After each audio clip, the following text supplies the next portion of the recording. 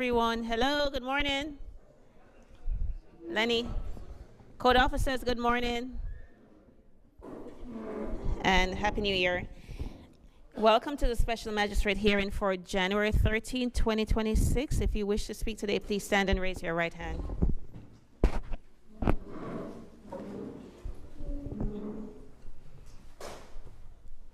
Gotta stand. Do you all swear and affirm to speak the truth at today's hearing? Yes. Please silence all electronic devices. Thank you.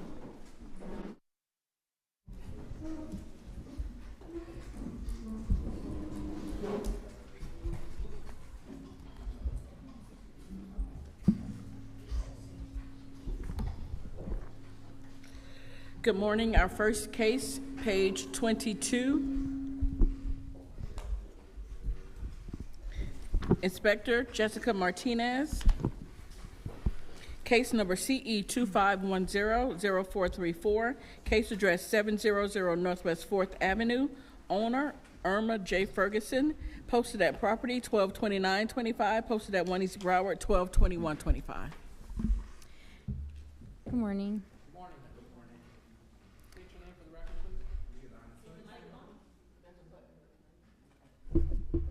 There we go. Lauderdale Ferguson, executor of the estate. Good morning, Inspector Martinez with the City of Fort Lauderdale Code Compliance, presenting case CE 2510-0434, 700 Northwest 4th Avenue. This property was first inspected on October 20th, and the following violation was found. 9-308B. There is a tarp on the roof of the house and on the roof of the shed. A pre-hearing inspection was conducted on January 11, 2026, and the property remained in violation. The city is requesting 56 days for compliance or a fine of $50 a day thereafter. Yes. Hi, good morning. I'll read my statement. Dear Special Magistrate, I'm Lauderdale Ferguson here in my capacity as the executor of the estate of Irma Ferguson, regarding the most recent code violation associated with the property at 700 Northwest 4th Avenue in Fort Lauderdale.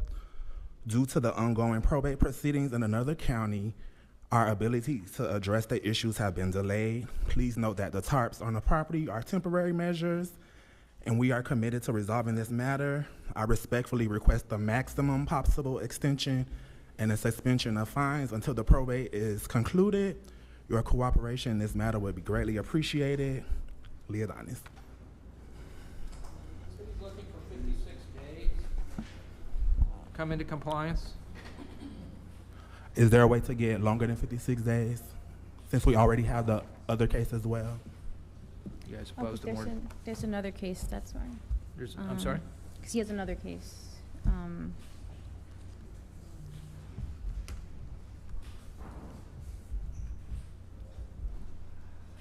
Okay, I'm going to find that the violation exists. The respondent will be given 56 days to come into compliance or face a fine of $50 a day. Thank you, sir.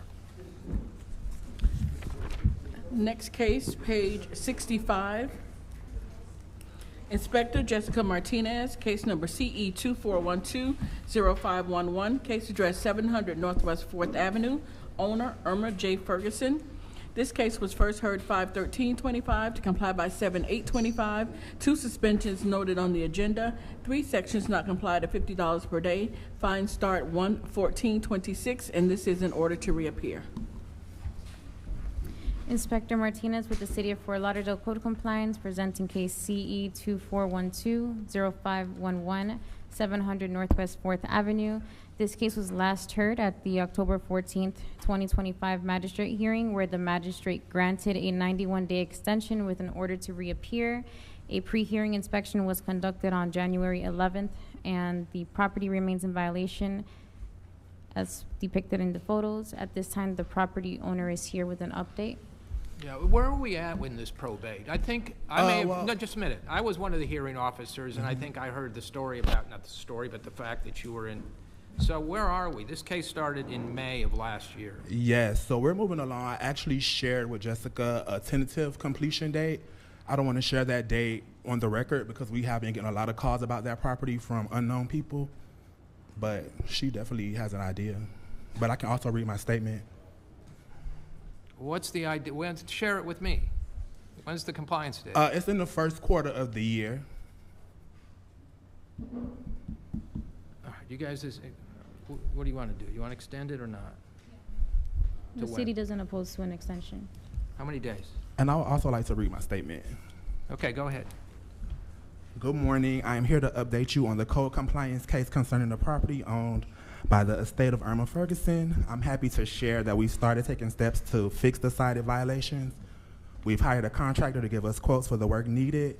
Recently, we toured the property with Officer Martinez and the contractor to understand what must be done in details.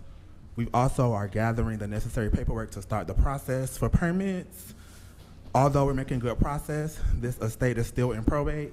Therefore, I kindly ask for the longest possible extension in the stay of fines to help us resolve these issues effectively. 56 days with the notice to reappear? Yeah. Okay. Thank you. Thank you.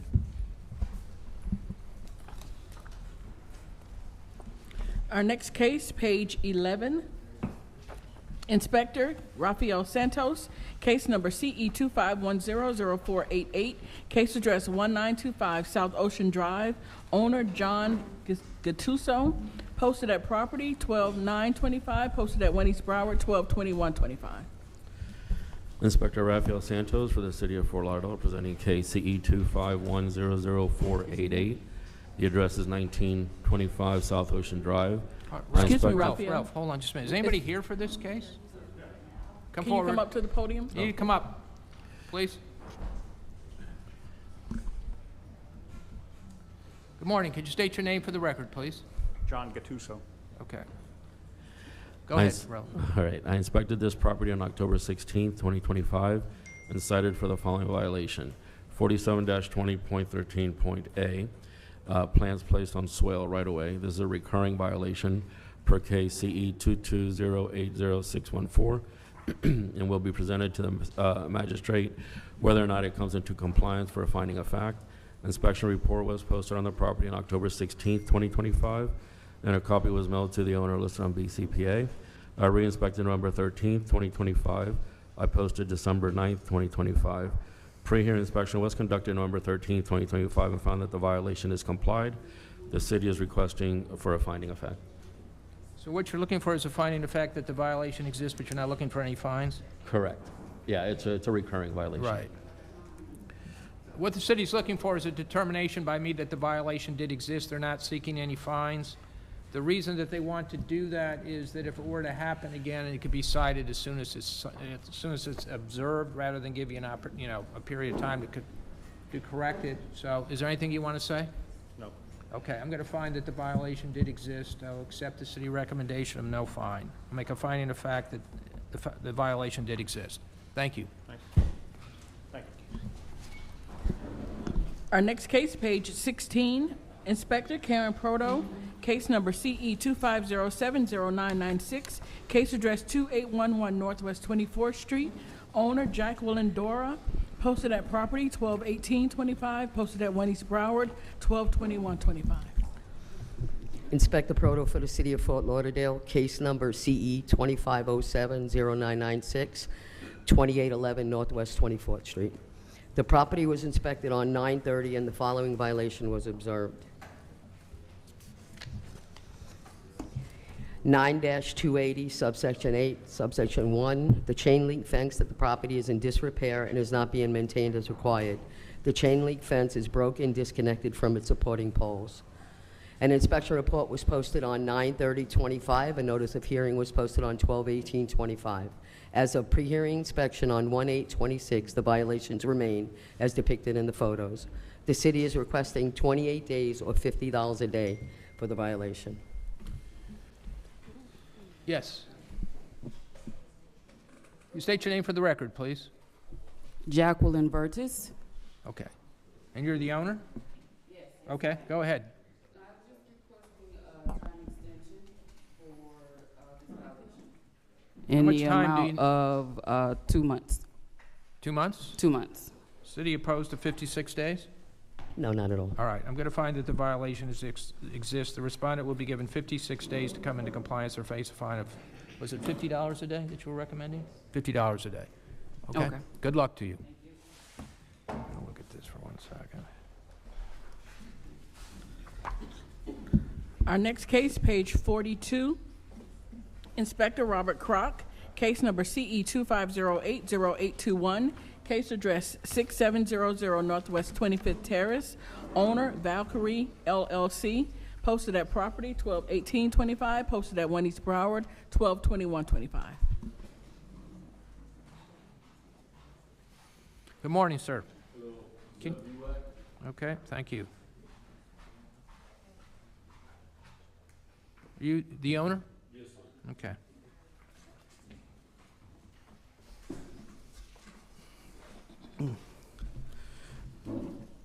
Inspector Robert Kroc presenting on behalf of the city. Case number and case address as read. All right, this property was first inspected on 8/31/2025 following a neighbor complaint of loud noise, and the following violations were observed.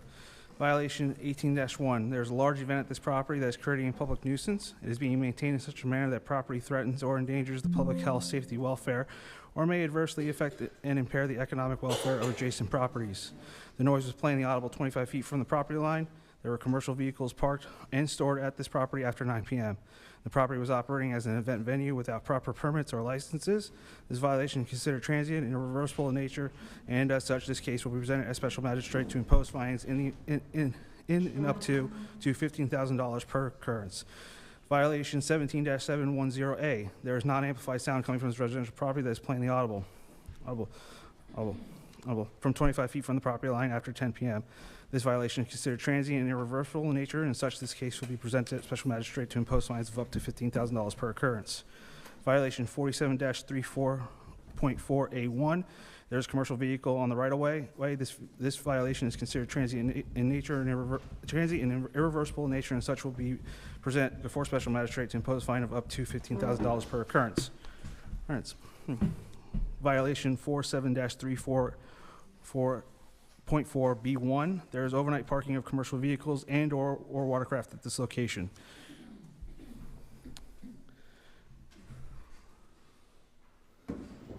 Yes, sir. Video.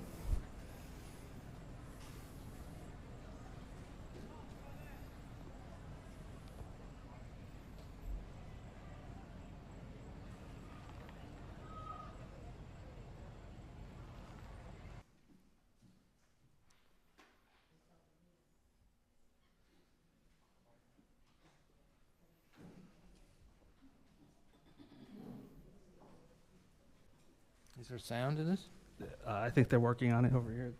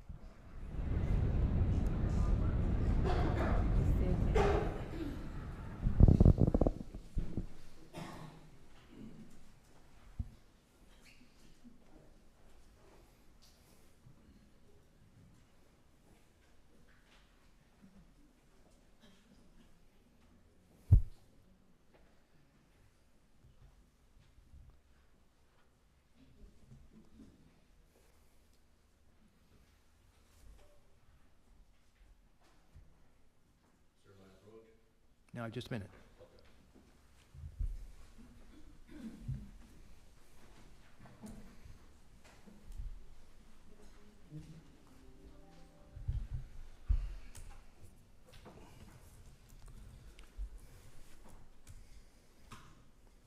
I'll take whatever you have.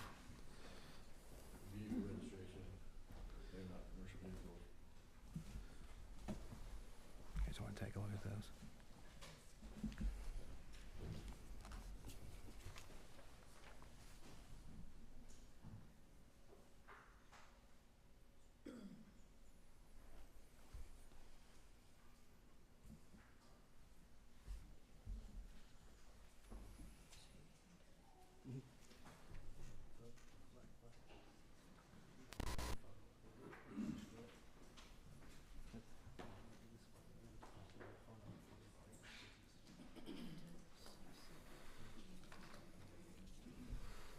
I guess in the interim, can we show the other evidence for? The photos? The photos.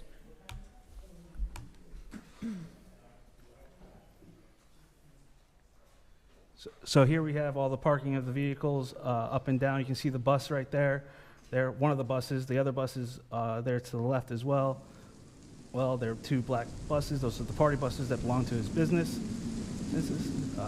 And you can see they're parked on. One's parked on the swale. One's parked on his driveway. Neither one of those can be there after 9 p.m. And this case happened well after 9 p.m. And as you can see in this photo, that bus is still parked out in the front. Again, still parked out front.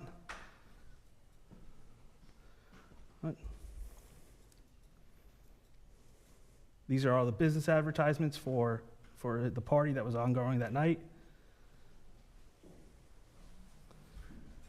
He was advertising this party on Gigster. On where? On Gigster. Okay. You see all those kids right there. They do not belong. They are all just renting the house for the party. Sir, that's inaccurate.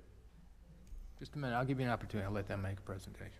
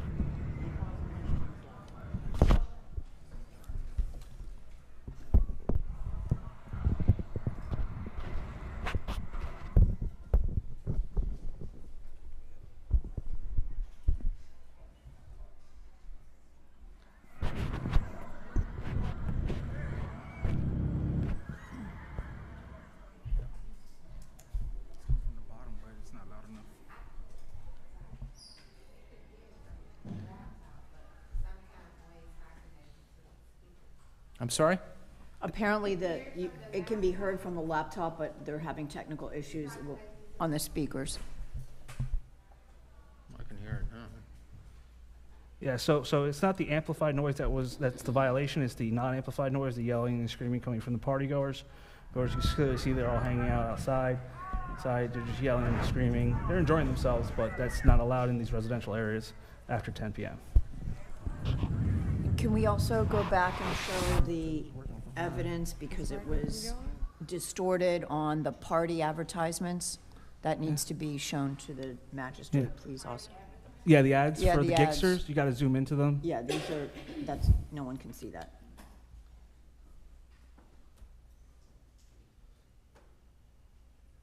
That's my website Yeah, that's his business website for the party buses, that operates off-site. but they're stored there. Those aren't the party buses that work for the company. But they were there. They're private vehicles, sir. They're registered privately. They can be registered privately. That doesn't make them not commercial vehicles. It actually does. No, actually not, but we'll get to that. It's, the bigger one is registered as an RV. An RV can be parked at home, right? No. No? No, you can have it there parked behind the fence line, which you do have it parked behind the fence line. At this party, it was not, so it was in violation then. But the other bus parked out front is still a commercial vehicle due to its advertisement on the side and the fact that it has more than six tires attached to it. So even if the advertisement is removed? Yes, it still can't be there because it has 6 tires. Got it. So a dually truck has 6 tires, that's considered? Yes, it can be. So, In what circumstance? Considered a commercial vehicle. So, Your Honor, 47-34.4 has the city's definition of a commercial vehicle, so the DMV registrations aren't really legally relevant for the purposes of this violation. It has more than 4 tires, and it bears markings identifying a commercial venture. I'm going to give you I'm in agreement. Every city I've ever worked in, commercial vehicles are pretty much uniformly defined as commercial statements on the the structure itself, on the car itself, and the size indicates that. Yeah. Here are the advertisements for, I believe, Gigster, for this party directly. What proof do you have that it was for that party directly? Because the address is advertised. What's that? The address is advertised on there. The what? The address is advertised. Right, but it has no link to this. This was a private event. But either way, I mean, It can be a private event, but advertising Let me for it- ask the city something. For the violations about the commercial vehicle, are you looking for a period of time for that to come into compliance? So violation 4734.4B, there's an overnight parking of a commercial vehicle. We want to address it as a 48 hours to have it removed, or it's going to be $1,000 a day. How many hours? How many hours? and I put it behind the fence, the same as the other one? Antoine?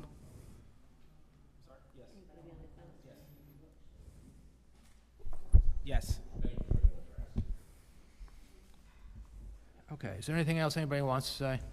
I believe we have a witness here, Katie. She Hi. is one of the neighbors who has complained about this property. Good morning. State your name for the record, please. Push the button. Catherine Pugh. Go ahead, I'm sorry. Good morning. My name is Katie, and I've lived at my home on 25th Terrace for the past 15 years. I'm not new to the street nor the neighborhood. I also grew up in Palmyra Village, so I speak not only as a homeowner, but someone deeply rooted in the community. I am here today to speak in opposition to my neighbor being allowed to continue to rent his backyard for house parties. What is taking place goes far beyond occasional noise or private gatherings. These events present ongoing safety, health, and quality of life concerns that have significantly impacted our neighborhood. First and foremost, the situation's unsafe. These parties draw large numbers of unknown individuals from outside the community. People, including underage teenagers, roam the streets late at night, pacing in front of homes and driveways, including my own. Teens wander the block unsupervised in the middle of the night. I have personally witnessed young girls passed out on the corner swale. There's no way to know whether these individuals, who they are, what their intentions may be, whether they are sober or responsible. Second, it's a clear health hazard. These events often result in solo cups, alcohol containers, glass, and trash left and scattered in our yards and streets. During the parties, the smell of marijuana is overwhelming and unavoidable. There have been incidents of vomiting and urinating on private property, documented by neighbors on their Ring cameras. This is especially concerning because young children and pets live nearby and regularly play outside. The temporary installation of a portable toilet only underscores the size and frequency of these gatherings and lack of proper sanitation. It has been removed as of now, but is likely to return if these parties resume. Third, the disruption to our neighborhood is severe and ongoing. Loud music and crowd noise continue late into the night, well beyond what is reasonable or lawful. Residents lose sleep and basic peace in their homes. We have experienced recent incidents of speeding and attempted break-ins in the area, and these parties only worsen an already concerning situation. Fourth, underage drinking is occurring. I can state with confidence because I've witnessed it firsthand. It's not speculation. It's dangerous, illegal, and places both attendees and surrounding community at risk. It's not only a matter of time until someone's seriously harmed. It could be sexual assault, overdose, violence, or worse. This is not an exaggeration. Unless you have witnessed a full-scale party in a residential neighborhood, real dangers are involved. Fifth, there is inappropriate and troubling advertising associated with these events. Neighbors have observed individuals, primarily teenagers, engaged in sexual acts in bushes near the property. Adult-themed videos and promotional content connected with these parties have appeared on platforms such as Gigster, Instagram, and Snapchat. Event dates and details are shared publicly and sometimes in collaboration with influencers, drawing even larger crowds from the outside neighborhood. It very much is unregulated rather than a residential area. To summarize, the situation's unsafe, it creates health hazards and severely disrupts a quiet community. It involves underage drinking and exposes children to inappropriate behavior, and it's promoted and operated like a business rather than a private residence. This is not about personal conflict or disagreement. It's about protecting our neighborhood, our children, and our basic right to feel safe in our home. Allowing these events to continue sends the message that this behavior is acceptable when it's clearly not. Over the past few months, our street has returned to the quiet environment it has always been, and our goal is to keep it that way. I respectfully and strongly urge the body to deny permissions for these events to continue, enforce all applicable codes and regulations, and take necessary steps to ensure that our neighborhood remains safe and peaceful to live. Thank you for your time and consideration. Thank you. Your Honor, I believe we have one other individual who'd like to speak about the matter. Come forward. State your name. Hey, Your Honor, I'm Detective Mike Pugh with the City of Fort Lauderdale. It doesn't take a detective to see that this is run as a business. It's operating as a commercial entity. He rents out his backyard constantly. I know that's not what we're here for today. I know we're here for the the vehicle violation, but it's an ongoing problem, and it's exposing the residents and the neighbors in the neighborhood to something they shouldn't be exposed to. I've gone to the ABT. They don't do anything with houses anymore. I've gone to the city as well. You guys are the last line of defense, so I'm asking you guys to help us out. This is unacceptable behavior. It's rude, it's discourteous, and it should stop. Okay. Thank you, sir. Okay. Anybody else have anything else they want to say? No. All right, I'm going to find that the violations exist. Can I speak, though? Sure. So, I admit there was, loud noises, and I take full responsibility for that. A lot of the other stuff, assumptions, teenage drinking and stuff like that, I would never allow any of that on my property, anything like that. But I understand the cause for concern, and that will cease, so. All right, I'm going to find that the violation exists. For 18-1, I'm going to impose a fine of $8,000. For violation of 17-7-10, which is the sound, we're going to impose a fine of $3,000. For 4734.4A1, the commercial vehicle, that'll be $1,000. Are you looking for, in 1534, to give them? No, Magistrate, that's withdrawn. That's withdrawn? Okay, and then you're looking 48 hours on 4734 for B1? Correct, and $1,000 a day if it's not Okay, removed. they'll be given 48 hours to remove the commercial vehicle or face a fine of $1,000 a day. Okay, thank you, folks.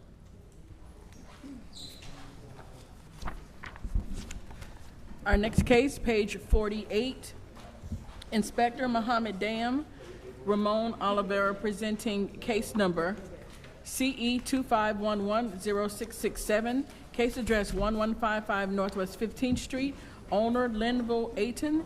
This case was first cited 11/22/25 to comply by 11/22/25. One section complied at $250 for a total of $250. Appeal deadline 12/7/25. Cities requesting the full amount, and a citation appeal was received. Good morning, sir. State your name for the record, please. My name is Patrick Aton, Okay, a resident of 1155 Northwest 15th Street, Fort Lauderdale, Florida. okay. I don't have a prepared statement. Let me hear the city first, then I'll give you an opportunity. Good morning. This is Ramon Oliveira, City of Fort Lauderdale Code Compliance Officer, presenting case and address as read on behalf of Officer Mohammed Dayem. This property was initially inspected on November 22nd, 2025, following a neighbor complaint of loud noise, and the following violations were observed. 17-7.10.8. There is non-amplified sound coming from this residential property, and is plainly audible 50 feet from the source property line before 10 p.m. This violation is irreversible in nature, thus resulting in an immediate fine of $250. During the inspection, Officer Dayem and I made contact with the property owner, who was issued a verbal warning. Approximately 15 minutes later, video recordings were taken from approximately distance of 50 feet from the property line. Based on these observations, a citation was issued. The property owner is here for an administrative hearing. Yes, sir. Well, I knew nothing about a 15-minute warning. It's a kid's birthday party. It's a bounce house. It's not amplified. It's before 10. It's before 10 p.m. My sister just died of cancer. She just died. We just buried her. The family was still there. We had my niece's birthday party. I have no violation. Any other time, I will accept it and pay the fine. We was mourning. It's the first bundle of joy we had. My God. 15 minutes, it's not 10 o'clock. I see these guys here. We're not commercial. You want to address, vehicles. was it after 10? It was prior to 10 o'clock, 10 p.m. Okay, does 10 p.m. have anything to do with the case? So from 10 p.m., you just take the plainly audible from 50 feet. After 10, it becomes 25 feet away. We did take it from more than 50 feet away, yes. Yeah, Are you going to, just a minute, sir. Are you going to play that for me? You going to play this video?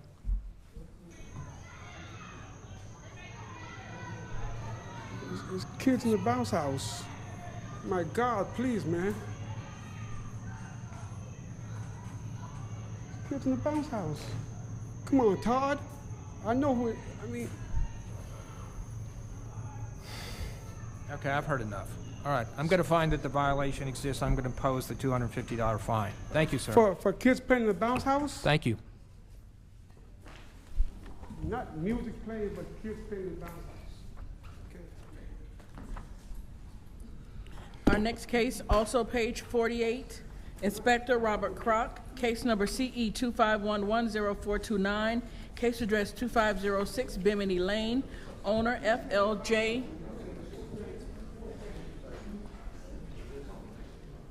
FLJCG Investments LLC. This case was first cited 11/14/25 to comply by 11/14/25. 3 sections complied at $250 for a total of $750. Appeal deadline was 11/29/25. City is requesting the full amount, and a citation appeal was received. Inspector Robert Kroc presenting on behalf of the city. Case number and case address as read. This property was first inspected on 11/14/2025, with the following violations observed. So violation 17-71A, there's amplified sound coming from this residential property that is plainly audible 25 feet from the property line after 10 p.m. There's a Chapter 15, Article 10 vacation rental standards parking violation occurring at this property. Approximately 10 vehicles parked on the right-of-way in front of the property, and a box truck is parked on the grass. Violations 15-275. Five, responsible party failed to respond to the property in person within 1 hour of being notified of a vacation rental occupant by a vacation rental occupant, law enforcement officer, emergency personnel, or the city. Code Officer Eugene and I arrived at this vacation rental in reference to a complaint of loud noise and parking. A 1-minute video was taken from the front of the property where amplified noise could be plainly audible 25 feet from the property line.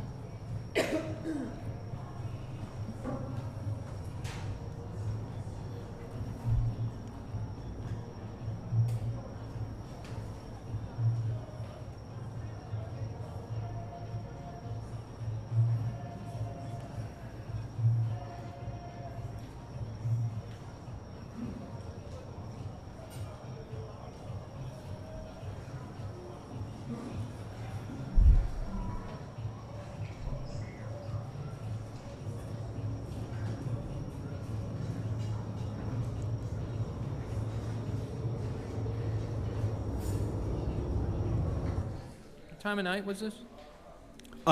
This was after 10 p.m. Yes, sir. Can you state your name for the record, please? My name is Ferdinand George. Good morning. Is there anything you want to say? The violation is for under the Airbnb, but it was being utilized for personal. So I'm not arguing against the fact that there was excess parking or whatnot. It was communicated to my neighbors that I was going to have dinner, 50 birthday celebration dinner at the property. I have letters from my neighbors indicating that I was doing so. I can approach the bench with It those. It actually isn't relevant, though. Oh, okay. I mean, it doesn't. Right. It's but either a violation of the code or it's not. Hey, folks, I'm picking up a lot of voices. If you want to talk, go to the back maybe or step outside. Sorry. Thank you. Look, I'm basically a fact finder is what my job is, and the facts look pretty clear to me. So I'm going to find that each of the violations exist and impose the fine.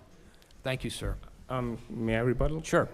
I shouldn't say I'm not concerned about the fine. I'm okay with it because I realized what it was. I'm just saying that it's under the Airbnb and it was not being operated as a B&B. I mean, you're not allowed to make. He has to prove that it wasn't an active Airbnb. And I have the proof of that. Right. But the noise, regardless of whether it's an Airbnb. I know. I mean, that's kind of irrelevant. But the parking and the failure of the responsible party would change if it's not a vacation rental operation. And that's all I'm asking for. Yeah. And I do have proof of that. You want to take a look at what he has? You know what? Why don't we do this? Why don't we table it? If he has proof, then we can just. It's really. Do you have? It's really easy. Is it blocked out on Airbnb? Yes, sir. You have the paper. Yes, sir. I'm sorry. I'm sorry. He's saying he no longer wants to operate as a vacation rental? No, it wasn't operating that night in that they block it out from Airbnb as personal use. And in the past. No, you're still Amy Brown, Code Compliance Supervisor. Okay. You're still a vacation rental. with the city. Were you at the house? Did you see him at the house that night? No I response have party, no proof one of came. that. So I was while you are registered as a vacation rental with the city of Fort Lauderdale, you have to maintain and operate under those standards. You can't black out for a week and say it wasn't a vacation rental. No, Okay. the standards still apply. All right, I'm going to find the violations exist. Thank you. Thank you very much. Our next case, page 59. Inspector Matthew Flesher, Bernstein Sandberg, presenting case number CE 25020261. Case address 3717 Southwest 17th Street. Owner Gary Fela. This case was first heard 6/10/25 to comply by 8/12/25. One suspension from 8/28/25 to 11/19/25. Two sections complied at $50 per day, $1,500 accrued, and the city is requesting the foot mount. Good morning, sir. Can you state your name for the Good record? morning, guys. William Jensen. Okay, are you the owner? Yes, sir. Okay.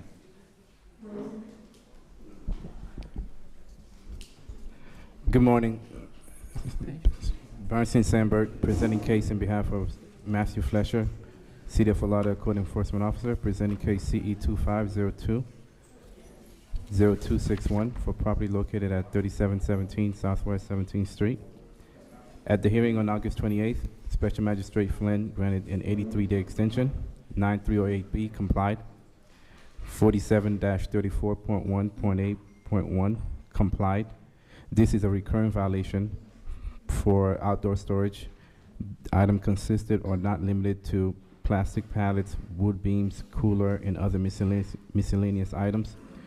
This is a recurring violation from case number CE 21050936. And the case will be presented to the special magistrate whether or not the violation complies prior to the hearing date. 9-280H1 complied. The wood fence at this property is in disrepair and not being maintained as required. The fence is staying and leaning and has areas of broken and missing slats. This is a recurring violation from case CE 21050936 and will be presented to the special magistrate whether or not compliance is met prior to the hearing date. 9305B complied. 9304B complied. 9280H complied. 9306 complied. And 9313, property is not identified by approved address number. 9308B complied on November 19th. 9304B complied on November 19th.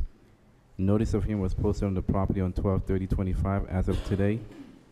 All violations are in compliance. The city is requesting full imposition of fines. Yes, sir. Hey, good morning, guys. I got some violations over at my house, and since the beginning, I believe Ramon came over before Mr. Flesher, and I've done my best to stay in constant communication with everybody, especially Ms. Williamson in the office, and everybody has been extremely helpful, and I've done my best to keep up with communications and get everything in order. He's in compliance with all the violations now, right? Correct. There's two of them that he didn't meet the time frame by 15 days, right? Correct. I believe I asked for extension every time I came in here, and it was my understanding that I had time to come into compliance, and I believe that I did that. All right, I'm going to impose the fine. I'm going to make it $750. Thank you. Thank you.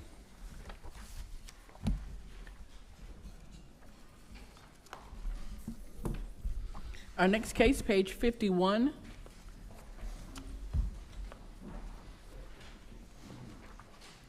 Inspector Jessica Martinez, case number CE 25020491, case address 800 West Sunrise Boulevard, owner Sunrise CD LLC.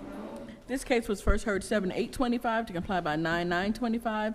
One suspension from 9/9/25 to 10/14/25. One section not complied at $150 per day for a total of $13,500. The city is requesting the full amount, and the fines continue to accrue. Good morning, sir. Can you state your name for the record, please? Morning, sir. Alfonso Joller. Okay. So we've been. No, let me hear from the city first. This case was last heard at the September 9th, 2025 hearing where the magistrate granted a 35-day extension to comply by October 14th. A pre-hearing inspection was conducted on January 12th and the property has not come into compliance. At this time, the property owner is here to give us an update. So, but basically, from the city's perspective, what do they need, a tree removal permit? We're just waiting on a permit. Yeah, okay. Yes, sir. The permit has been issued. I've been doing this with Breezy Permits. They're doing pulling all the permits, and it's been issued. It's just, it hasn't been reflected. So I don't know if it's something that needs a couple days. Has it been issued? I do see that it's pending in the system, so I think giving him 10 days to see if it's... Okay. Excuse me, good morning, Your Honor. Yeah. Supervisor Cologne with the City of Fort Lauderdale. So yes, it is pending issuance because there's a fee that needs to be paid. So they need to just go down, pay it, pick it up. Are you opposed to an extension of time? As long as it's a very short extension. Okay. 10 days would be fine. Extended 10 days. Thank you, sir. All right, thank you. Thank you. Our next case, page 2, Inspector Robert Kroc, case number CE 25100981, case address 1001 West Sunrise Boulevard, owner Smalley's Tire and Auto Repair. This is serviced by appearance and posted at 1 East Broward on 12/21/25. Good morning. Hi, good morning. Could you Happy state New your name Year. for the record, please? Maria Hannah Fong. Okay.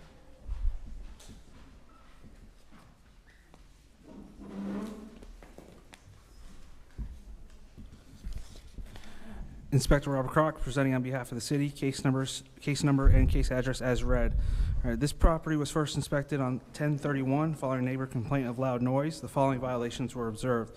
Violation 17-6, 3 weighted DBA readings of 66, 64, and 67, and 3 C-weighted DBC readings of 91, 91, and 87 were recorded using a calibrated noise meter on the fast setting in accordance with Chapter 17. All readings exceed the allowable nighttime limits of 60 dBA and 70 dBc. This violation is considered transient and irreversible in nature, and as such, this case will be presented before special magistrate to impose fines in an amount up to $15,000 per occurrence. Violation 15-33A, this property is conducting business outside of its issued business tax receipt, BL-1601971, as an auto and tire repair shop. This violation is considered transient and irreversible in nature, and as such, this case will be presented before the special magistrate to impose fines in the amount of $15,000 per occurrence. Violation 23-94, food truck and mobile vending operations were observed on the property located at 1001 West Sunrise Boulevard, a parcel zone B1 Boulevard Business District. Multiple vendors were engaged in sale of food and beverages to the public without approval or licensing for vending activity. This violation is considered transient and irreversible in nature, and such this case will be presented before special magistrate to impose fines of up to $15,000 per occurrence. All right, I arrived at the property. These are the noise readings.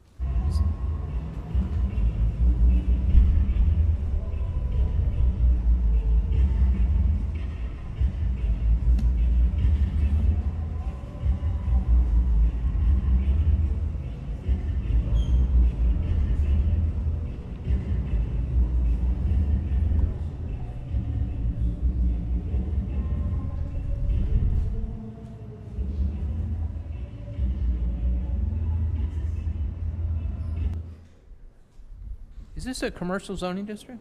Yes. It's commercial. Those first two were C readings. This is an A reading.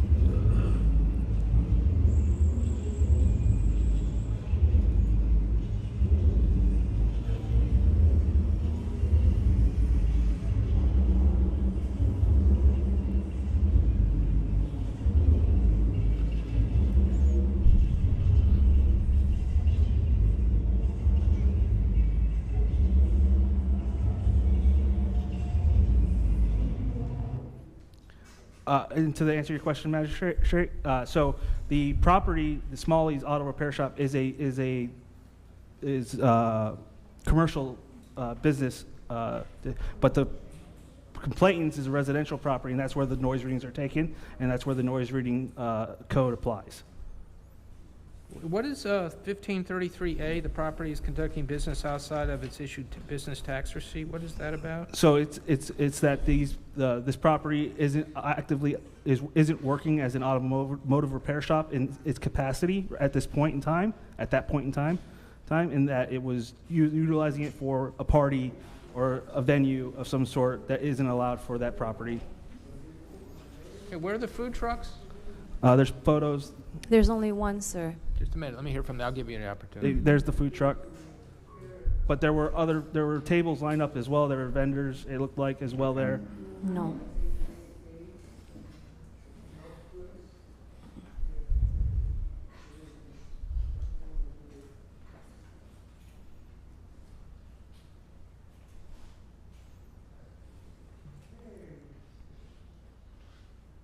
Yes, ma'am. Can I speak now? Sure. Okay. All right. We've been in business for 40 years. I went ahead and did this as a volunteer along with her. She is licensed. There was only one vendor there, and we were giving it away. We're giving back food to the community. It's an island community I commute to. And what I wanted to do was give back to the community and have everybody come together. I didn't know anything about a noise ordinance because I felt that we were a commercial property. And again, we've been there for 40 years. I wasn't trying to intend to cause any disturbances.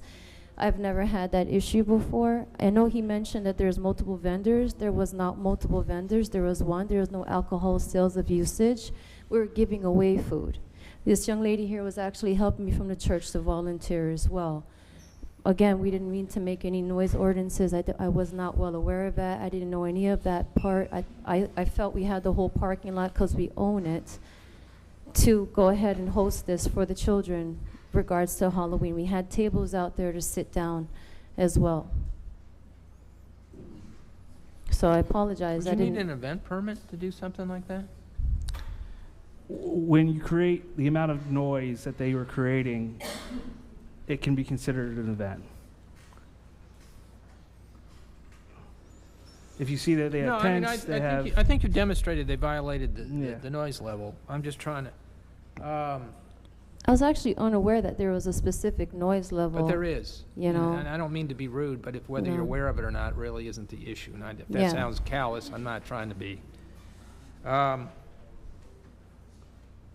right, look, I'm supposed to determine what the evidence shows. Clearly, I think it violated the noise ordinance.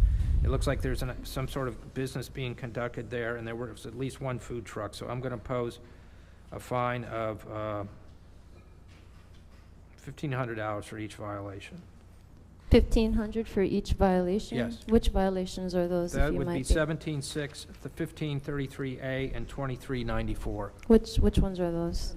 Okay, those are, the decibel level is 17.6, 1533 is the business outside its business tax receipt, and 2394 is food truck. She had, they're saying. No, it's a fact. It's a factual finding as to whether the violation exists. I've got evidence that suggests it. You may want to make an argument that there's mitigating circumstances. I don't have the authority to deal with So that. what is the whole total fee of this? Us giving away food? $4,500. Is there any way you can accommodate that fee? Okay, who's got the phone going? Due to affordability? Okay. You can speak to the lady in the back. Who? Who's got the phone? Okay. Who's got the phone? Thank you. What's next? Anybody?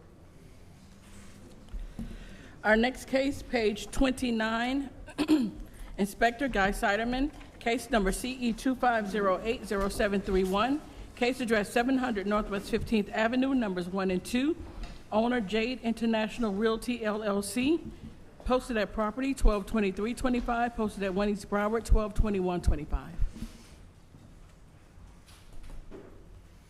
Good morning. State your name for the record, please. Carla Martinez. Okay.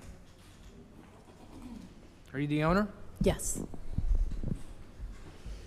Case name and address, location as read.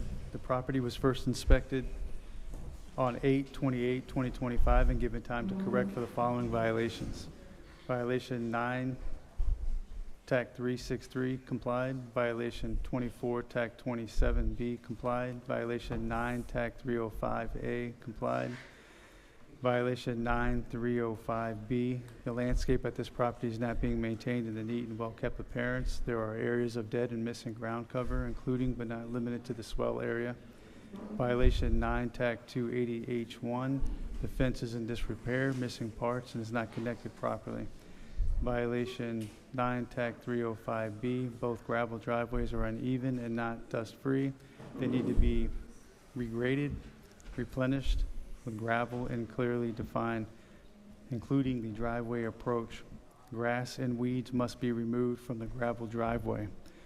Violation 9306 complied. Violation 1812A, there is trash and debris throughout the property, including but not limited to the swell area. The property was posted on 12/23/2025. My pre-hearing inspection was conducted on 1/5/2026. The property remained in violation for violations 9 TAC 305B, 9 TAC 280H1, and 9 TAC 304B. The city is requesting compliance within 28 days or a fine of $100 per day thereafter. For violation 1812A, the city is requesting compliance within 15 days or a fine of $100 per day thereafter. Yes, ma'am. I would like to kindly request an extension, at least for the gravel driveways. There's 2 driveways. That's a bigger ticket item. This property has had the driveways in that state since forever. How much time do you need on the driveway? At least 120 days. We have currently no income coming from one of the units. We're doing an eviction.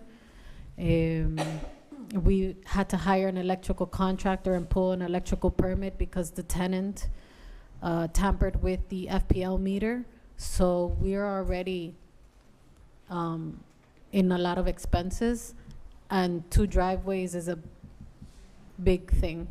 Okay, I'm going to find that the violations exist. The respondent will be given 28 days for 9305B, which is the landscaping, 9280H1, which is the fence, 9304B is the gravel driveway. That'll be 56 days. And then 1812A will be 15 days, $100 for each violation. Good luck to you, ma'am. Thank you. And do I get like a copy of that? There'll be an order issued. It'll be mailed to you. Thank you. Thank you. Our next case, page 19, Inspector John Claude Noel, case number CE 25080478, case address 1412 Northeast 5th Court, owner Joseph Tremont, posted at property 12/15/25, posted at 1 East Broward 12/21/25.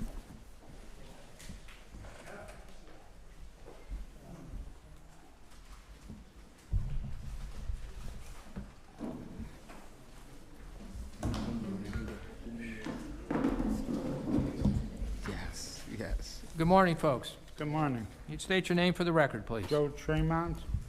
Okay. Don Arpin. Okay. I'll hear from the city, please. Officer Jean-Claude Noel for the city of Fort Lauderdale. Excuse me, presenting case that was just read. This property was first inspected on 8/21/2025 for the following violations. Violation 18-12A, there's a trash bag, rubbish, lawn debris surrounding this property and or its swale. Violation 9-305B, the landscape at this property is not being maintained in a neat and well-kept appearance. There are areas of dead or missing ground cover to include the swale. Violation 9-280C, there are pavers, walkways, and sidewalks at this property that is in disrepair and not being maintained. The pavers and the sidewalks are dirty and discolored and have weeds/grass growing through it. Violation 18-1 complied. Violation 4720.20H, There are parking facilities that are not maintained at this property. The asphalt surface is discolored and stained of dirt and oil. The striping is faded and or missing. Violation 47-25.3A.3A. There's lights illuminating the abutting residential properties in the area. A pre-hearing inspection was conducted on January 12, 2025, and the property remains still in violation. The city is requesting 10 days to comply with violation 18-12A, violation 47-25.3A.3A, or a fine of $50 per day per violation thereafter. The city is requesting 28 days to comply with violation 9-305B, violation 9-280C, and or a fine of $50 per day per violation thereafter. The city is requesting 56 days to comply with violation 47-20.20-H, and or a fine of $50 per day per violation thereafter. Tell me about the lights, please. So in the rear of his property, there's a light that he has. Robert Kroc is the inspector that went there to take those photos, but it's in a case file and he's there. But if you look in the back of the property, that light is going directly into several residences' bedrooms and their houses. All he has to do is move the light in a different direction or turn them off at a certain time. The neighbors have spoken with him before, prior to making his complaint. They've tried several times to talk with him to get him to change the light or move the direction, but he has not. And this is how I came about getting the case. It was a complaint-driven case. Okay. What was the fine amount you were looking in each case? Say that again, Your Honor. I apologize. The fine amount. Oh, $50 per day, sir. Yes, folks. Yes. Yeah, can I answer that question about the lights? I'm not in here. Oh. I wish you guys had an overhead projector, where we could show you stuff. I'll go through this with Don is my engineer on the project. Number 4 is, that shows you the beginning of the front of the property, shows you a building permit, and then you go to number 1, shows where the new construction that was done. They worked on that sidewalk 5 times, okay? You'll see the meter box in number 1 where they raised the sidewalk. So we have ponding now. So you can see pictures of number 2 is the flood and the ponding that's happening on that. And a result, number 3 will show you the dead grass because of the ponding. Okay, and number 5 addresses the lights. They are now 24 watts. And I don't know if you haven't. They've always been 24 watts. They're 13 in the back and 24 on the side. Okay. Did you lower them to where they don't? They were there since 1950. Yeah. Yeah. Go ahead. They were there since 1950, the houses. You guys want to address that? I got it under permit to tear it down. I'm under construction, but the neighbor next door is draining all his water into my property. He elevated his building 3 feet too high. This has all been proven by surveyors, but the city won't do anything about it. And the city was telling me he's not done with his construction. And then they issued him occupancy last week. And as for the tree, there was a tree the neighbor started cutting down that it was on my property, and it was a limbo tree. And he authorized them, the city authorized them to cut it down and left all the garbage on my property, which was in the bag, the plastic bag, waiting to keep filling up the green one out in front.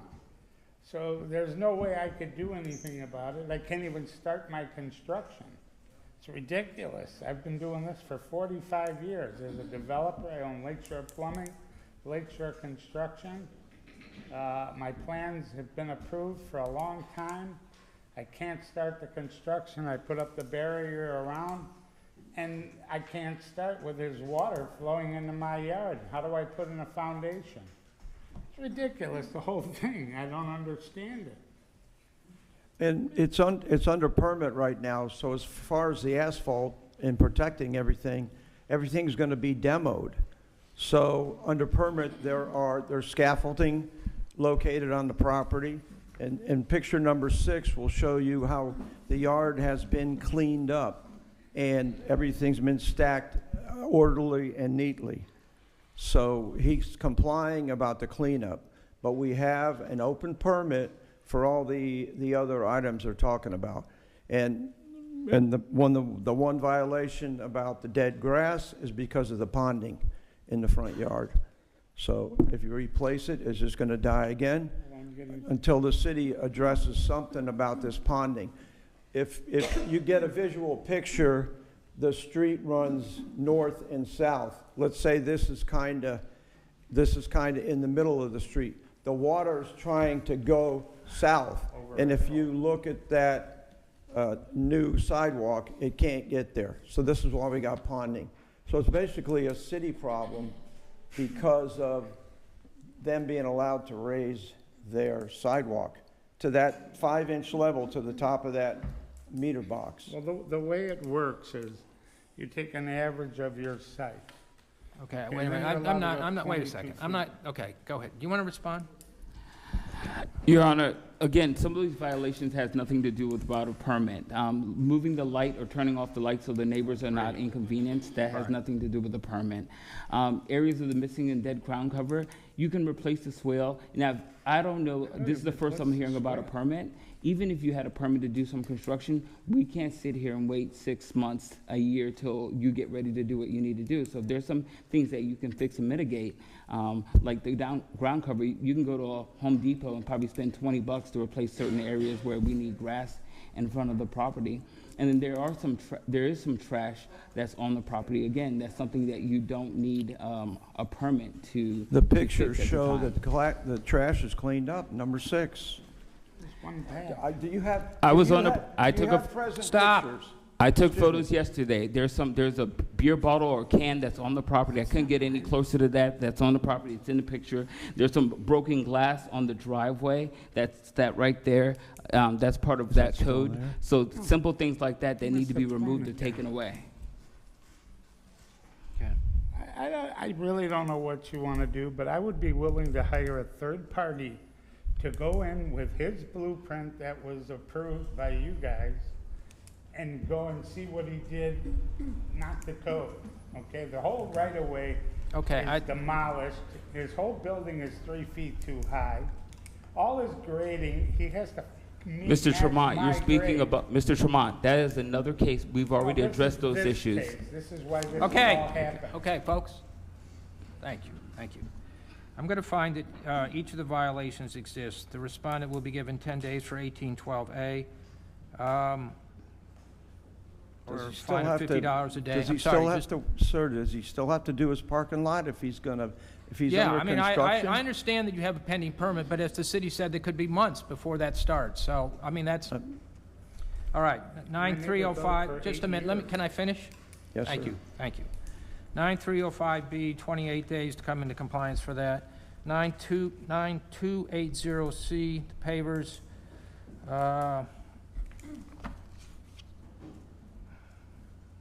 28 days for that. 4720.20, 56 days for that. The lights, 10 days. There'll be a fine of $50 a day except for the lights. The lights are going to be $100 a day.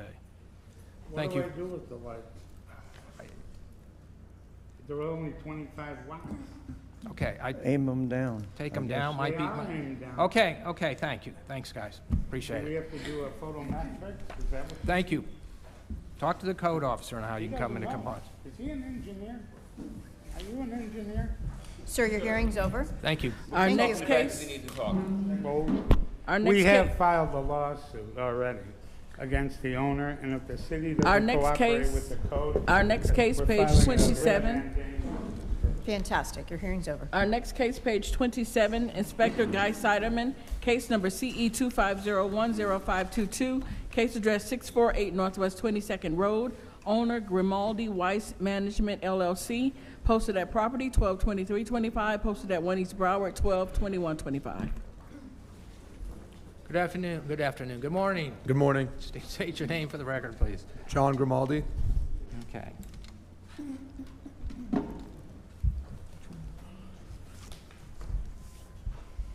Case name and address as read. The property was first inspected on 11/4/2025 and given time to correct for the following violations.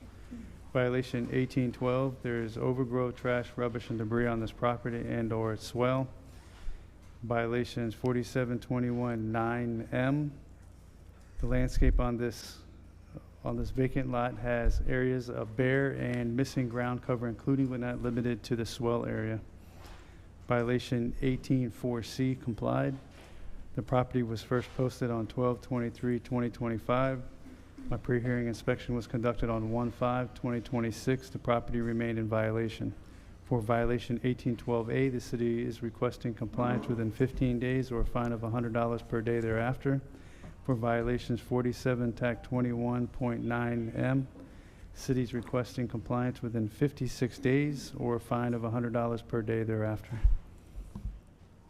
Yes, sir. One, I know so it says, yeah, complied for the vehicle on site. The overgrowth, we have a landscaper go by once a month now, and the trash hopefully has been removed. I mean, for the most part, usually it's crackheads or homeless people leaving their stuff on the site. But from my understanding, the property's been cleaned up. There was like tires and stuff. So all of that has been trashed. I'm sorry, there's tires and things, did you say? Or they've been removed? They were. They were, okay. So that has been removed. And then the dead grass, we're waiting on final permits to build. For me to put sod down, there's no water supply. The grass is going to die in 2 weeks.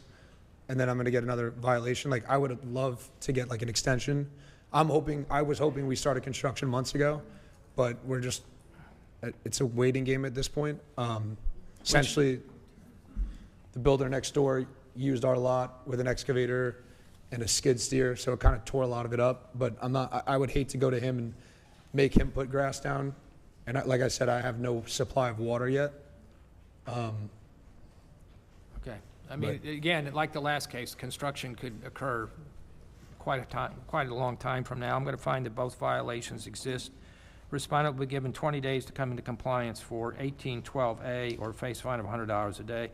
For 4721-9, you'll be given 56 days to come into compliance or face a fine of $100 a day. Okay, so I have some time? You have 20 days on the trash and debris. If it's there, the code officer will have to confirm. You say it's not, he'll have to confirm that. 56 days on the dead grass. Okay. I'll go by today, right after this, to check on the trash and debris. Okay. And then as far as the grass, I hope we start building tomorrow, but. Well, if you do, then I guess that'll resolve it. But if you don't, you're going to have 56 days. So. All right. Thank you. I appreciate it. Good luck to you. Have a good one, guys. Our next case, page 3, Inspector Robert Kroc, case number CE 25110786, case address 1000 West State Road 84, owner 1000 Marina Mile Development LLC, posted at property 12/21/25, posted at 1 East Broward 12/21/25. Good morning. Can you state your name for the record, please? Yes, good morning. Alexandra Sanchez, attorney for the property owner.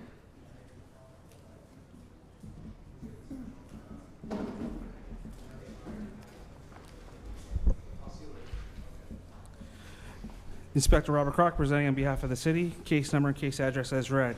All right, this property was inspected on 11/29/2025, and the following violations were observed. Violation 17-6, there is noise in excess of the permissible sound level limit, DBA of 65, 68, 66, and DBCs of 91, 79, 79.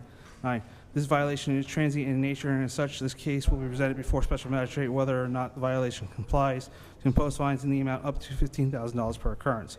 Violation 15-28, operating outside the scope of business tax receipt for valet operations, valet off-site parking not authorized. This violation is transient in nature, and as such, this case will be presented before special magistrate whether or not the violation complies to impose fines in the amount up to $15,000 per occurrence.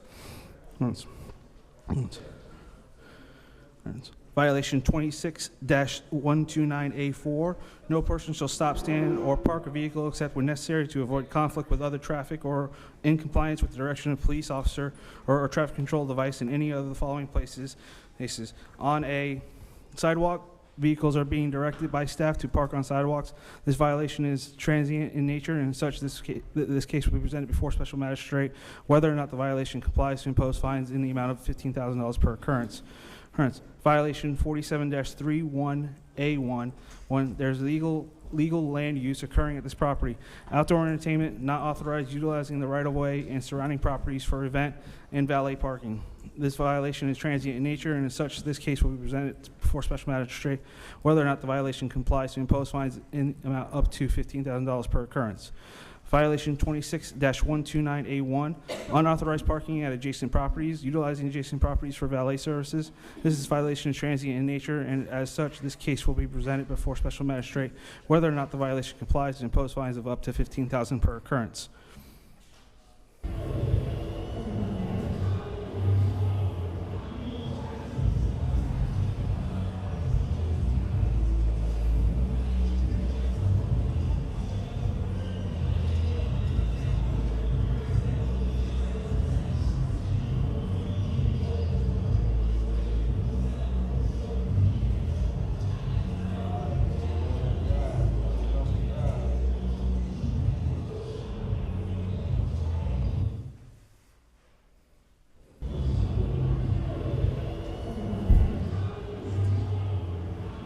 Next one will be C. So that first one was an A. It'd be the next one. That's still an A. We're going to move it to a C.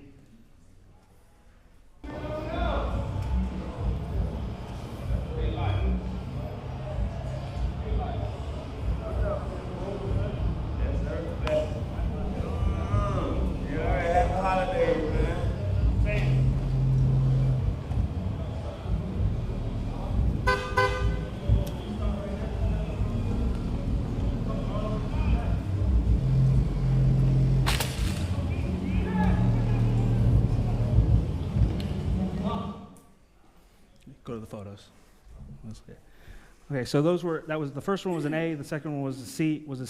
See, we do 3 of those each, and each one was above the allowable decibel limits for a commercial property. We went there. Me and Code Officer Eugene went there at 10:05 p.m. And you can see this is the parking. That's the parking lot or the grassy area for the church behind there. You can see vehicles up and down this roadway that's staff for Lounge 84 trying to do traffic control. But all those vehicles are parked on the grass of the church. There are vehicles right there. They're all parked and stationed over the sidewalk, walk up and down, all the way down to Old Heidelberg, which is another business.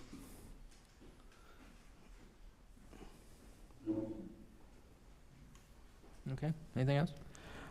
This is the second time we've been here for Lounge 84 for similar violations. I think I remember it.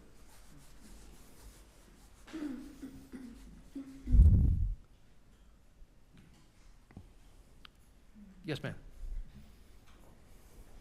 In response to these violations, the property owner has initiated an eviction action, which is nearing conclusion. A final judgment was submitted to the court on January 9th.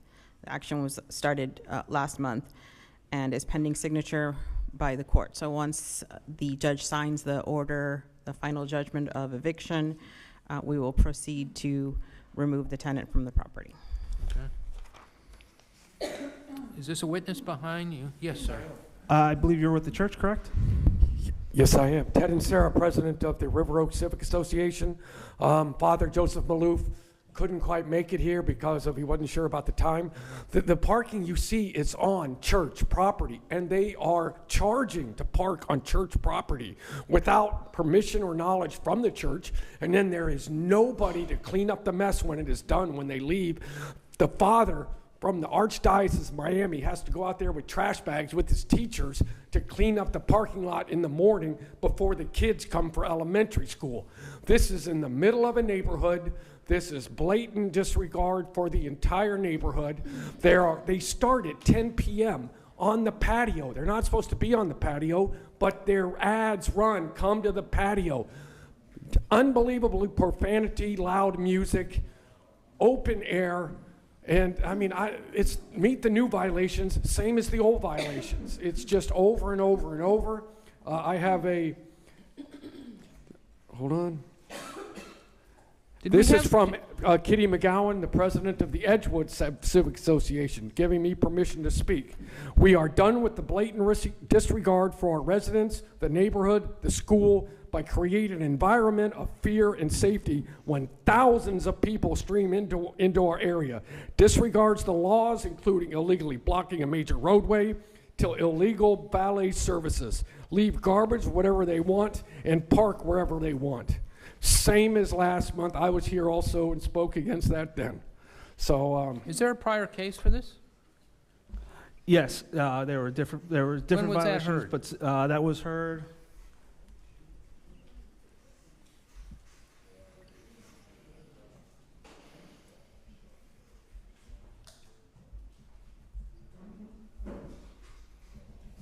So, your tenant is just going onto the church property and doing this without their permission?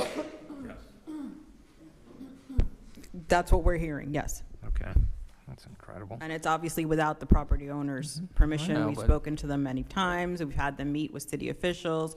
The owner of that business was here the last time and had given representations and promises to comply and to resolve all of the issues. That obviously didn't occur. And as I said, we are actively evicting them, and that should be completed very, very shortly, within days, hopefully. and charging to park on the church property. Not just using it, but charging people money and putting it all in their pocket. Special Magistrate, Supervisor Brown. The last case for this property was heard at the August 2025 hearing. Okay. Okay, nobody's actually contesting the violation, so I'm going to find that they each exist. For 17-6, I'm going to impose a fine of $8,000. For 15-28, I'm going to impose a fine of $4,000. What is 26-129A? Can you explain that to me again? What is that all about? 26-129A, no person shall stop, stand, or park vehicles except when necessary to avoid conflict with other traffic or in compliance with direction of police officer. I don't mean to cut you off. That's parking on the sidewalk. Parking on the sidewalk. Oh, Yes. parking on the sidewalk. Okay, that's going to be $2,000 for that. Special Magistrate? Yeah. To your left. For the parking on the sidewalk, we would actually ask for an increase on that fine. Even though we've only brought them to Special Magistrate one other time, we've been out there probably 8 to 10 times for the same issue. Okay, it'll be $5,000 for that. 4734-1A1, $6,000. Which one am I missing? 6-1-20. $4,000. I mean, it's kind of blatant. I mean, I'm actually kind of flabbergasted somebody would have the gall to do that. It just kind of just amazing to me that people do that. But anyway, that's... We don't disagree, Your Honor. We've been trying to resolve the problem as well. So we're getting rid of them. Okay, thank you. Thank you. Our next case, page 56, Inspector Vanessa Willis, Gail Williams presenting case number CE 23120151, case address 532 Northwest 16th Avenue, owner Mary Atterbury. This case was first heard 4/9/24 to comply by 4/19/24 and 6/11/24. Several suspensions noted on the agenda. 3 sections complied at $50 per day, $13,350 accrued, and the city is requesting the full amount. Good morning. I think Good it's still morning. My name is You state your Mary name for the record, please. Mary Atterbury. Okay. Good morning, Senior Officer Gail Williams present. Again with the phones, people, can we turn them off? Can we turn off phones? Can Thank you. everyone make sure their phones are turned off? Thank you, thank you, thank you. All right. Yes, ma'am. Well, I'm sorry, the city. Senior Officer Gail Williams for the City of Fort Lauderdale presenting case CE 23120151 for Senior Officer Vanessa Willis for the property located at 532 Northwest 16th Avenue. This case was first heard on April 9th, 2024. Special magistrate can and order 10 days to comply or $50 per day for violations 9-305, parentheses A, 18-1, and 18-12, parentheses A, for all remaining 63 days to comply or $50 per day per violation thereafter. The following violations have complied. That was remaining is 9-304, parentheses B, complied on December 13, 2025, and violation 9-306 complied on September 6, 2025. At this present time, all violations have complied. The city is requesting the full amount to be imposed. Is it 9-305B, one that was 62 days? Correct.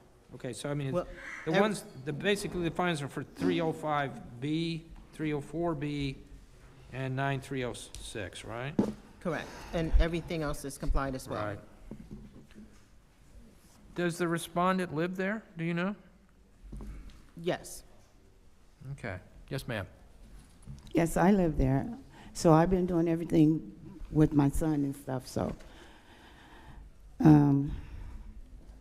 So if there's a fine, I was trying to say, could you dismiss the fine? Because everything that was done by me. And, well, you know. All right, yes. No, go ahead.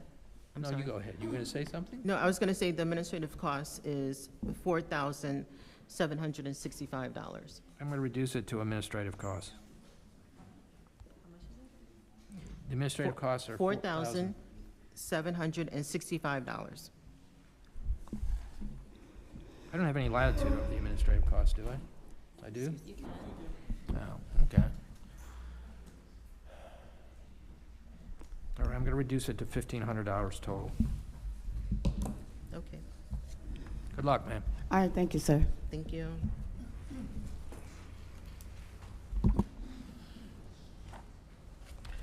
Our next case, page 30, Inspector Guy Seiderman, case number CE 251-00507, case address 841 Northwest 19th Avenue, owner Delia Estevez, posted at property 122325, posted at 1 East Broward 122125. Good morning. Good morning. Will you state your name for the record, please? Delia Estevez. Okay, thank you. Thank you.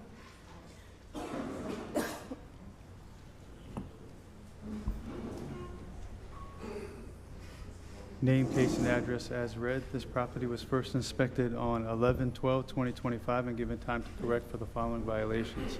Violation 9-304B, the asphalt concrete driveway at this property is not being maintained. The surface has cracks and/or damaged areas that is stained with dirt or oil. Also, there are cracks with weeds and grass growing through. This is a reoccurring violation per case number CE 231-20044. Violation 9-305B. The landscape at this property is not being maintained in a neat and well-kept appearance. There are areas of dead or missing ground cover.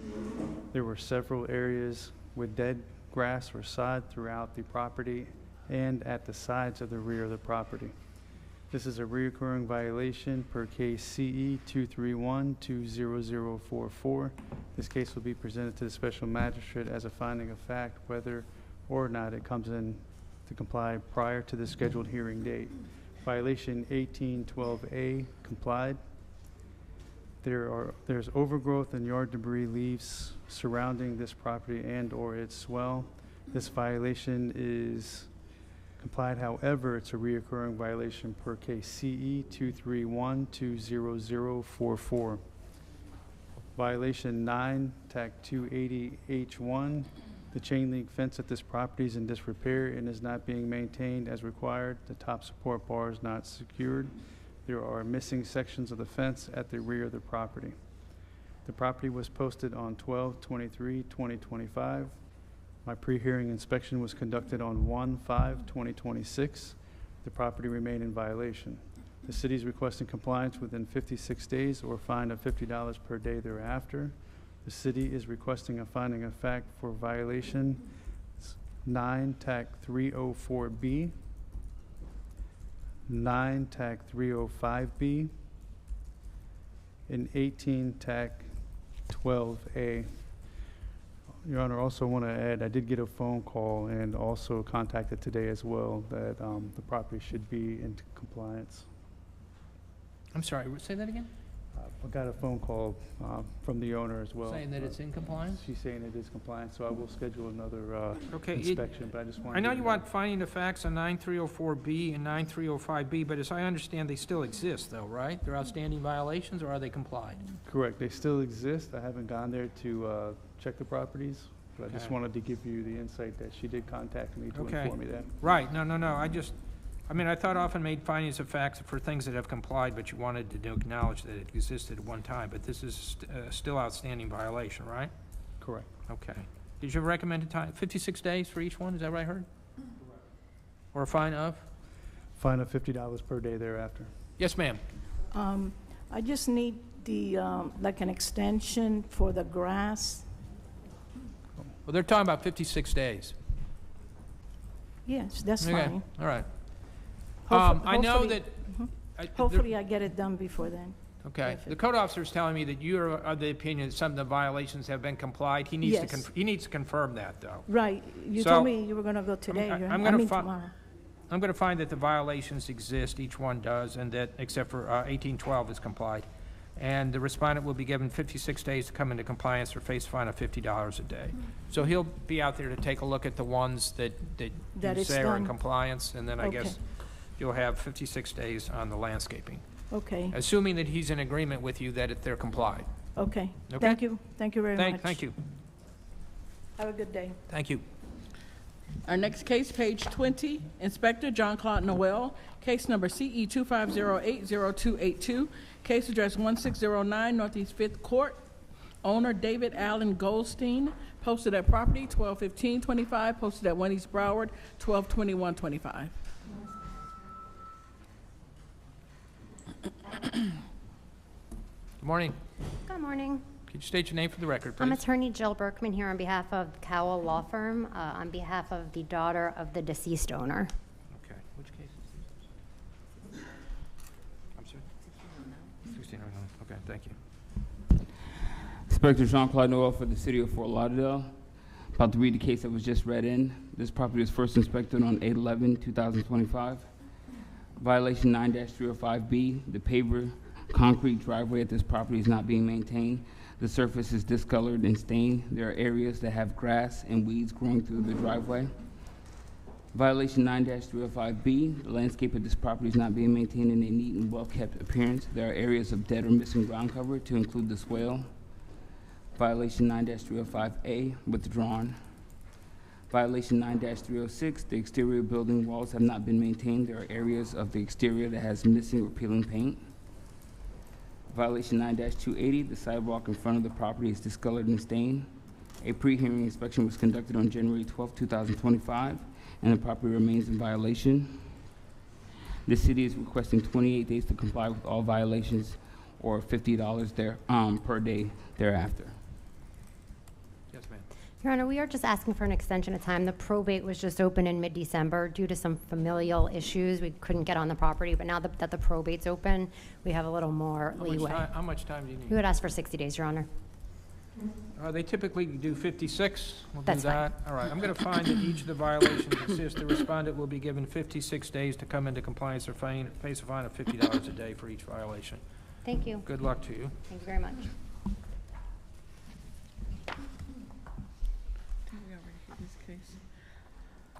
Our next case, page 58.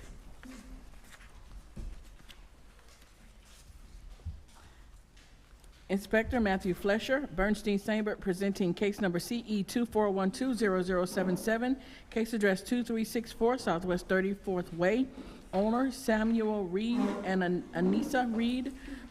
This case was first heard for 8/25 to comply by 6/10/25 and 7/8/25. One suspension from 8/28/25 to 11/19/25.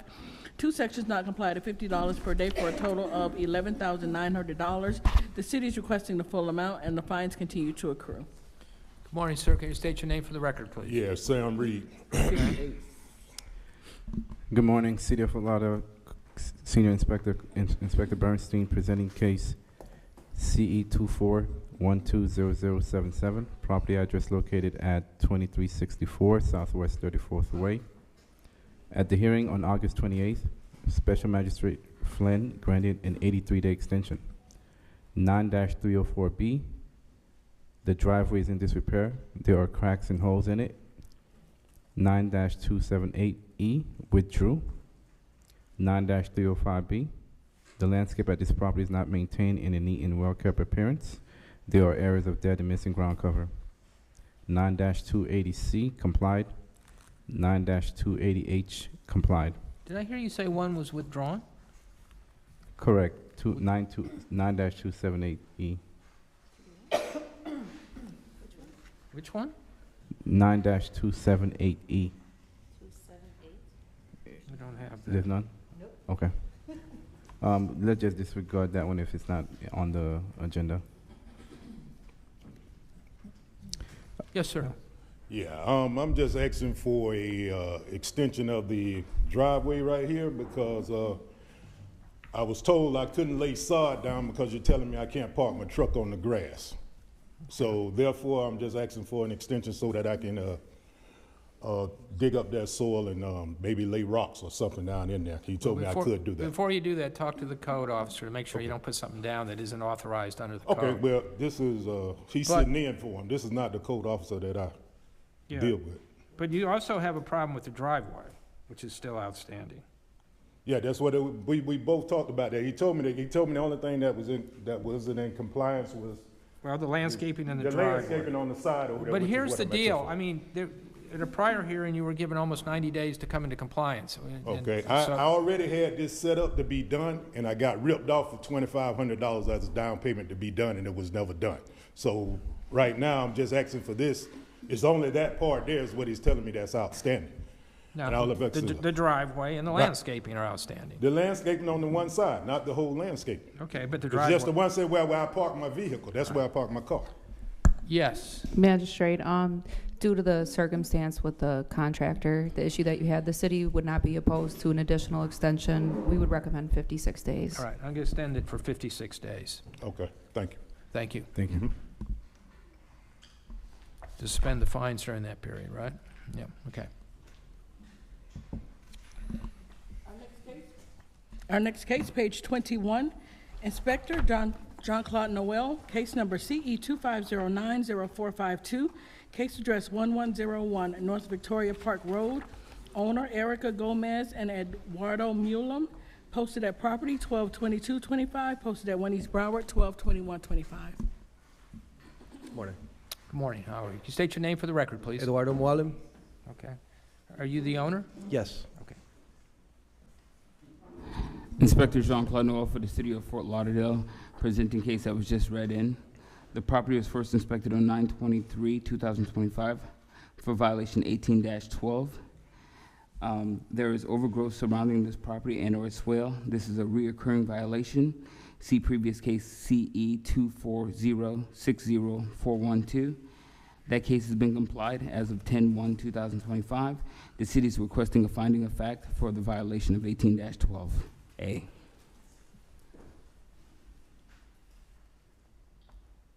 right, I'm sorry, wait. 1812A is complied, right? It's complied. But you want a finding of fact for it? Yes, sir. In 9305A and 9-280H1?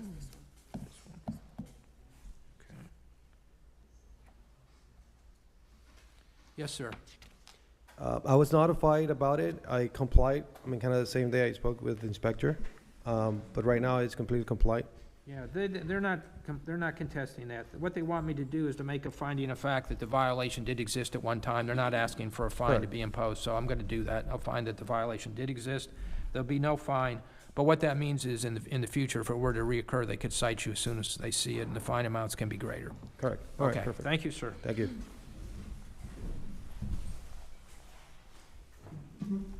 Our next case, page 36. Inspector Rachel Moore, case number CE 25080129, case address 2740 Southwest 6th Court, numbers 1 and 2. Owner Gail Mayhew and Willie Mayhew, posted at property 12/9/25, posted at 1 East Broward 12/21/25. She left? Anybody here for this? Oh, she left, okay. This is 2740 They South. left. They left? Yeah. Well, do you want to hear it, or do you want to? No. Our next case, page 47. Inspector Wanda Aquavella, case number CE 25100522, case address 1516 North Dixie Highway, numbers 1 through 4. Owner 1516 North Dixie Highway LLC. Posted at property 12/9/25, posted at 1 East Broward 12/21/25. Good morning. Can you state your name for the record, please? Matteo Gangali. Okay. Are you the owner? Yes. Okay. And yes, and you? And I'm Deborah Sotek. I'm just here to assist with some clarifying information about Okay. this complex Okay. city. Good morning, Wanda Aquavella for the city. Case and address is read. This property was initially inspected on October 20th, 25, and the following violation was discovered. 15-272.A. This property is being utilized as a vacation rental without the required certificate of compliance from the city. Additional inspections were conducted, including a pre-hearing inspection on January 8th, 2026, where a check of Avenue STR revealed that the advertisement has not been taken down. The city is requesting 15 days to come into compliance for a fine of $1,000 per day thereafter. Yes. I don't really know where to start, but I did buy this property in good faith about 2 years ago. There's some major discrepancies regarding the property. There's nothing more I want to do than be compliant with everyone. Again, I did have a violation here in November in regards to a zoning violation. I'm trying to get this resolved, but again, help me out because I'm stuck here and I don't really know what to say. I know you don't want all the details, so I'm not really wait a sure. minute. What they're telling, what this case is about, I don't know if there's other cases, what this case is about is it's a vacation rental, and I think the city's making the argument they're basing that determination based on the fact there's an ad. I did apply for the short-term rental agreement, but it was denied. But again, there's a major discrepancy in regards to the property. I bought it as a 4-unit quadplex, but now the city's saying it's only supposed to be 2. That's beyond the scope of what, I'm just trying to deal with this vacation rental case. So when I did apply, they denied it in regards to there being 3 properties that the application had listed and said, again, the city's acknowledging the building is only supposed to be 2 units, so that's why I was denied for that. I did go to the chief zoning officer per your recommendation, miss. I apologize, I forgot your name. So there wasn't much resolution there, but again, I do have an extension in regards to the zoning, and then this came up, so I am trying to get... Let me just, do you intend to make this a vacation rental? I'm just intended to come in compliance with the city, what we're looking for in regards to the zoning. So Wait, let me ask you again. This is a case about, it's a vacation rental, and it doesn't have the required certificate of compliance. So if you're going to make it a vacation rental, you're going to need that certificate of compliance. If you're not, then you can demonstrate to the city that it's not a vacation rental. So I'm trying to understand which of the 2 you want to do. It is my intention to be a vacation rental. Okay, so you're going to need a certificate of compliance. Okay. How much time was the city recommending? The city's given him 15 days. He can simply take the ads down and not advertise anymore, and that will comply my case. That'll comply, and then he can work and get it Yes. okay. So basically, they want you to take the ad down why it's not yet authorized, which seems reasonable to me, doesn't it? My part is that I just got a specific loan, so I can't pay this loan if I'm not getting income on the property. But you're not authorized to be a vacation rental yet, okay? When you are, you Correct. can do that, but you're not yet authorized. So they're asking you to take the ad down while you process the paperwork, I'm assuming is what they're saying. But that's the discrepancies I did, and I'm not authorized to even have the building as 4 units, I Okay. guess, at this point. Okay. Ma'am, is there something you want to add? I don't think anything I'm going to add is going to change the direction of the magistrate, so. I mean, he takes the ad down while he processes the paperwork. You can't do both. If it's Right. not Well, yet authorized, you can't run an ad. Right, get a long-term tenant, perhaps. I remember your case now. So you're always going to be denied for the vacation rental license because you have a discrepancy between what is out on the property currently and the certificate of occupancy. That's why I suggested start with zoning, because you may not be allowed to be a 4-plex.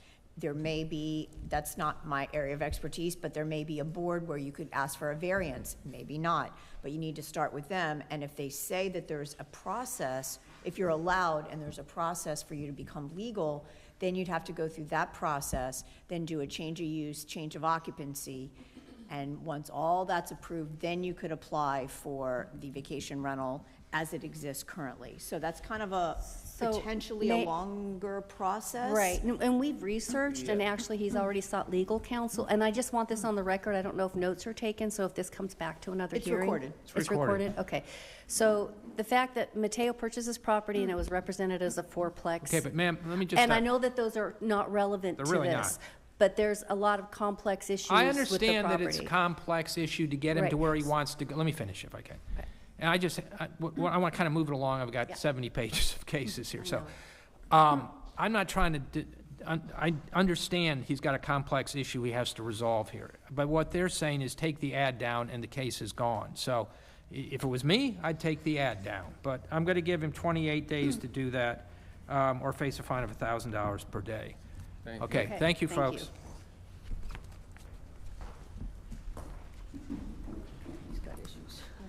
We're going back to page 36. Inspector Rachel Moore, case number CE 25080129, case address 2740 Southwest 6th Court, numbers 1 and 2. Owner Gail Mayhew and Willie Mayhew. Posted at property 12/9/25, posted at 1 East Broward 12/21/25. Didn't we just do that? Is somebody here for the, for 2740 Southwest 6th Court? Apparently she left again. All right, we're going to do this case at some point. We will, but not right now.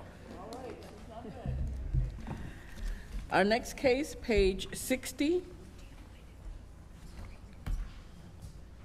Inspector Matthew Flesher, Bernstein Sandberg, presenting case number CE 25040645. Case address 3767 Southwest 17th Street. Owner Ryan Keith Olette. This case was first heard 8/12/25 to comply by 9/9/25. One suspension from 10/14/25 to 11/19/25. One section not complied to $50 per day. $4,450 accrued. The city is requesting the full amount, and the fines continue to accrue. Good morning. Can you state your name for the record, please? Ryan Olette. Good morning. Okay, thank you. Bernstein Sandberg, City of Lauderdale, Senior Officer, presenting case CE 25040645. Property address located at 3767 Southwest 17th Street. At the hearing on October 14, Special Magistrate duty granted 36-day extension. 47-21.15A. A gumbo limbo tree was removed from this property without first obtaining a permit. This case will be brought to Special Magistrate to request request imposition of fines up to $15,000 for an irreparable and irreversible violation. 9-280H1 complied. Notice of hearing was posted on the property on December 30th, 2025. Pre-hearing inspection was conducted on January 6, 2026.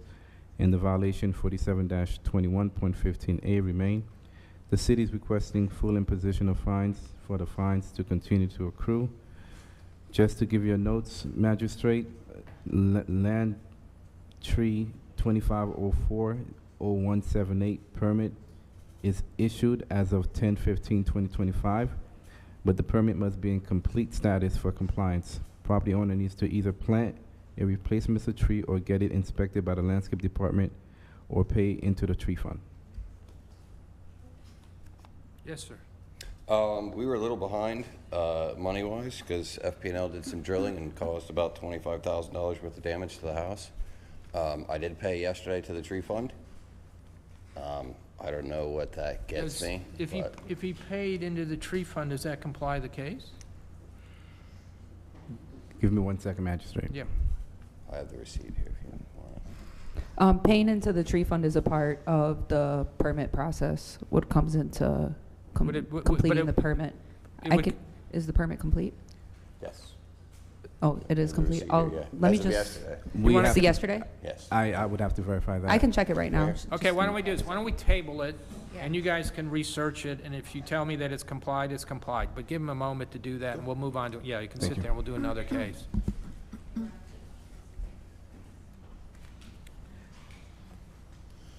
Our next case, page 49.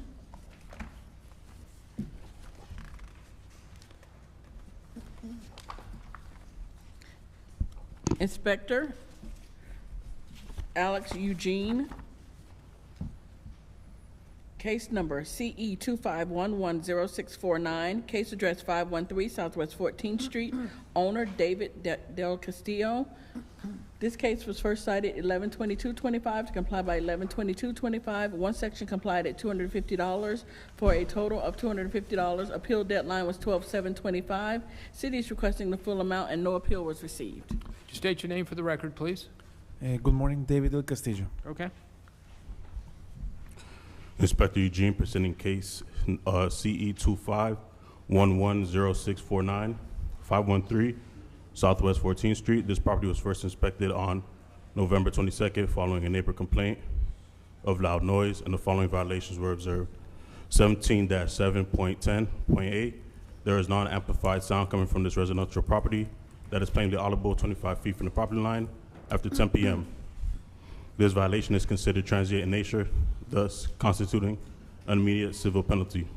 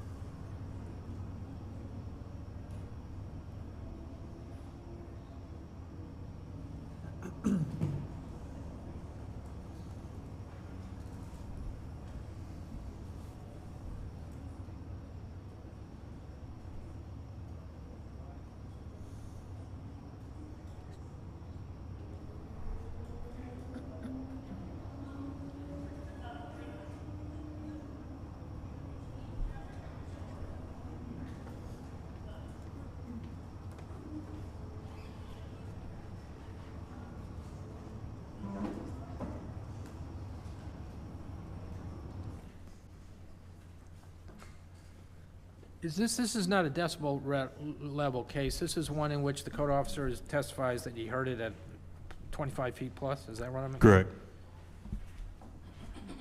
Okay, I gotta It's be honest, I don't- non-amplified. It's non-amplified, so it's voices. Right, okay. Yes.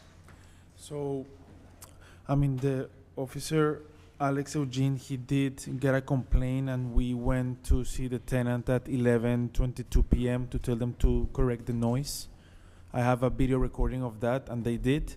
However, after reviewing this, we did get this device to control the decimal levels so that they don't do this again. So, I mean, I understand that there was some noise, but at that time of the video, it actually, you didn't hear nothing amplified. But there was some complaints from neighbors before, and we went there to see the property and tell the tenant to be quiet, but they still continued. It's non-amplified. Special Magistrate, in the interest of justice, we'll leave the citation. However, we'll impose no fine. Yeah, okay, I'll go with that, because to be honest with you, okay, I'm good with that. All right, I'm glad to hear that you have that monitoring device. That'll be good. That'll help in the future. What they're asking me to do is make a determination that the violation did exist. I will, but and there'll be no fine imposed. Thank you very much. Thank you.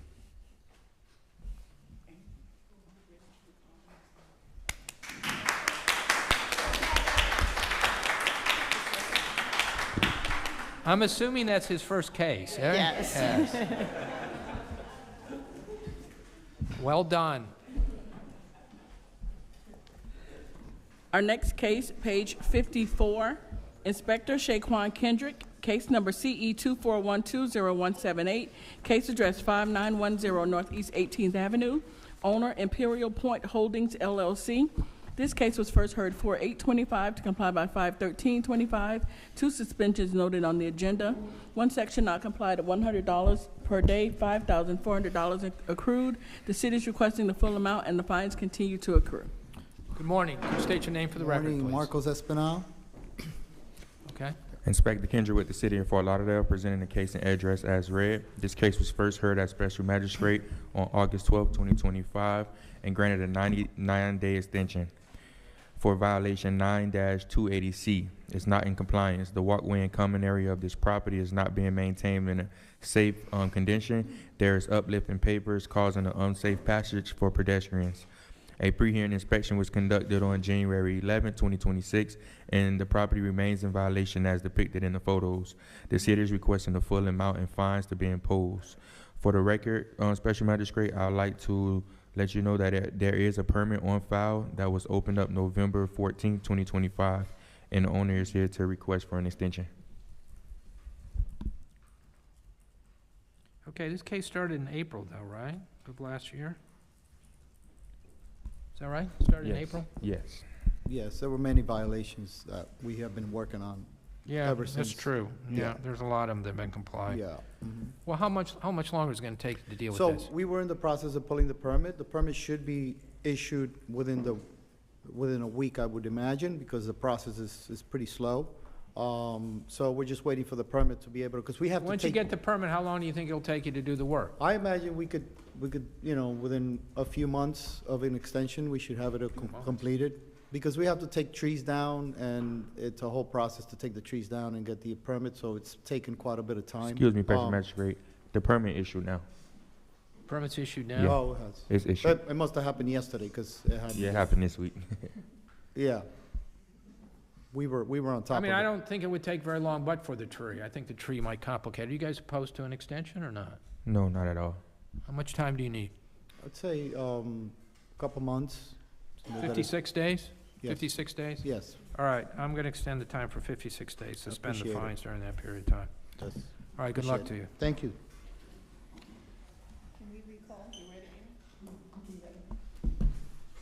We're going back to page 60, recalling case number CE 25040645, case address 3767 Southwest 17th Street, owner Ryan Keith Olette.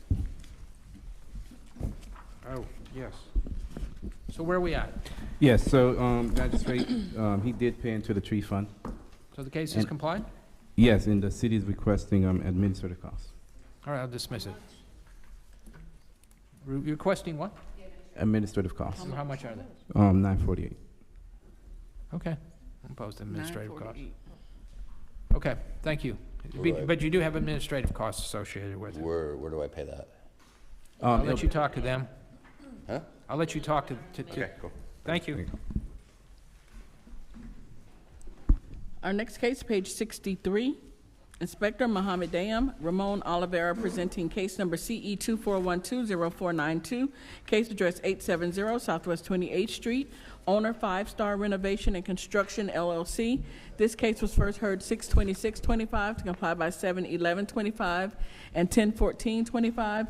One suspension from 10/14/25 to 1/13/26. 4 sections not complied at $100 per day. Fines start 1/14/26, and this is in order to reappear. This is Ramon Oliveira, City of Fort Lauderdale Code Compliance Officer, presenting case and address as read on behalf of Officer Mohammed Dayam. This case was last heard on October 14th, 2025 by Special Magistrate Duty, and the magistrate granted 91-day extension to comply for violations 47-20.13.B.1.C, 47-20.20H, 9-304B, and 9-305B, or a fine of $100 per day for each violation thereafter. As of a pre-hearing inspection conducted on January 10th, 2026, the property is not in compliance. Violation 9-304B is complied. 9-305B is complied. 47-20.20.H is complied. Violation 47-20.13.B.1.C remains out of compliance. A new paving permit ending in 26010001 was applied on January 2nd and currently in review. The city is requesting for fines to start to accrue. Yes, sir. You state your name for the record, please. My name is Valdi Joseph. So the which one have not complied? It's just the stuff that's waiting on the permit, right? Correct. Right. So first of all, the city have given me more than enough grace to try to deal with everything. This case started a little while ago, and one of the reasons why I wasn't able to comply was because of my financial situation that I'm going through. I'm actually in the process of losing those 3 duplexes. We're speaking about one, but it's 3 duplexes. And as of right now, it's basically a short sale that is pending to be done to it. I had to come up with about 20 grand just to try to bring it up to compliance. What I wanted to do was to come today and have everything fully done. I even was tempted to just get the last piece of it done and do it after the fact. But the inspector told me not to do that. No, just kind of. But they tell me, I'm sorry, they do tell me that the permit's been issued. So I'm looking to give you additional time. How much time do you need? I need just to the end of this month. The problem that I'm having now, I'm trying to figure out, because if I don't close this property by the end of this month, it's gonna go into foreclosure instead of a short sale. So the person that's purchasing the property, I'm just saying it to you so maybe you know what I should be doing. I'm inclined to give you the time that you need. So if you need to the end of the month, I'm comfortable with that.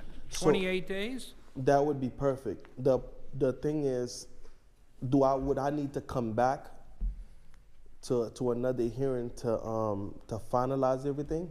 Not if you come into compliance, I don't think, would you? Okay, so it's just a matter of them coming in and approve that the last piece of it was done. Yeah, and it's the violation of the material in the public right-of-way, the swale that I'm hearing about, so. Right, they're asking me to do the approach. So right. I'm gonna extend the time 28 days, which would be February 10th, and I'll suspend the fines during that period of time. Okay, can I ask you one more question? Sure. So the fines that's there, right? They haven't started. No fines. Oh, so I'm good right now? Yes. Man, that's awesome. Yeah. That's awesome. Thank you. Yep. But remember, you got 28 days, so. No, that's more than enough. Good luck. He has two more. Two more cases, okay? Well, I guess, okay. Okay. Next case, bottom of page 63, Inspector Mohammed Dam, Ramon Oliveira presenting case number CE 24120493, case address 880 Southwest 28th Street, owner 5 Star Renovation and Construction LLC. This case was first heard 6/26/25 to comply by 7/11/25 and 10/14/25. One suspension noted on the agenda. 4 sections not complied at $100 per day. Fines start 1/14/26, and this is in order to reappear. Let me just, these are adjacent properties, obviously. Did he apply for a permit for this? Correct, yes. So we're in the same situation, We're in right? the So exact same 28 situation. days, I'll grant you to Yes, sir. come, we'll suspend the fine for this case. Okay, I guess there's another one. Last case, page 64, Inspector Mohammed Dam, Ramon Oliveira presenting case number CE 24120495, case address 890 Southwest 28th Street, owner 5 Star Renovation and Construction LLC. This case was first heard 6/26/25 to comply by 7/11/25 and 10/14/25. One suspension noted on the agenda. 4 sections not complied at $100 per day. Fines start 1/14/26, and this is in order to reappear. Again, the same facts, right? That is correct, Your Honor. All right, so the same conclusion. I'll give you 28 days, and I'll suspend the Let me fines. ask you one more. I'm sorry? So, what, if I can ask one more. Right. So if I just finalize this last piece, there's no fine? Within 28 days. If you finish all those in 28 days. 28 days, though. Fine, and you don't need to come back. Thank you all. Sure. Appreciate it. That's it? That's it. Y'all awesome. Thank you. Our next case, page 66, Inspector Karen Proto, case number CE 25030051, case address 1831 Northwest 27th Terrace, owner Nautilus Florinord. This case was first heard 5/29/25 to comply by 6/26/25 and 8/28/25. One suspension noted on the agenda. 1 section not complied at $50 per day. $2,350 accrued, and this is in order to reappear. Good morning. Good morning. Inspector Proto for the City of Fort Lauderdale. Case and address is read into the record. At Special Magistrate on 10/14/25 hearing, Special Magistrate duly granted 91-day extension and in order to reappear. As a pre-hearing inspection on 1/12/26, the case is not in compliance. The city is requesting full imposition fines. Yes, sir. I'm sorry, did you state your name? I'd say Florinord. Okay, thank you. It's just the financial part of it. Basically, Well, I've got 3 complied, I've got 1 Yeah. outstanding, which is the driveway. Where are we on the driveway? Do you need a permit for that? Does he need a permit for the driveway? Okay, and there's not a permit issued yet?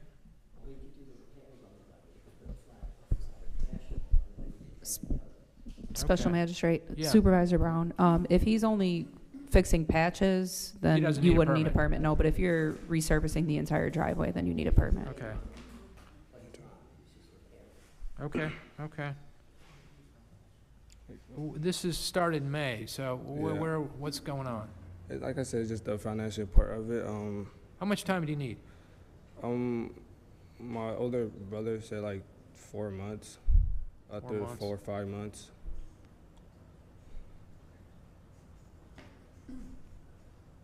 So you opposed to 91 days?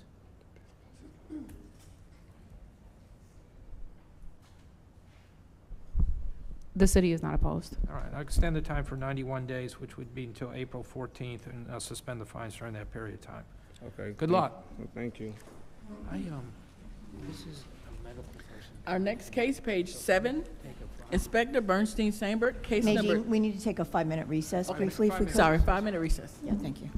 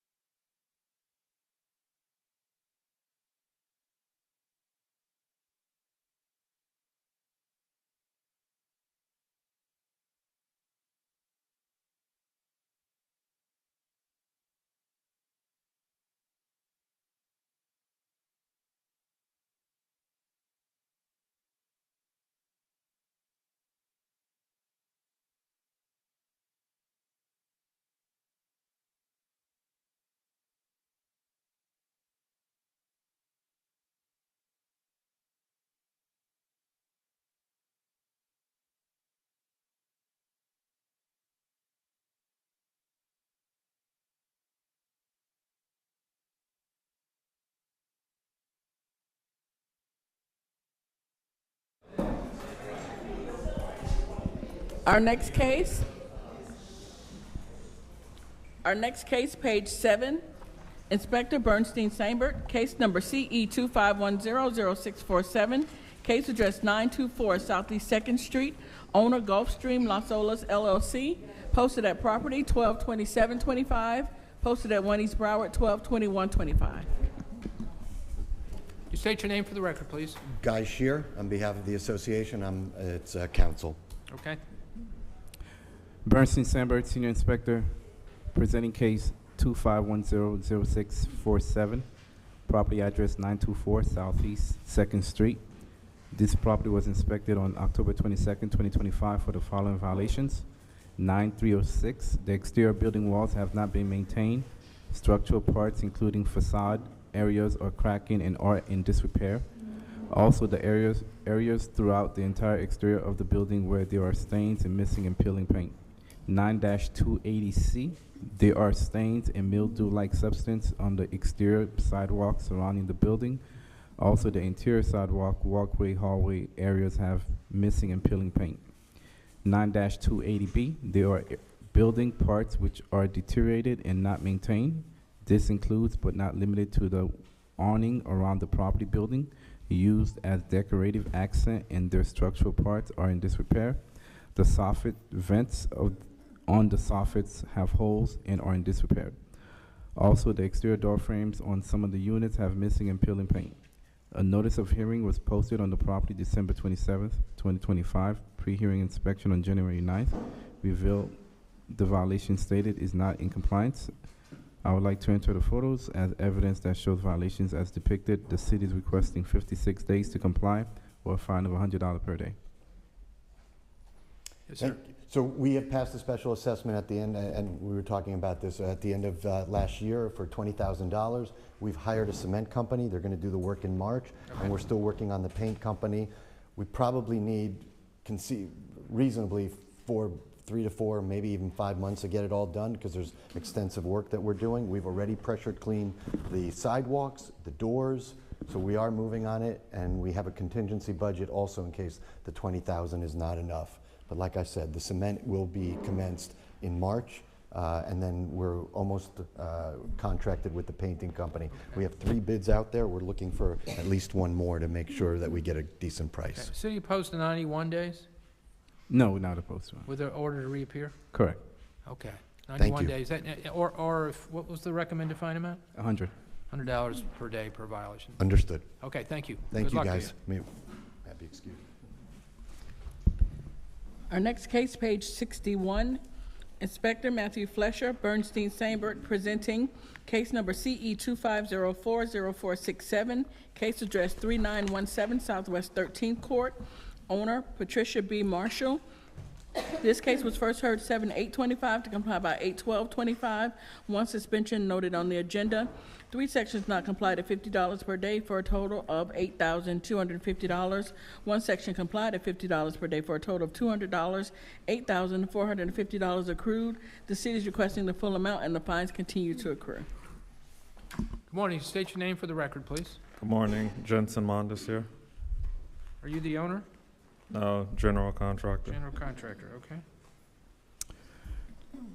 Good morning, Senior Inspector Bernstein, presenting case CE 25040467, property address located at 3917 Southwest 13th Court. At the hearing on November 19th, there was an order to reappear. The respondent did not appear, so fines began to accrue. 1812A complied.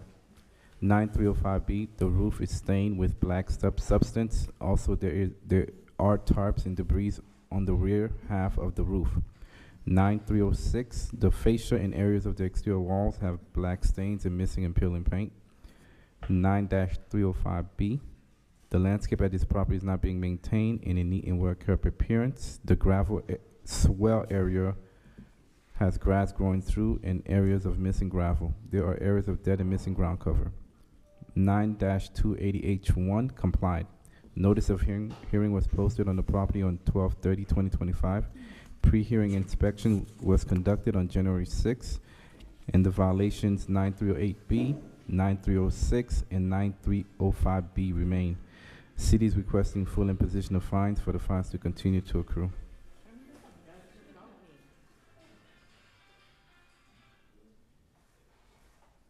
Yes, sir. Yeah, so I met with Matthew last week just to go over some of the other items he still wanted repaired. The owner lives out of state, so the second notice that went out in November when the fee started accruing, I wasn't aware of it. I typically go by the property every 2 weeks just to make sure there aren't any squatters or anything that's changed over there. I did apply for the building permit back in October for this project because we were doing a partial demolition. So I was discussing the roof portion with him, that the roof wasn't safe to, say, walk on, or we can't basically re-roof it because we're going to tear down that whole left portion of it and that roof itself. So he told me to potentially just consider painting the building or seeing if we can safely paint the roof to help beautify it, but those are the main items that we're looking at. Well, if there's tarps on the roof is in disrepair, I guess, so painting it isn't really gonna be a solution, I wouldn't think. Correct. I'm just, how much time are you looking for, We're realistic? gonna resubmit the plans on the 20th. The engineer is gonna give us those plans. Last time it took the city 45 days to review all the plans. Well, I will remind you, this case started in July, okay, so anyway, go ahead. Yeah, so we applied for permits on October 16. That we didn't get the comments back till early December because of vacation time frame. The engineer needs a little bit more than a month. So I'm hoping we could at least get the fees stopped and at least up to 91 days to get everything at least in compliance and hopefully have the permits by the end of that time frame. So I'm considering. What's the city want to do in this? Impose full imposition, impose fines. Okay.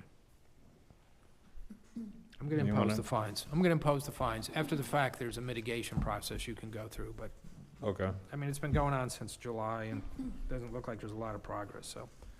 All right, Okay. thank you, sir. Thank you.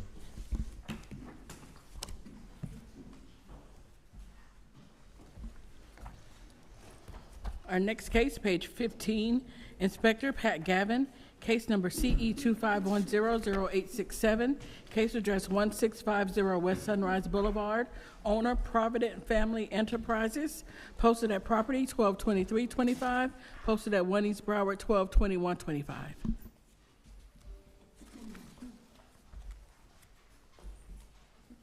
Good morning, sir. Can you state your name for the record, please? Igal Azani. Are you the owner? Yes, sir. Okay. Good morning, Pat Gavin, City of Fort Lauderdale, Senior Code Compliance Officer, presenting case and address as read. This property was first inspected on October 28th, 2025, and given time to correct for the following violations. 47-22.9, signs have been erected without the required permits from the City of Fort Lauderdale. There are signs on the chain link fence and a sign on the building. No permits were found for any. 47-19.5.h.3 is complied. 15-28 is complied. And 8-12A is complied. The city is requesting compliance for the signs within 56 days or a fine of $100 per day thereafter. Yes, sir. Oh, I'm here just to get the extension. That's for the other sign. We applied for the permit. I just need to finish a couple things. That's what I need. Well, they're talking about 56 days. Oh, okay. Okay? Yeah, thank you. Okay. Thank you very much. I appreciate it. Well, wait. Oh, sorry. Just hold on. Okay. All right. I'm going to find that the violation exists, which is, by the way, are the permits in for the signs? Have you? I'm sorry? Have you put in any permits yet for the sign? For the sign, yeah, for the big sign, we applied. You are, but you haven't applied yet. Okay. We applied, but they ask you a couple questions, so Okay. we need to apply. I got it. Okay. I got it. Oh, I'm sorry. No, it's okay. I mean, additional detail. I got it. 56 days should work, I think. Oh, okay. Yeah. Thank you, So sir. I'm going to Thank you. find the violation does exist. The respondent will be given until March 10th to come into compliance or face a fine of $100 a day. Thank you, Good sir. luck to you. Thank you. Mhm. Appreciate it. Thank you. Thank you. Our next case, page 33, Inspector Rachel Moore, case number CE 25060446, case address 3687 Southwest 1st Street, owner Pauline Campbell and Ina Cunningham, posted at property 121025, posted at 1 East Broward 122125. Is anybody here for this case? This is 3687 Southwest 1st Street. Okay? Rachel, what's happening to your people?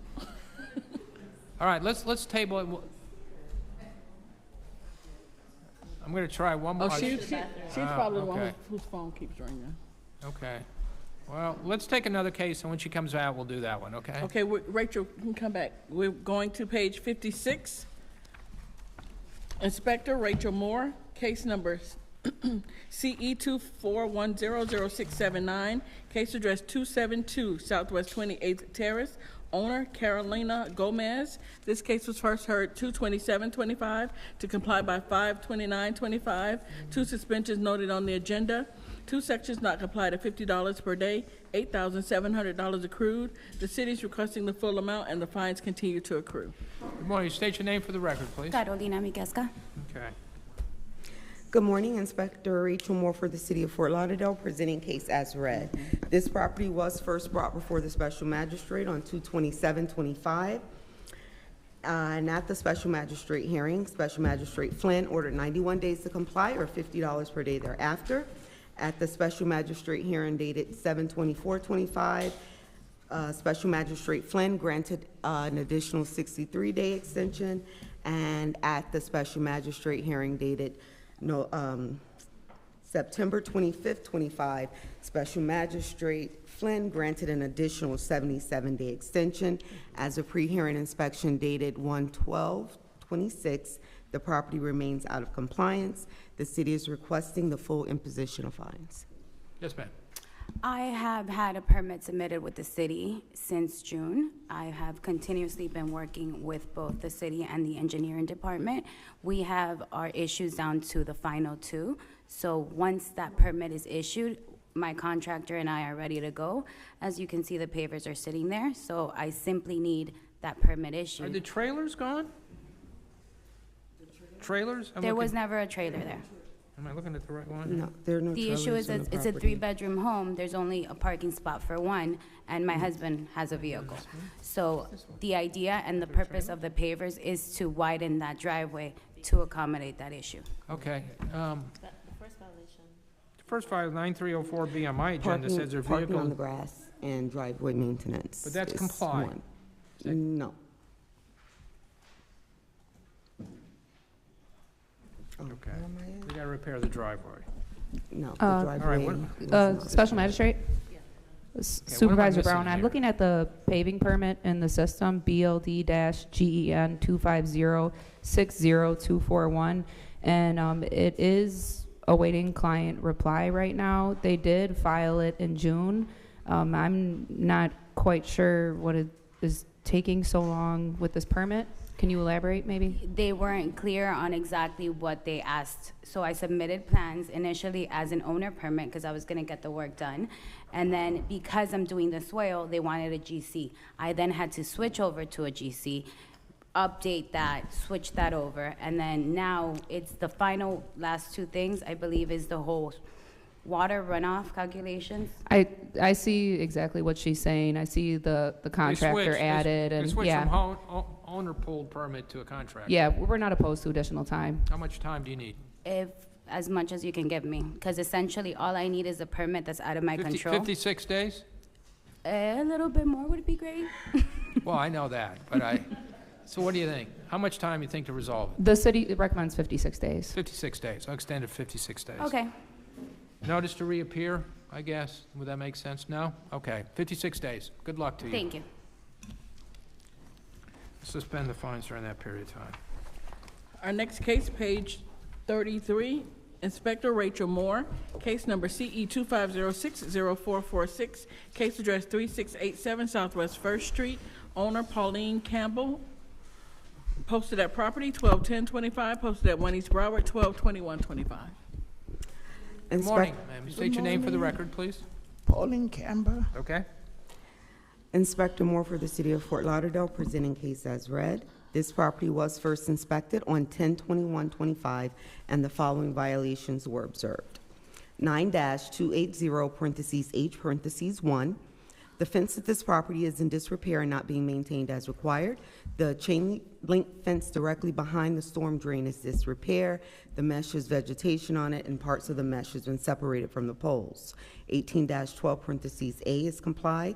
9-305 parentheses B, the landscape at this property is not being maintained in a neat and well-kept appearance. There are areas of dead and missing ground cover. 47-39.8.1.B parentheses 6 parentheses B, there is open air storage consisting of but not limited to wooden boards, ladders, and miscellaneous items at this RS 6.7 irregular residential zone property. Contact was made with the property owner regarding all the cited violations. As of pre-hearing inspection dated 1/12/26, the property does remain out of compliance. The city is requesting the following. For the violation of 9-280 parentheses H parentheses 1, 56 days or $50 per day thereafter. And for the violation of 9-305 and 47-39.8.1.B parentheses 6 parentheses B, 56 days or $50 per day per violation thereafter.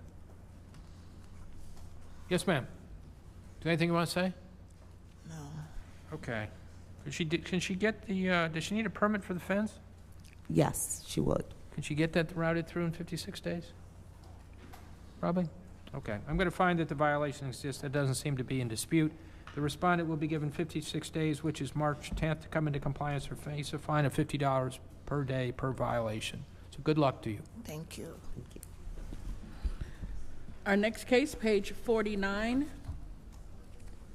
Inspector Alex Eugene, case number CE 25110669, case address 801 Northwest 18th Street, owner Renee David Gonzalez and Carolina Rivera. This case was first cited 11/22/25 to comply by 11/22/25. 4 sections complied at $250 each for a total of $1,000. Appeal deadline was 12/7/25. City is requesting the full amount and no appeal was received. What was the case number again? The one in the middle? Okay. Good morning still. How are you? Can you state your name for the record, please? Rene Gonzalez. Okay. Carolina Rivera. Okay, thank you. Inspector Eugene presented case CE 25110669, address 801 Northwest 18th Street.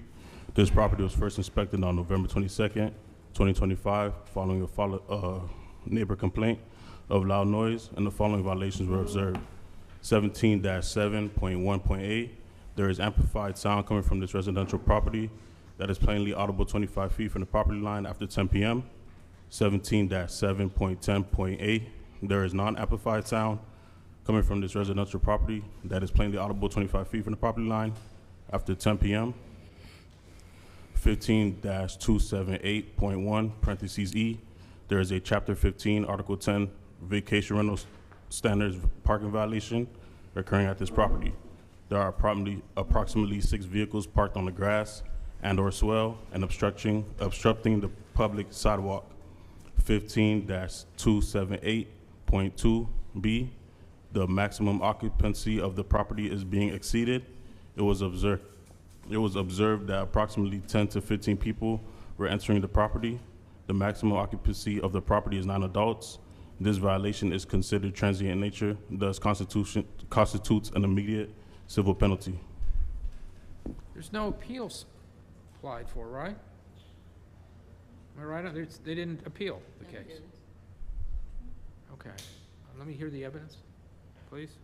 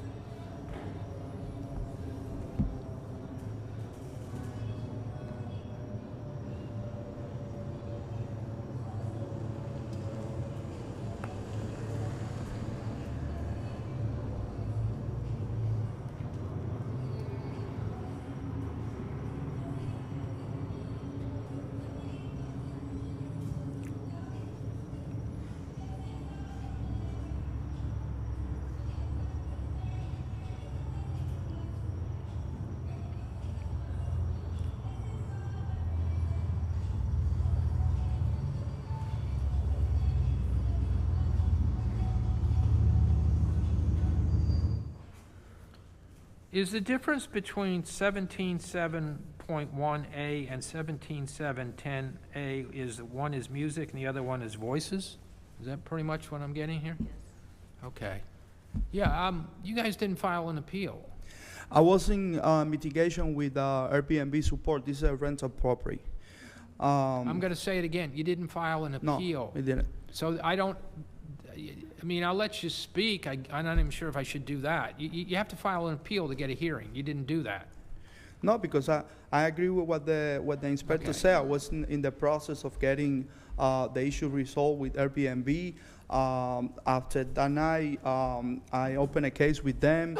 They canceled the guest account. He's not able to log in again to Airbnb.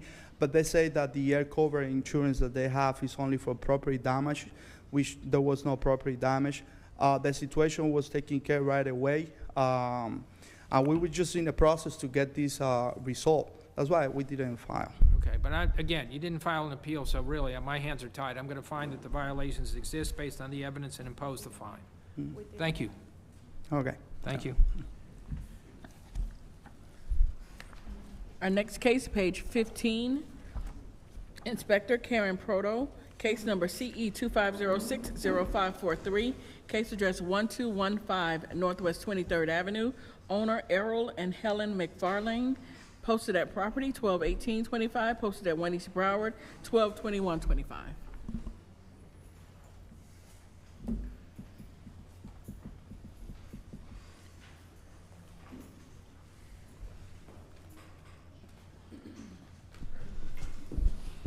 Would you state your name for the record, please?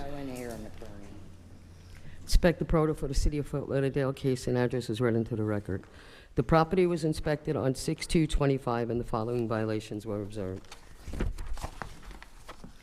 9-304B, there's a boat or a trailer on an unapproved surface. The gravel on the driveway is worn with grass and weeds going through it. 9-305 is complied. 9-305B, the landscape on this property does not maintain in a well-kept appearance. There are areas of dead and missing ground cover. 9-308B, there are debris, trash, and other elements which are not permanent to the roof. 9-308A has complied. 18-12A has complied. An inspection report was posted at the property on 6/2/25. A notice of hearing was posted on 12/18/25.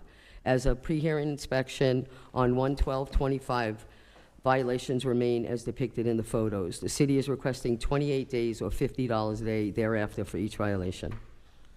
So the two outstanding one are the trailer and the trash, right? Is that what I'm hearing? The two outstanding ones? There's three. Three. What's the third The gravel driveway, the landscape, and the debris on the roof. one? Okay. Yes, sir. Or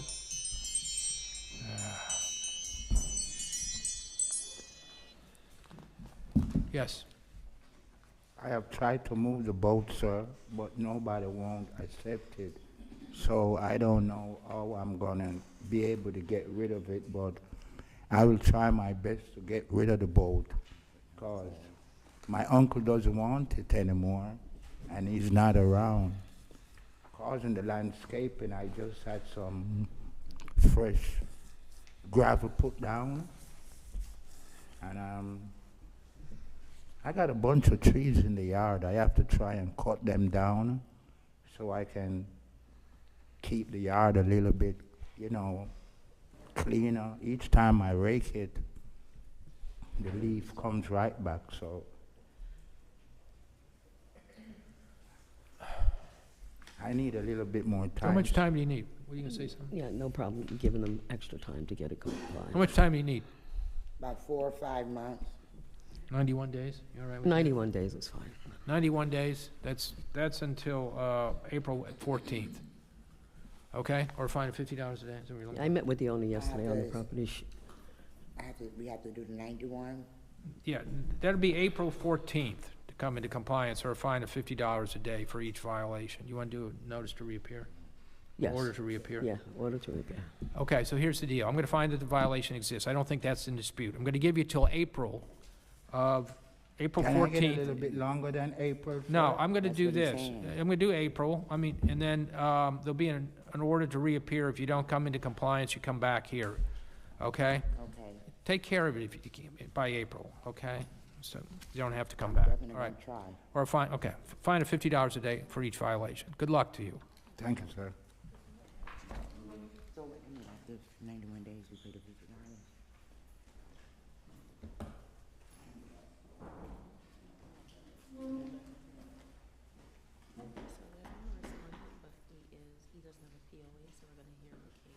What's a POA? Oh. Since he's here waiting, we'll just hear the case and the inspector will recommend whatever he recommends. Right. Because he's Who- been waiting since who is morning. he? He is an employee of the company, he doesn't have a power of attorney. Okay. Sir, you want to come up? Our next case, page 11, Inspector Rafael Santos, case number CE 25110384, case address 405 Southwest 19th Street, owner Fort Lauderdale Marine Industries Association, posted at property 122325, posted at 1 East Broward 122125. Inspector Rafael Santos for the City of Fort Lauderdale, presenting case CE 25110384. The address is 405 Southwest 19th Street. I inspected this property on November 13th, 2025, and cited for the following violations. 18-12A, there's overgrowth, trash, rubbish, and debris on this property and/or its swell. This is a recurring violation from case CE 231000848, and will be presented to the special magistrate whether or not it comes into compliance for a finding of fact. Inspection report was posted on the property on November 13th, 2025, and a copy was mailed to the owner listed on BCPA. Re-inspected December 2nd, 2025, posted for this hearing December 23rd, 2025. Pre-hearing inspection was conducted on December 2nd, 2025, and found that the violation is complied. The city is requesting a finding of fact at this time. I understand you're not the owner. Correct. You're here on behalf of the owner, but you don't have a power of attorney, right? I'm an employee of the entity that owns that. Yes, sir. And I'm going to, basically what I'm hearing is that the violation existed, but it's complied, and you're not looking to impose a fine, right? Not right now, no. What they're looking for is a determination that the violation existed, so if it were to happen again, they could cite it right away, and the fine amounts can be greater in a repeat violation. So that's what they're trying to do. And I understand that fully. I had a phone conversation with Inspector Santos a couple weeks ago. I just have a boss that I have to answer to, so that's why I'm here today. No, I understand. Okay, and it's all noted for the record. Cool. I'll find that there's notice for this hearing. How was notice provided again? Posting. And I'll find that the violation did exist. I'll note that it's in compliance. There'll be no fine imposed. Thank you so much. Thank you. Have a great day. Thank you. Sir. Take a break? Yeah, let's take a break. How long do you want to break for, guys? Lunch should begin about 5 to 10 minutes. You want to keep going until lunch arrives? What do you want to do? I know it's up to me, but I want to know what you guys want to do. Well, let's keep going. If we're going to eat lunch when it arrives? Yes. Okay, then let's keep going until it arrives. I'll do that? Okay. All right. Here's the deal. I know no one's here, but we're going to go for just a few more minutes. I guess lunch is on the way, so when it gets here, we'll break then, okay? But we'll keep going until we get there.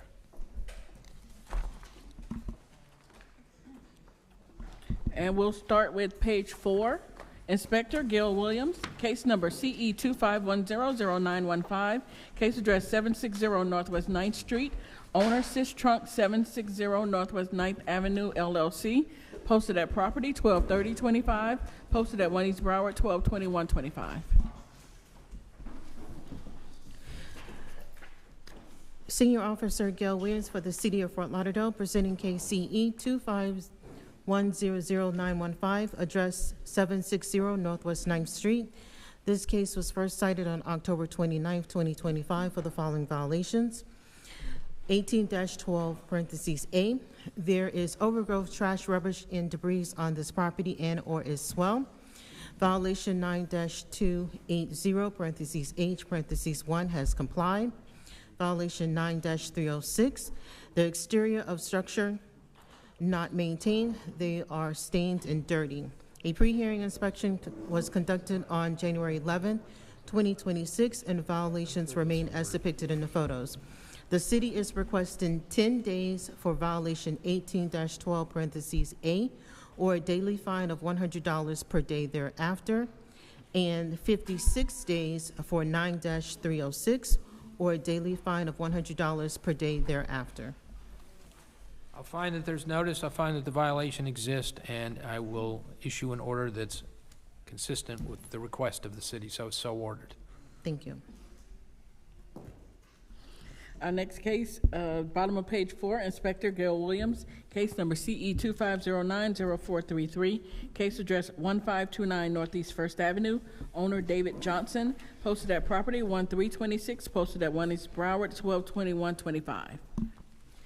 Senior Officer Gail Williams for the City of Fort Lauderdale, presenting case CE 250900433, address 1529 Northeast 1 Avenue. This case was first cited on September 16, 2025, for the following violations: 18-12, parentheses A, comply.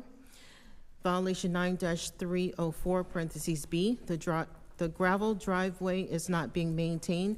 There is weeds, grass growing up in between the gravel. Violation 9-305, parentheses B, comply. A pre-hearing inspection conducted on January 11, 2026, in violation 9-304, parentheses B, remain as depicted in the photos. The city is requesting 28 days for violation 9-304B, or a daily fine of $50 per violation per day thereafter. Okay, with the determination that there is notice and the sworn testimony is of the city is not contested, I'll so order. Thank you. Next case, page 5, Inspector Paulette Del Grasso, case number CE 25100037, case address 629 Riviera Isle Drive, owner 629 Southeast Riviera Drive LLC, posted at property 122225, posted at 1 East Broward, 122125. Good afternoon, Inspector Del Grasso for the City of Fort Lauderdale. The case and address are as read. This matter was first inspected on October 2nd and cited for the following violations. 18-12A, there's overgrowth, trash, and debris on this property and its swale. 18-11A, the pool at this occupied property has green stagnant water and is not being maintained on a regular basis. An inspection report was mailed to the owner of record. To date, no one has contacted me about the property, and the overgrowth and pool remain in violation. Therefore, the city requests 10 days or $100 per day for 18-12A, and 10 days or $500 per day for 18-11A. Okay, I'm going to find that there's notice, the sworn testimony of the city is uncontested, and I'll accept the recommendation of the city regarding the violations and the fine amount so ordered. Thank you. Next case, page 6, Inspector Bernstein Sambert, case number CE 25100437, case address 311 Southeast 15th Avenue, owner 1402 Los Olas LLC, posted at property 122725, posted at 1 East Broward, 122125. Senior Inspector Bernstein Sambert, presenting case and property address as read. This property was inspected on October 14, 2025. For the following violations: 9-305A, there is growth of landscape materials along with an accumulation of leaves encroaching upon the public right-of-way. There are plant materials impeding the safe movement of the pedestrian on the sidewalk and of vehicles in the alleyway. This is a repeat violation. See case CE 24090619. Fine shall accrue from the date of the violation was first observed until compliance is met. This case is scheduled for a special magistrate hearing when it comes into compliance or not. There is overgrowth, trash, rubbish, and debris on this property and or its swell. The notice of hearing was posted on December 27th, 2025. Pre-hearing inspection on January 9th, 2026. We feel the violation stated is not in compliance. I would like to enter the photos as evidence that shows violations as depicted. City is requesting 10 days for 1812A to comply, or a fine $100 per day. What about 9305A? 9305A as well. Correct. 10 days? Correct. Okay. It start on the day that it's occurred. I'm sorry? The fine start on the day that it was occurred. I mean, the 9305A. October 14th. October 14th is when the 9305A started. So the fine will start on that day. When did they comply? They haven't complied. What's the rate? $50 a day. $50 per day? Correct. You know how much it is? No. Are you asking for $100 a day on 1812A? No, after the 10 days. Correct. Yeah, but you're 100. asking for $100 a day for that violation? Correct. Correct. 50 for the one above and 100 for this one? No, it's a repeat. So we're Okay. requesting 50 for. Saying that the fine started on 10/14 at $50 per day and it's continuing to accrue. Right. It's not complied. Correct. It's Right. not complied. All right, I'll find that there's notice sworn testimony of the city is uncontested. I'll accept the recommendation of the city so ordered. Next case, Inspector Bernstein Sambert, case number CE 25100538, case address 1004 North Rio Vista Boulevard, owner Georgette Sosa Douglas, posted at property 122725, posted at 1 East Broward 122125. Just one moment.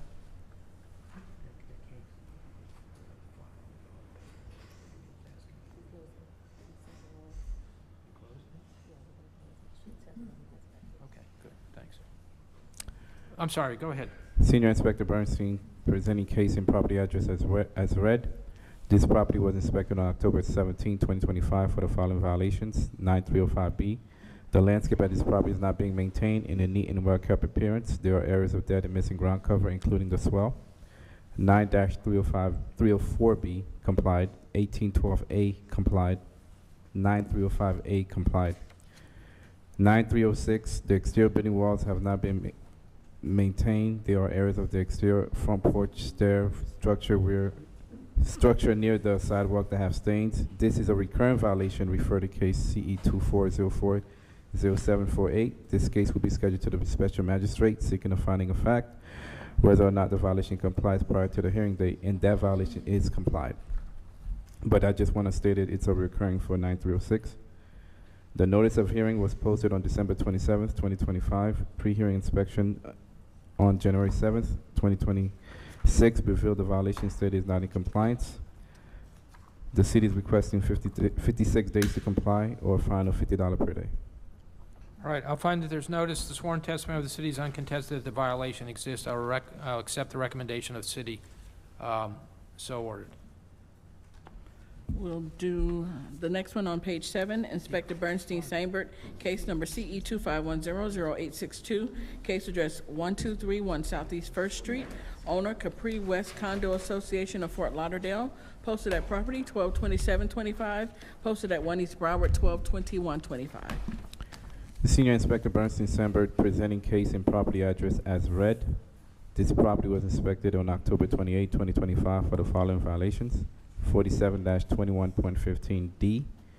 A ficus benjamina tree was abused from the zone RM15 residential multifamily zone property without first obtaining a permit or an arborist report. This case will be brought to special magistrate to request an imposition of fines up to $15,000. The notice of hearing was posted on December 27th, 2025. Pre-hearing inspections on January 9th, 2026 revealed the violation stated is not in compliance. I would like to enter the photo as evidence that shows violations as depicted.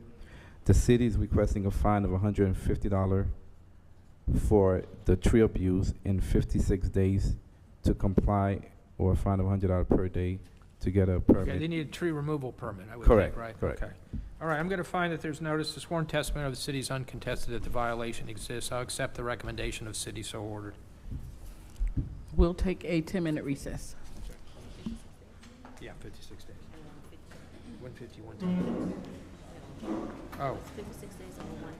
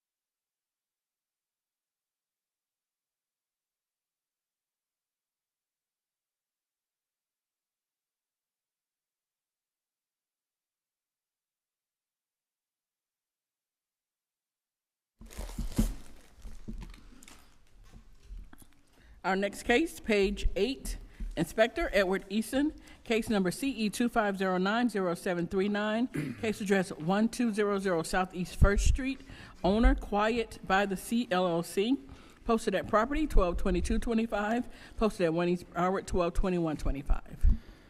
Good afternoon, Edward Easton, City of Fort Lauderdale, presenting case CE 25090739 for the property located at 1200 Southeast 1st Street.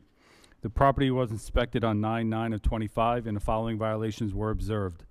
Violation 9-280G is complied. Violation 9-280B, there are building parts which are deteriorated and not maintained, including but not limited to interior walls where the air conditioner is located is wet and walls have water running within.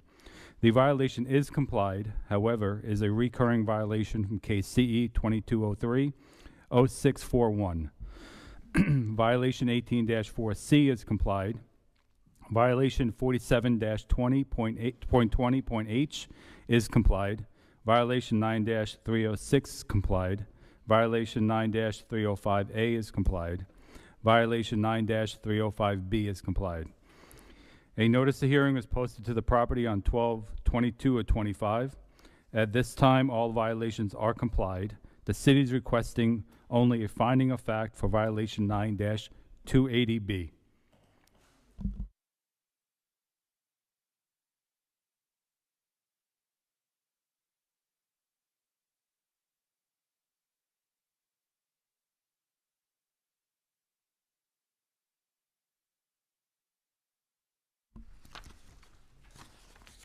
Our next case, page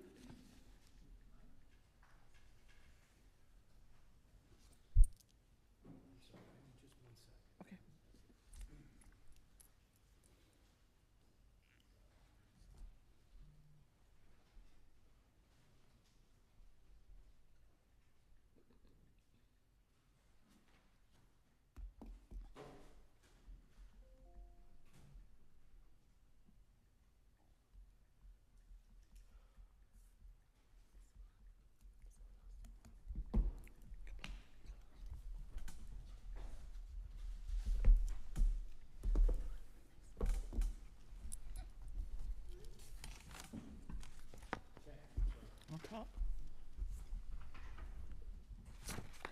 Next case, page 9, Inspector Edward Eason, case number CE 25100672, case address 101 Southeast 16th Avenue, owner Sky 1822 LLC, posted at property 122225, posted at 1 East Broward 122125. Good afternoon, Edward Easton, City of Fort Lauderdale, presenting case CE 25100672 for the property located at 101 Southeast 16th Avenue. The property was inspected on 10/22/25 and the following violations were observed. Violation 9-305A, there is growth of landscaping material along and accumulation of leaves encroaching upon the public right-of-way. The violation is complied, however, is a recurring violation, case CE 2312-0211. Violation 18-12A is withdrawn. A notice of hearing was posted to the property on 12/22/25. At this time, all violations have been complied. The city is requesting a finding of fact for violation 9-305A.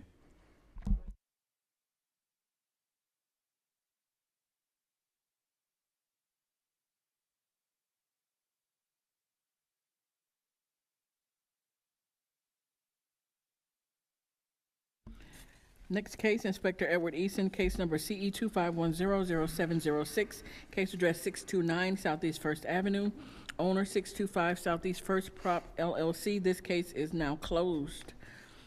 Next case, Inspector Edward Eason, case number CE 25070440, case address 1700 West Broward Boulevard, owner AIDS Healthcare Foundation, Inc., posted at property 12925, posted at 1 East Broward 122125. Good afternoon, Edward Easton, City of Fort Lauderdale, presenting case CE 25070440 for the property located at 1700 West Broward Boulevard. The property was inspected on 7/14/25 and the following violations were observed. Violation dash 15.28, the business, the village at New River is operating without a current year business tax receipt. A notice of hearing was posted to the property on 12/9/25. A pre-hearing inspection was conducted on 1/12/25, and the property remained in violation. The city is requesting 56 days or $50 per day thereafter until compliance is met.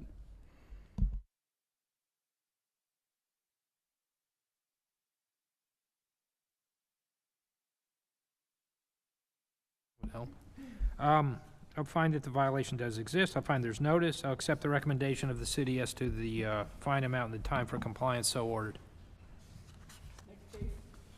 Next case, page 10, Inspector Edward Eason, case number CE 2507-0910, case address 1776 Southeast 9th Street, owner Thermofilm Corp. This case is now closed.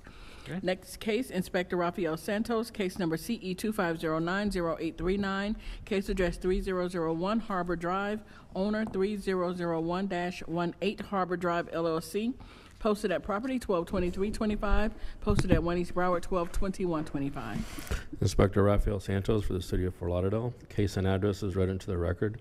Inspector Caracas inspected this property on October 8th, 2025, and cited for the following violation. 18-91.C. There are wood pilings that are in disrepair and they are leaning. Inspection report was posted on the property October 8th, 2025, and a copy was mailed to the owner. Re-inspected November 14th, 2025, posted for this hearing December 23rd, 2025. A pre-hearing inspection was conducted on January 6, 2026, and found that the violation remains. The city is asking for 56 days to comply or a fine of $100 thereafter. All right, I'm going to find that there's notice, sworn testimony of the city is uncontested that the violation exists. The respondent will be given 56 days to come into compliance or face fine of $100 a day. Next case, Inspector Rafael Santos, case number CE 2510-0206, case address 1229 Miami Road, numbers 1 through 6, owner Neopoli LLC, posted at property 122325, posted at 1 East Broward 122125. Inspector Rafael Santos for the City of Fort Lauderdale. Case and address is read into the record. I inspected this property on October 7th, 2025, and cited for the following violations. 9-305B. The landscape at this property is not being maintained in a well-kept appearance or areas of dead and missing ground cover. 9-304B. There are vehicles parked on the grass lawn area. This is a recurring violation. CKCE 24020301, and will be presented to the magistrate whether or not it comes into compliance for a finding of fact. Inspection report was posted on the property on October 7th, 2025, and a copy was mailed to the owner listed on BCPA. I re-inspected November 14th, 2025. I posted for this hearing December 23rd, 2025. Pre-hearing inspection was conducted January 6, 2026, and found that the violations remain. The city is requesting the following. For code section 9-305B, we're asking for 28 days to comply, or $100 thereafter. And for code section 9-304B, 15 days, or a fine of $100 thereafter. We're going to find that there's notice, sworn testimony of the city is uncontested that the violation exists. I'll accept the recommendation of the city as to time and penalty, so ordered. Next case, Inspector Rafael Santos, case number CE 2510-0485, case address 801 Southwest 18th Street, owner Deerhurst Partners LLC, posted at property 122325, posted at 1 East Broward 122125. Inspector Rafael Santos for the City of Fort Lauderdale. Case and address is read into the record. Senior Inspector Bernstein inspected this property on October 16th, 2025, and cited for the following violations. 25-24.B.1 is complied. 18-12A, there is overgrowth, trash, rubbish, and debris on this property. This is a recurring violation, CKCE 23060405. The case will be presented to the magistrate whether or not it comes into compliance for a finding of fact. Inspection report was posted on the property October 16th, 2025, and a copy was mailed to the owner listed on BCPA. Re-inspected October 27th, 2025, posted for this hearing December 23rd, 2025. Pre-hearing inspection was conducted on January 6, 2026, and found that the violation is complied. The city is seeking a finding of fact for code section 18-12A.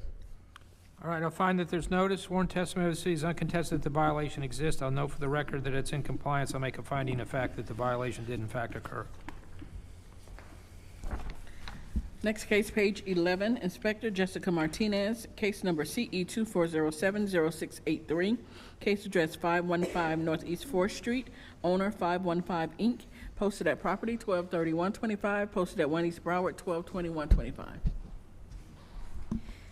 Good afternoon, Jessica. Inspector Jessica Martinez with the City of Fort Lauderdale Code Compliance, presenting case CE 24070683, 515 Northeast 4th Street.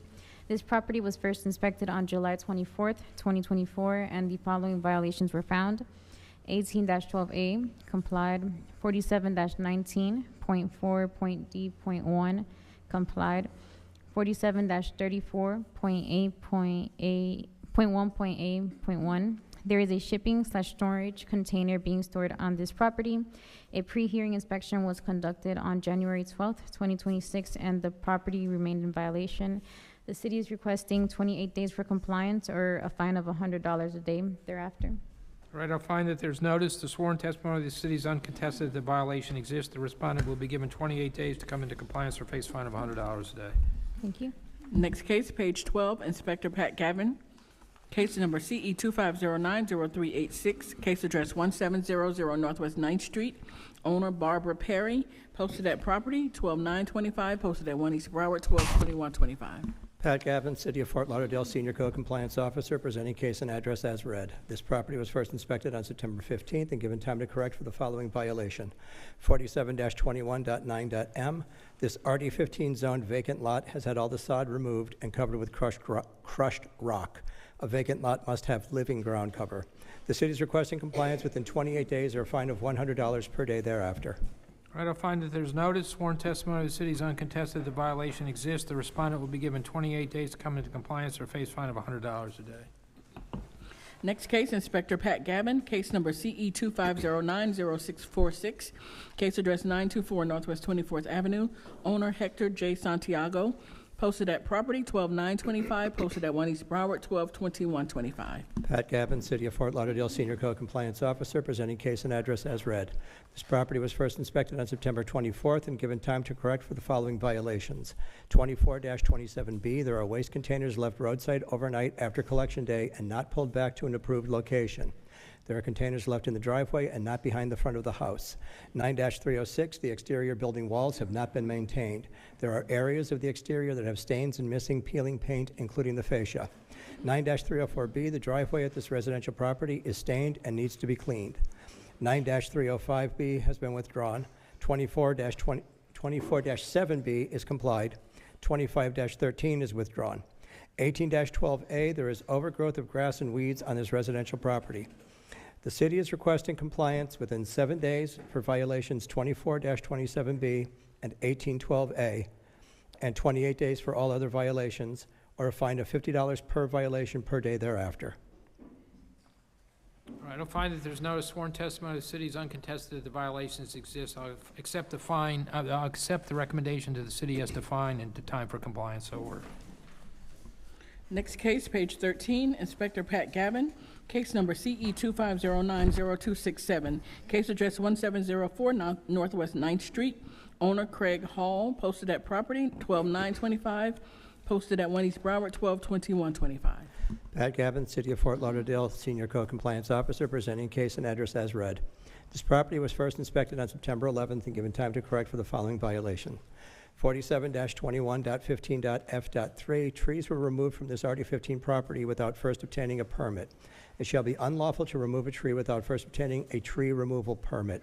A Royal Poinciana, an oak, a mango, and a mahogany tree were removed without first obtaining a permit. This case will be brought to the special magistrate to request an imposition of fines up to $15,000 per tree for an irreparable and irreversible violation. 47-21.15.I.1.a is complied. The city is requesting a fine of $150 per tree for a total of $600 and 56 days to complete the after-the-fact permit, or a fine of $50 per day thereafter. How many trees? 4. 4, okay. All right, I'll impose the fine. I'll find that there's notice. Sworn testimony of the city is uncontested that the violation exists. I'll impose $150 per tree per violation per tree. 56 days to come into compliance. And Pat, what was the fine amount? The after-the-fact permit, or a fine of $50 per day. Okay, so ordered. Thank you. Next case, Inspector Pat Gavin, case number CE 25110101, case address 426 Northwest 7th Terrace, owner MJ Investment Holdings, Inc., posted at property 122325, posted at 1 East Broward 122125. Pat Gavin, City of Fort Lauderdale Senior Code Compliance Officer, presenting case and address as read. This property was first inspected on November 8th and given time to correct for the following violation, 18-12A. There is overgrowth, trash, rubbish, and debris on this property and/or its swale. This is a recurring violation of case CE 230300733. The case will be presented to the special magistrate seeking a finding of fact whether or not the violation complies prior to the hearing date. The city is requesting compliance within 15 days or a fine of $50 per day thereafter. Additionally, the city is requesting a finding of fact that this violation is a recurring violation, and any subsequent violation will be deemed a repeat violation, and fines will begin to accrue immediately. I'll find that there's notice, sworn testimony of the city is uncontested that the violation exists. I'll make the finding of fact that it in fact did exist. I'll accept the recommendation of the city based on the fine amount. Next case, page 14, Inspector Pat Gavin, case number CE 25100627, case address 1730 West Sunrise Boulevard, owner 2 Holdings LLC, personal service on 122325, posted at 1 East Broward 122125. Pat Gavin, City of Fort Lauderdale Senior Code Compliance Officer, presenting case and address as read. This property was first inspected on October 23rd and given time to correct for the following violations. 18-4C is complied, 47-22.9. Signs have been erected without the required permits from the City of Fort Lauderdale on this B3 commercial property. There are flag signs and snipe signs throughout the property, as well as a pole sign, all without permits. 47-21.16A is complied, 25-24B1C is complied. The city is requesting compliance within 56 days or a fine of $100 per day thereafter. All right, I'll find that there's notice, sworn testimony of the city is uncontested, the violation exists, the respondent will be given 56 days to come into compliance or face a fine of $100 a day. Thank you. Thank you. Our next case, page 16, Inspector Karen Proto, case number CE 250807778. That was spam, I think. Case address 2510 Northwest 23rd Avenue, owner Rock Islands Oaks Homeowners Association, posted at property 122225, posted at 1 East Broward 122125. Inspector Proto for the City of Fort Lauderdale, case and address is read into the record. The property was inspected on 9/2/25 and the following violation was observed. 9-280 subsection 8 subsection 1, the chain link fence and surrounding the property is in disrepair and not being maintained as required.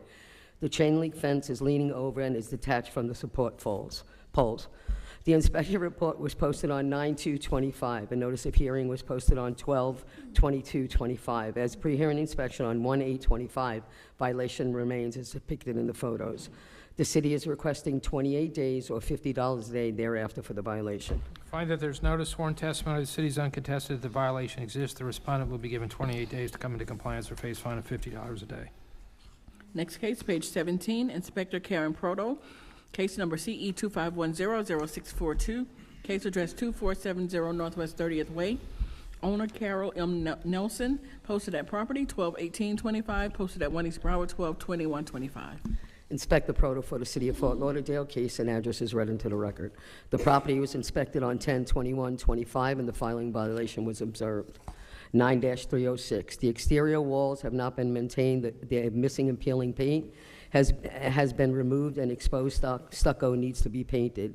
The fascia is also damaged and chipped with missing paint and needs to be repaired and painted. An inspection report was posted on 10/21/25. A notice of hearing was posted on 12/18/25. As of pre-hearing inspection on 1/8/26, violations remain as depicted in the photos. The city is requesting 56 days or $50 a day thereafter for the violation. All right, I'll find that there's notice, sworn testimony of the city is uncontested that the violation exists. The respondent will be given 56 days to come into compliance or face a fine of $50 a day. Next case, Inspector Karen Proto, case number CE 25100830, case address 2820 Northwest 22nd Street, owner Cheryl Wright, posted at property 121825, posted at 1 East Broward 122125. Inspector Proto for the City of Fort Lauderdale. Case and address is read into the record. The property was inspected on 10/27/25, and the following violation was observed. Violations. 18-12A, there is overgrowth, trash, and debris on this property and its swale. This is a reoccurring violation. Refer to case number 24110072, and will be presented in front of magistrate whether it comes to compliance or not. 9-305A, there is growth of landscape material along accumulation of grass and leaves encroaching the public right-of-way. This is a recurring violation. Refer to case number CE 24110072, and will be presented from magistrate whether it comes to compliance or not. An inspection report was posted on 10/27/25. A notice of hearing was posted on 12/18/25. As a pre-hearing inspection on 1/8/26, violations remain as depicted in the photos. The city is requesting 15 days or $50 a day thereafter for each violation. All right, I'll find that there's notice, sworn testimony of the city is uncontested that the violation exists. The respondent will be given 15 days for each violation or face fine of $50 a day. Next case, page 18, Inspector Cameron Proto, case number CE 250800492, case address 2940 Northwest 26th Street, owner Dazareth Robinson, posted at property 12/18/25, posted at 1 East Broward 12/21/25. Inspector Proto for the City of Fort Lauderdale. Case and address is read into the record. The property was inspected on 8/21/25, and the following violations were observed. 18-12C is complied. 9-305B has complied. The landscape on this property is not being maintained in a neat, well-kept appearance. This is a reoccurring violation. Refer to case number CE 23100934, and will be presented in front of magistrate whether it comes in compliance or not. It has complied. An inspection report was posted on 8/21/25. A notice of hearing was posted on 12/18/25.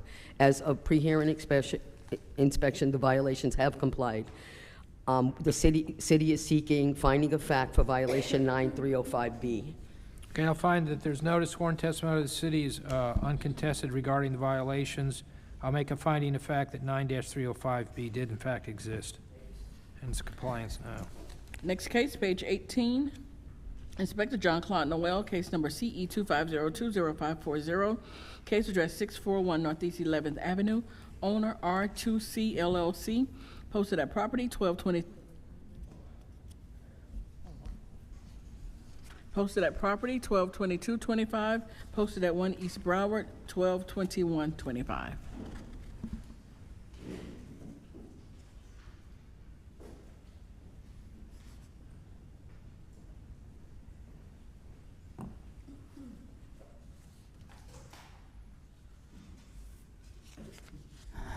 Officer Jean-Claude Noel for the City of Fort Lauderdale.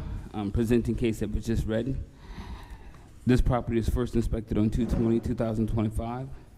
Violation 4722.9 complied. Violation 9-304B complied. Violation 9-305B complied. Violation 9-306. The exterior building walls have not been maintained. Structural parts, including the fascia and the soffits, are in disrepair. There are areas of the exterior that has stains or missing or peeling paint. A pre-hearing inspection was conducted on January 12th. The property remains in violation. The city is requesting 28 days to comply with the violation of 9-306 and or a fine of $100 per day thereafter. Find that there's notice, sworn testimony of the city is uncontested that the violation exists. 9-306 will be given 28 days to come into compliance or face fine of $100 a day. Next case, page 19, Inspector John Claude Noel, case number CE 25110755, case address 1802 Northeast 13th Street, owner TSC Lake Ridge 2 LTD, posted at property 12/22/25, posted at 1 East Broward 12/21/25. Jean-Claude Noel for the City of Fort Lauderdale, presenting case that was just read. This property was first inspected on 11/26/2025. Violation 9-305A. There is growth of landscape material along with accumulation of branches encroaching upon the public right-of-way, which is blocking the view of the stop sign at the intersection of Northeast 18th Avenue and Northeast 13th Street. This is a reoccurring violation. See previous case number CE 240500470. The violation was complied on 1/6/2025. The city is requesting a finding of fact for this violation, 9-305A. All right, I'll find that there's no sworn testimony of the city's uncontested. I'll make a finding of fact for 305A. Next case, page 20, Inspector John Claude Noel, case number CE 2509-0785, case address 211 Northeast 16th Avenue, owner Liam Masri, posted at property 122225, posted at 1 East Broward 122125. John Claude Noel for the city of Fort Lauderdale, presenting case and address that was just read. This property was first inspected on 9/30/2025. Violation 18-12A complied. Violation 9-305B, the landscape at this property is not being maintained in a neat and well-kept appearance. There are areas of dead or missing ground cover to include the swale. Violation section 24-7B complied.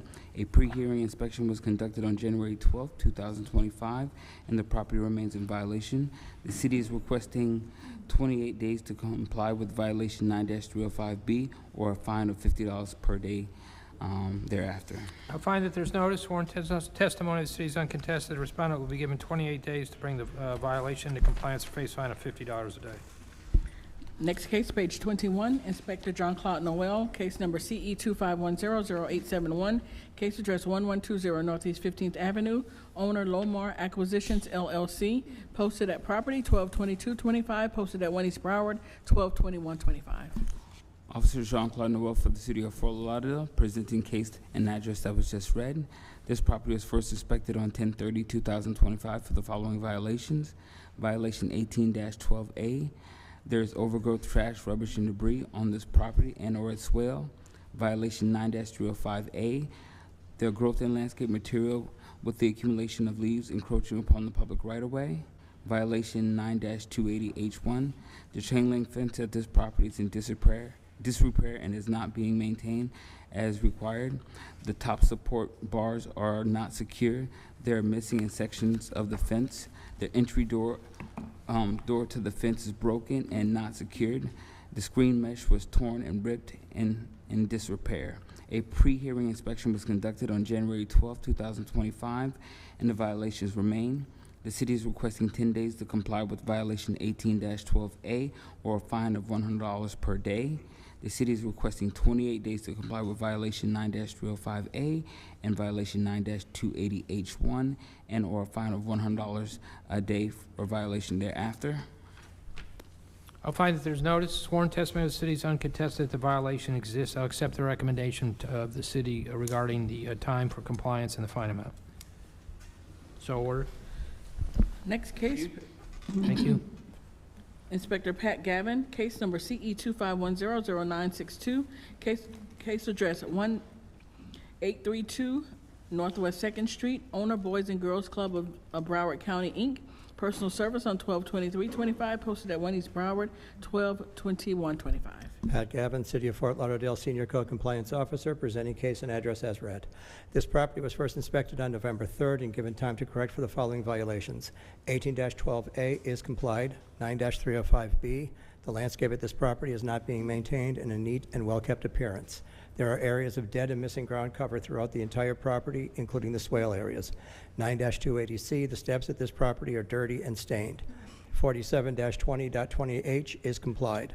The city is requesting compliance within 91 days or a fine of $100 per violation per day thereafter. Additionally, the city is requesting a finding of fact that violation 18-12A is a recurring violation of case CE 2406-0374, and any subsequent violation will be deemed a repeat violation and fines will begin to accrue immediately. I'll find that there's no sworn testimony of the city's uncontested. I'll make a finding of fact as to 1812 and accept the recommendation of the fine amount and time for compliance regarding the other violations. So ordered. Thank you. Next case, page 22, Inspector Jessica Martinez, case number CE 2504-0262, case address 844 Northwest 3rd Avenue, numbers 1 through 3. Owner Jose Nunez, posted at property 12/29/25, posted at 1 East Broward 12/21/25. Inspector Martinez with the City of Fort Lauderdale Code Compliance, presenting case CE 2504-0262, 844 Northwest 3rd Ave. This case was first inspected on April 12, 2025, and the following violations were found. 18-12A complied, 9-305A complied, 24-27B, complied. 9-280D, complied.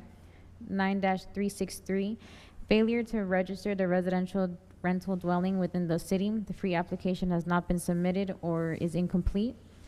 9-305B, the landscape at this property is not being maintained in a neat and well-kept appearance. There are areas of dead and missing ground cover. A pre-hearing inspection was conducted on January 11th, and the property remained in violation. At this time, the city is requesting for 9-363, 15 days for compliance or a fine of $50 a day thereafter.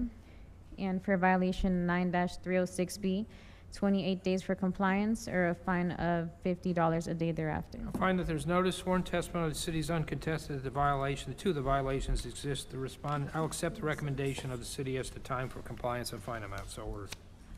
Next case, Inspector Jessica Martinez, case number CE 25050046, case address 1 North Andrews Avenue, owner MI2 Property LLC, posted at property 123125, posted at 1 East Broward 122125. Inspector Jessica Martinez with the City of Fort Lauderdale Code Compliance, presenting case CE 25050046, 1 North Andrews Avenue. This property was first inspected on July 22nd, 2025, and the following violations were found. 18-12A, complied. 47-20.20H, there are parking facilities that are not maintained at this property. There are oil and paint stains on the parking facility and peeling paint on the wheel stops. A pre-hearing inspection was conducted on January 11th, and the property remained in violation. At this time, the city is requesting for 47-2020H, 56 days for compliance or a fine of $100 a day thereafter. I find that there's notice, sworn testimony of the city is uncontested that the violations exist. I'll accept the recommendation to the city as to the fine amount and time for compliance. So ordered. Thank you. Next case, page 23, Inspector Jessica Martinez, case number CE 25050216, case address 621 West Broward Boulevard, owner Anibi Real Estate Development LLC, personal service on 123025, posted at 1 East Broward 122125. This case is complied. Next case, page 24, Inspector Jessica Martinez, case number CE 25050490, case address 431 Northwest 1st Avenue, owner Ronnie I. Pickul, posted at property 123025, posted at 1 East Broward 122125. Inspector Martinez with the City of Fort Lauderdale Code Compliance, presenting case CE 25050490, 431 Northwest 1st Avenue. This property was first inspected on June 17th, 2025, and the following violations were found. 18-12A, complied. However, this is a recurring violation. Reference case CE 2408-0219. This case will be presented to the special magistrate seeking a finding of fact whether or not the violation complies prior to the hearing date. 9-305B, the landscape at this vacant lot is not being maintained in a neat and well-kept appearance. There are areas of dead and missing ground cover. 47-34, 1A1, complied. 9-304B, complied. A pre-hearing inspection was conducted on January 7th, 2026, and the property remained in violation. The city is requesting for 18-12A a finding of fact, and for 9-305B, 56 days for compliance or a fine of $50 a day thereafter. I'll find that there's notice, sworn testimony of the city is uncontested. I'll make a finding of fact as to 1812A, and I will accept the recommendation of the city as to fine amount and time for compliance for the other violations. So ordered. Thank you. Next case, page 25, Inspector Jessica Martinez, case number CE 25080682, case address 413 Northeast 5th Terrace, owner Roller Place LLC, personal service on 123125, posted at 1 East Broward 122125. Inspector Martinez with the City of Fort Lauderdale Code Compliance, presenting case CE 25080682, 413 Northeast 5th Terrace. This property was first inspected on August 26, 2025, and the following violations were found. 47-20.13.G.1a, the soil area was paved without a permit. 47-22.9, complied. A pre-hearing inspection was conducted on January 11, 2026, and the property remained in violation. At this time, the city is requesting 56 days for compliance or a fine of $100 a day thereafter. All right, I'll find that there's notice, sworn testimony, the city's uncontested. I'll find that the violation exists. The respondent will be given 56 days to come into compliance or face fine of $100 a day. Next case, Inspector Jessica Martinez, case number CE 2507-0275, case address 11 North Andrews Avenue, owner Bachow Family Oz Fund LLC, posted at property 123125, posted at 1 East Broward 122125. Inspector Martinez with the City of Fort Lauderdale Code Compliance presenting case CE 2505-0046, 11 North Andrews Avenue. This property was first inspected on July 28, 2025, and the following violations were observed. 18-12A, there's overgrowth, trash, rubbish, litter, debris on the property, and swale. 9-305A. I think you read the wrong case number. Me? Yeah. Oh, it's the same address, that's why. It's two different cases. Okay. Is this one CE 2504666? Ending in 275. For 11 North Andrews?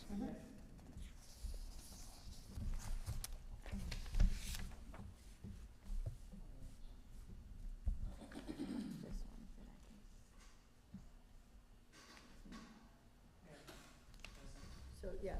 No, I have the...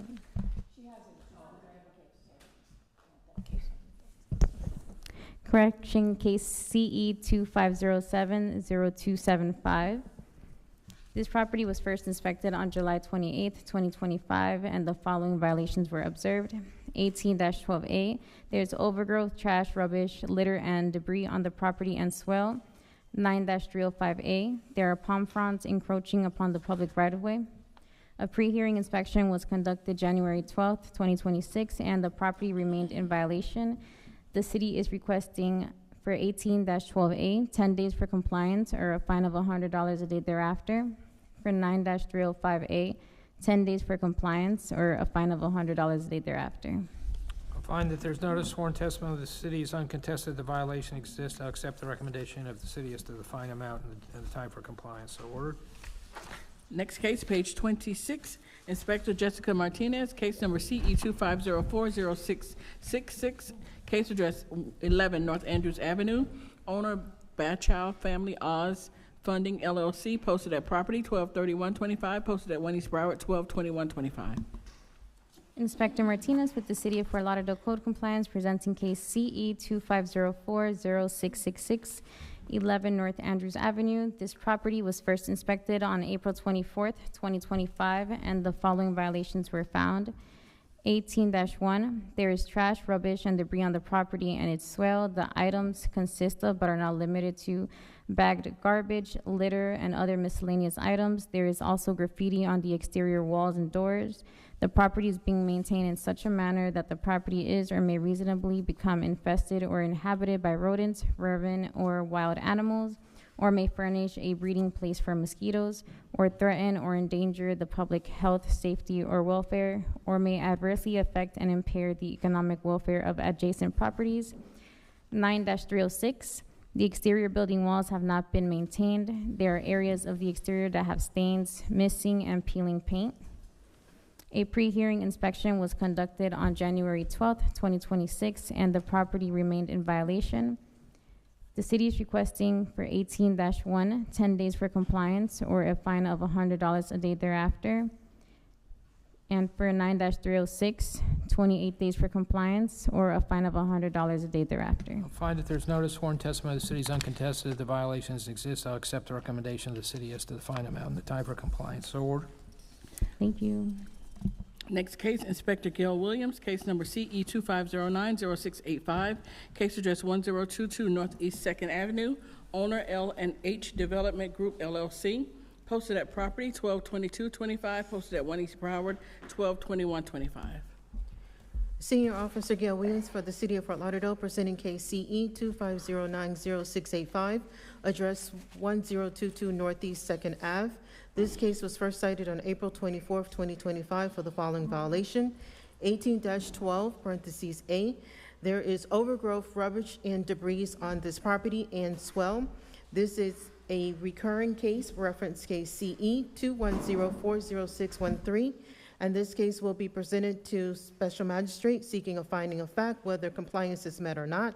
Pre-hearing inspection conducted on January 11, 2026, and the violation remains as depicted in the photos. The city is requesting 10 days or a daily fine of $100 per day thereafter. I'll find that there's no sworn testimony. The city's uncontested. The violation exists. I'll accept the recommendation of the city as to the fine amount and the time for compliance. So ordered. Next case, Inspector Guy Siderman, case number CE 25090684, case address 712 Northwest 15th Way, owner TSC Associates, Inc., posted at property 122325, posted at 1 East Broward 122125. Name, case, and address as read. This property was first inspected on 11/4/2025 and given time to correct for the following violations. Violations 47, TAC 21.9M. The landscape at this RD 15 property is not being maintained. There are several areas that have missing ground cover, sod, or grass throughout the property, including but not limited to the swell area. This includes the area that has rocks and no grass. Violations 18, TAC 12A. This RD 15 zone property has overgrowth at the rear and left side of the property that needs to be maintained. This includes the area along the fence. This is a reoccurring violation per case CE 23110229. The property was posted on 12/23/2025. My pre-hearing inspection was conducted on 1/5/2026. The property remained in violation. For violation 47, TAC 21.9M, the city is requesting compliance within 56 days or a fine of $100 per day thereafter. For violations 1812A, the city is requesting compliance within 15 days or a fine of $100 per day thereafter and a finding of fact. I'll find that there's notice, sworn testimony of the city is uncontested, the violation exists. I'll accept the recommendation of the city as to the fine amount and the time for compliance. So ordered. Next case, page 27, Inspector Guy Siderman, case number CE 25090063, case address 844 Northwest 10 Terrace, owner Prasad USA Property Holdings LLC, posted at property 122325, posted at 1 East Broward 122125. Name, case, and address as read. The property was first inspected on 9/15/2025 and given time to correct for the following violations. Violation 15, TAC 28, the business convenience store at this location is operating without a current year business tax receipt. The property was posted on 12/23/2025. My pre-hearing inspection was conducted on 1/5/2026. The property remained in violation. For violation 15, TAC 28, the city is requesting compliance within 56 days or a fine of $100 per day thereafter. Find that there's notice, sworn testimony of the city is uncontested, that the violation exists. The respondent will be given 56 days to come into compliance for face fine of $100 a day. Next case, page 28, Inspector Pat Gavin, case number CE 25080069, case address 744 Northwest 15 Terrace, owner Claudine Daz. This case is complied. Next case, Inspector Guy Siderman, case number CE 25080072, case address 733 Northwest 15 Terrace, owner James David Wickham, posted at property 12925, posted at 1 East Broward 122125. Name, case, and address as read. The property was first inspected on 8/6/2025 and given time to correct for the following violations. Violation 9, TAC 305B. There are several areas of dead or missing ground cover throughout the property, including but not limited to the swell area. Violation 9, TAC 304B. The paved driveway is stained with dark stains or marks. The apron of the driveway has grass and weeds growing through it. Violation 9, TAC 306 complied. Violation 1812A, there is overgrowth, trash, rubbish, and debris at this property and its swell. Violation 47, TAC 34, 1.A1, there are outdoor storage being used in the RC 15 zone property with indoor chairs outside, buckets, wood pieces, gas cans, and shopping carts. The property was posted on 12/9/2025. My pre-hearing inspection was conducted on 1/5/2026. The property remained in violation. For violations 9 TAC 305B and 9 TAC 304B, The city is requesting compliance within 147 days or a fine of $50 per day thereafter. For violation 1812A, the city is requesting compliance within 56 days or a fine of $50 per day thereafter. For violation 47, TAC 34.1.A.1, the city is requesting compliance within 147 days or a fine of $50 per day thereafter. 147 is 6 months, right? Okay, I'll find that there's notice, sworn testimony of the city is uncontested, that violations exist. I'll accept the recommendation of the city as to the fine amounts and the time for compliance, so ordered.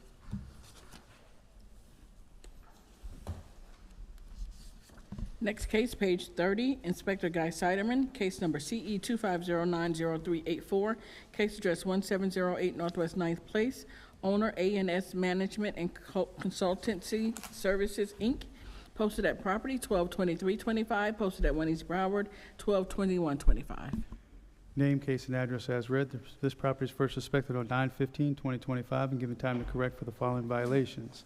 Violation 9 TAC 305, landscape missing ground cover, sod, grass throughout the property, including but not limited to the swell area. Violation 9 TAC 280H1, the fence is in disrepair, missing the gate latch on the south side of the property and a top bar on the north side of the property side of the fence.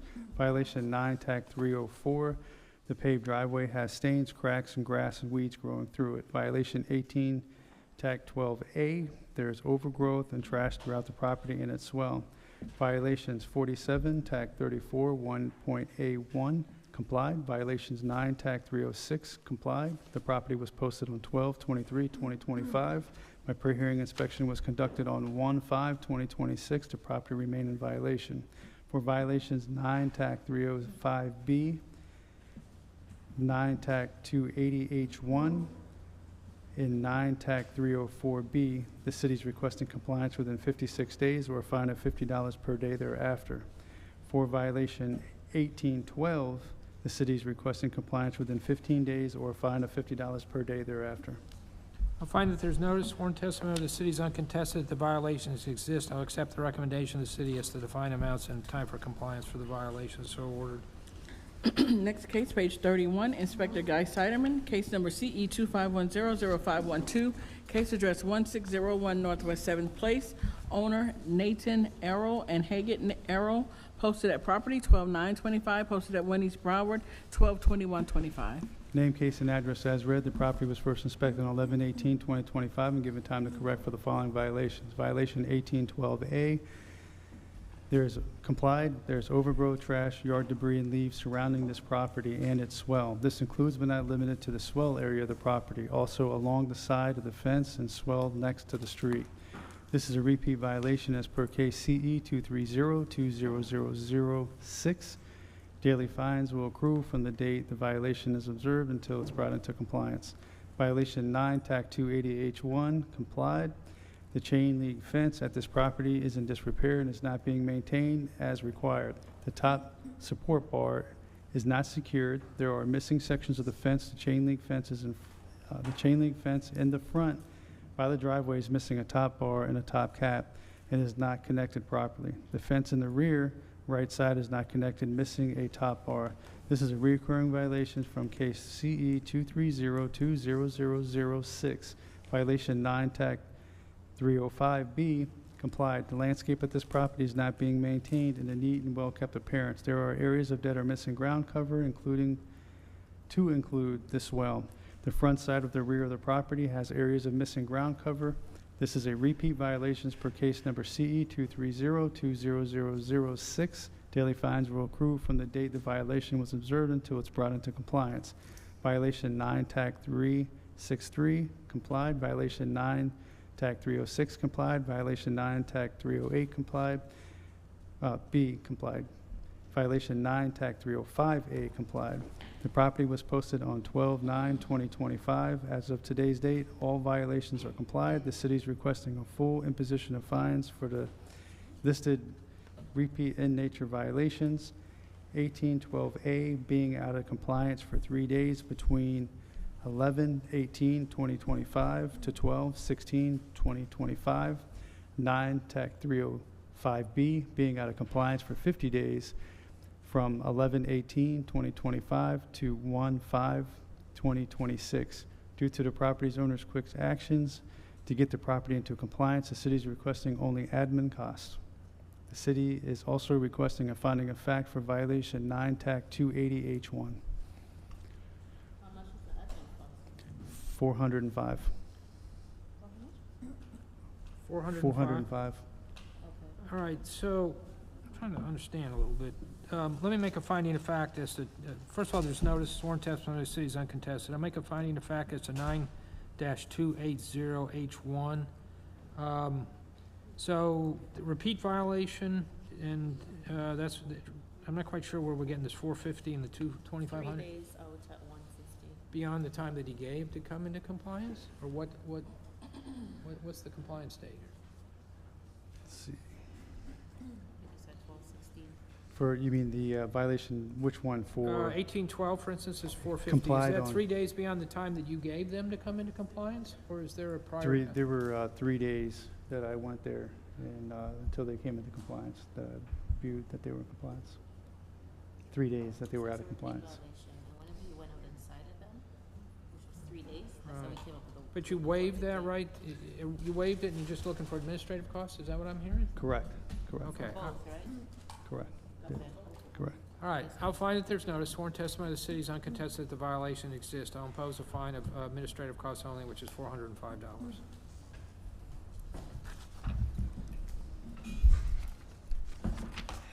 Our next case, page 32, Inspector Rachel Moore, case number CE 25050100.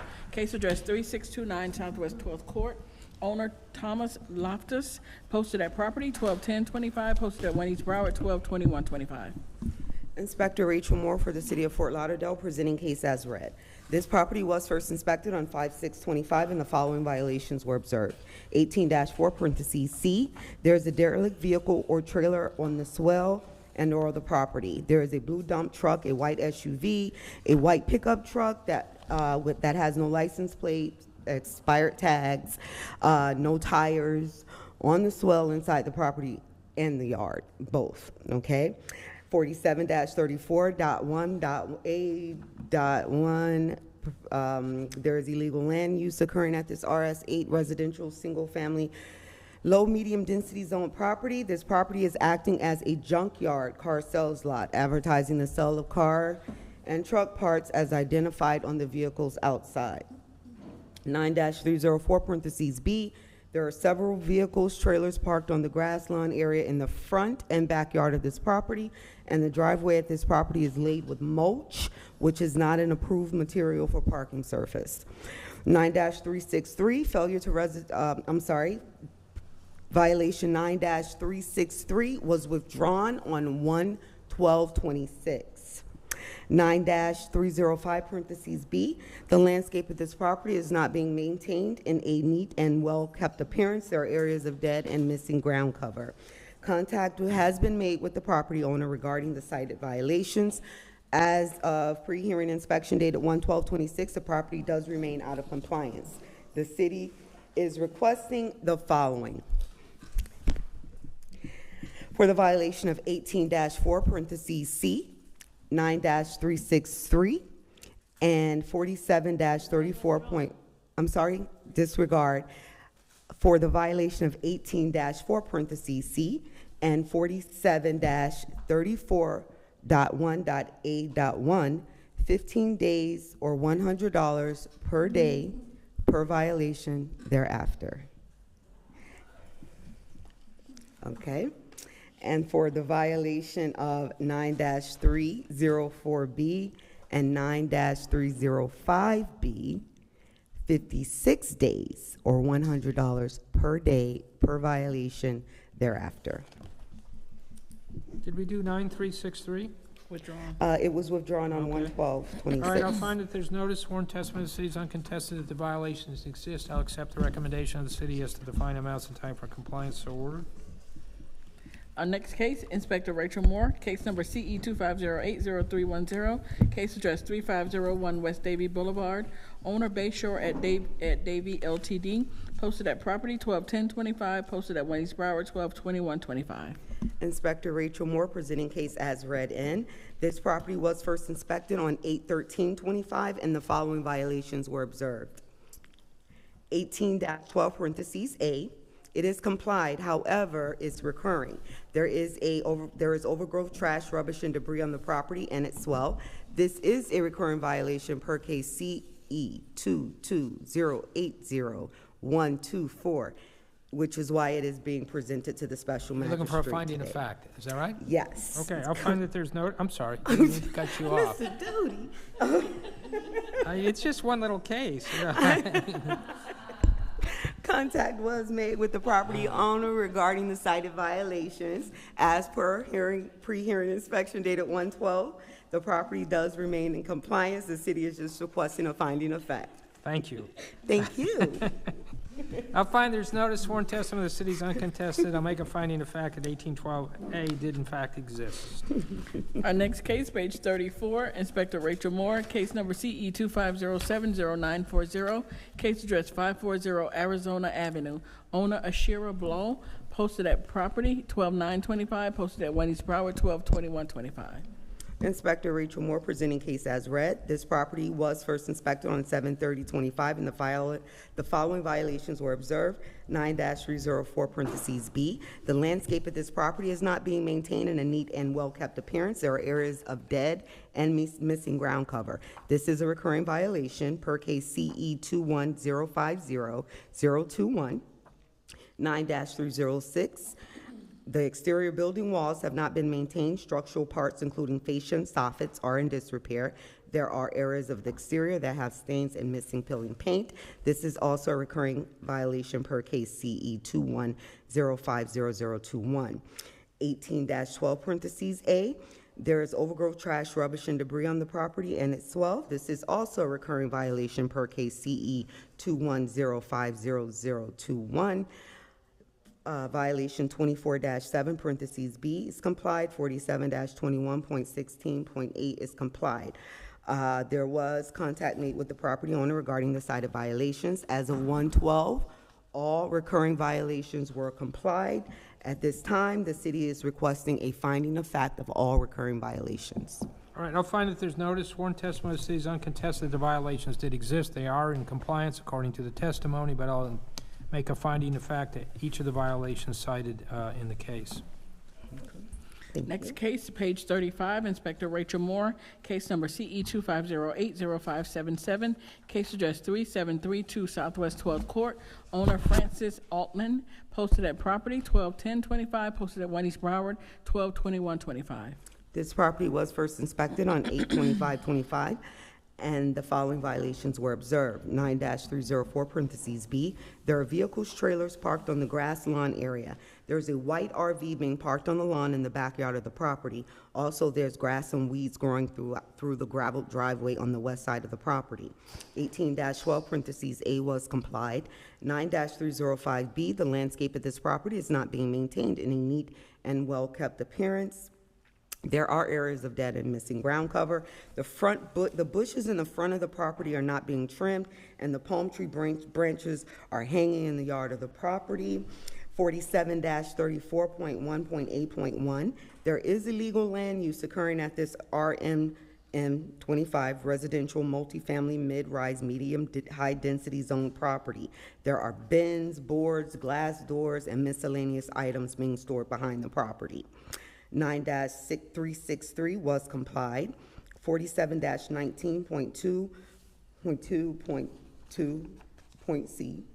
There is a storage pod on the property at all times. A green storage container has been placed in the back of this residential multifamily mid-rise medium high density zone property. 47-34.4.B.1. There is overnight parking of commercial vehicles and or watercraft at this location. A large commercial lawn dump truck and trailer are all being parked at this residential multifamily mid-rise medium high density zone property. Contact has been made with the property owner regarding all the site violations. As a pre-hearing inspection dated 1/12/26, the property does remain out of compliance. The city is requesting the following. For the violation of 9-304 parentheses B and 9-305B, 28 days or $100 per day per violation thereafter. 47-34.1.A.1 and 47-34.4.B.1, 15 days or $100 per day thereafter. And for the violation of 47-19.22.2C, 91 days or $100 per day thereafter, as the property owner is seeking a variance. Seeking a variance? Yes. Okay, I'll find that there's no sworn testimony of the city is uncontested that the violations exist. I'll accept the recommendation of the city as to the time for compliance and the fine amounts so ordered. Next case, page 36, Inspector Rachel Moore, case number CE 25080129, case address 2740 Southwest 6th Court, numbers 1 and 2, owner Gail Mayhew, posted at property 12/9/25, posted at Wayne East Broward 12/21/25. This property was first inspected on 9/10/25 and the following violations were observed. 9-304 parentheses B, there is grass and weeds growing through the asphalt of the driveway. This is a recurring violation per case. Oh, please pardon that. Okay, Inspector Rachel Moore presenting case as read in. This property was first inspected on 8/6/25 and the following violations were observed. 9-306 was complied on 1/12/26. 9-280 parentheses H parentheses 1 is complied. 18-12 parentheses A is complied. 47-20.20 parentheses H.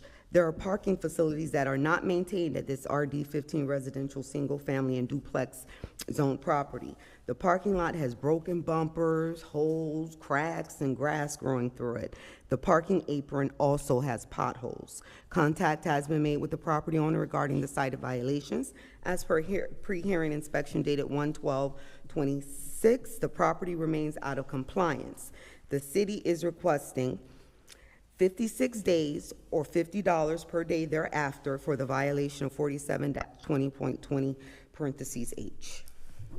All right, I'll find that there's no sworn testimony of the city is uncontested that the violation exists. I'll accept the recommendation of the city as to the time for compliance and fine amounts so ordered. Next case, Inspector Rachel Moore, case number CE 25090218, case address 1106 Wyoming Avenue, owner SRP Sub LLC, posted at property 12/9/25, posted at Wayne East Broward 12/21/25. This property was first inspected on 9/10/25 and the following violations were observed. 9-304 parentheses B, there is grass and weeds growing through the asphalt of the driveway. This is a recurring violation per case CE 24120026.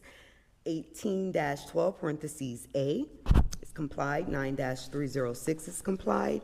And 9-305B, the landscape of this property is not being maintained in a neat and well-kept appearance. There are overgrown trees in the backyard of the property, and there are areas of dead and missing ground cover throughout the yard and swell of the property. This is a recurring violation per case CE 22060-332. At this time, all violations have been rectified. They are complied, okay? And as per pre-hearing inspection dated 1/12, the property remains in compliance. The city is requesting a finding of fact of all recurring violations. All right, I'll find that there's notice sworn testimony of the city is uncontested that the violations exist, but they are in compliance, and make a finding fact as to each violation. Next case, Inspector Rachel Moore, case number CE 25100379, case address 1051 Alabama Avenue, owner Axel Gonzalez, personal service on 12/9/25, posted at 1 East Broward 12/21/25. This property was first inspected on 10/13/25 and the following violations were observed. 47-39.8.1, 2.B, parentheses 7, parentheses 1, A, parentheses 1. There are two commercial food trucks parked on the lawn at this RS 6.7 irregular residential zone property. 18-12, parentheses A is complied. 9-304, parentheses B, there are vehicles, trailers parked on the grass lawn area. There are two commercial food trucks being parked on the lawn of this property, and this is a recurring violation per case CE 2108069. 47-39.A.1.B, parentheses 6, parentheses B is complied. 18-1 is complied. 9-305, parentheses A is complied. 9-305, parentheses B. The landscape of this property is not being maintained in a neat and well-kept appearance. There are areas of dead and missing ground cover. Contact has been made with the property owner regarding all cited violations. As per pre-hearing inspection dated 1/12/26, the property remains out of compliance. The city is requesting the following. For the violation of 47-39.A.1.B, parentheses 7, parentheses A, 1, 15 days or $50 per day thereafter. And for the violation of 9-305B, parentheses B, 56 days or $50 per day thereafter. All right, I'll find that there's notice, sworn testimony is uncontested if the violation exists. I'll accept the recommendation of the time for compliance and fine amounts for the city so ordered. We'll take a quick recess. Please and thank you. Yeah, we can do that. Let's do that.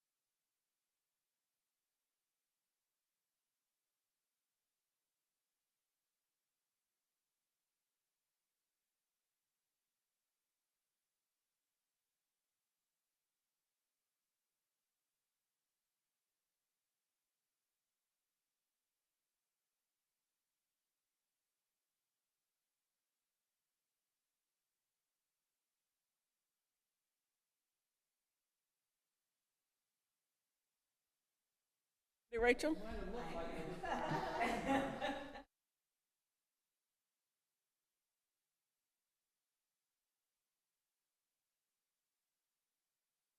Page 38.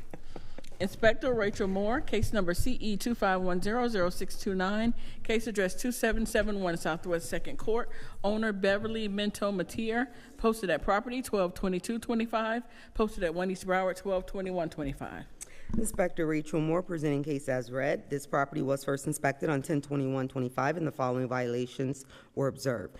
18-12 parentheses A is complied. 18-1 was complied on 1/12. 9-304 parentheses B, the driveway at this property has weeds growing through it and has cracks with small potholes. 9-305 parentheses B, the landscape at this property is not being maintained in a neat and well-kept appearance. There are areas of dead and missing ground cover. The bushes and trees at this property are overgrown and not being maintained. Contact has been made with the property owner regarding the cited violations. As per pre-hearing inspection dated 1/12, the violations remain. The city is requesting the following.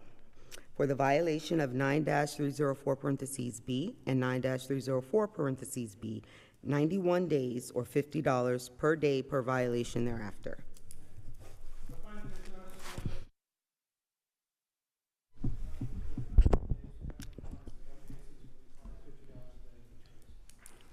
Thank you, Special Magistrate.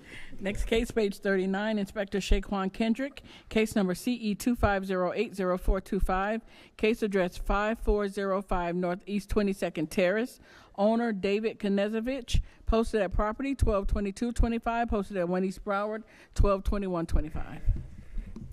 Inspector Kendrick with the City of Fort Lauderdale presenting case and address as read.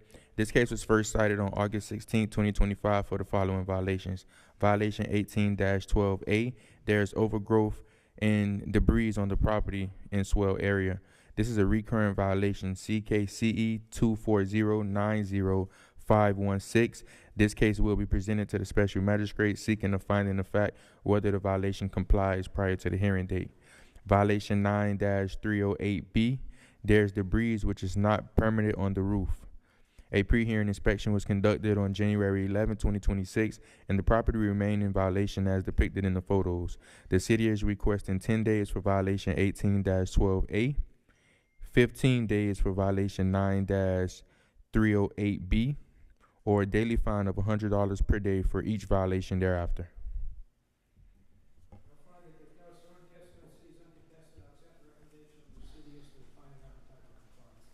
Next case, Inspector Shaquan Kendrick, case number CE 25050788, case address 5001 North Federal Highway, owner Affirmed Corp, personal service on 12/29/25, posted at 1 East Broward 12/21/25.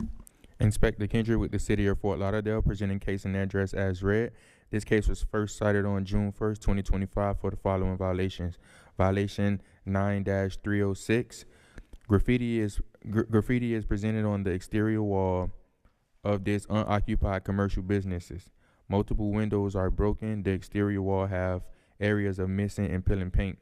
The graffiti was removed and also the broken windows were removed from the property. However, the exterior walls are still missing and peeling paint. Violation 47-34.1.8.1 has complied. Violation 9-280H has complied. Violation 47-20.20.H has complied. Violation 9-280C has complied. Violation 18-1 has complied. A pre-hearing inspection was conducted on January 11, 2026, and the violation 9-306 remained as depicted in the photos. The city is requesting 56 days for violation 9-306 or a daily fine of $100 per day thereafter.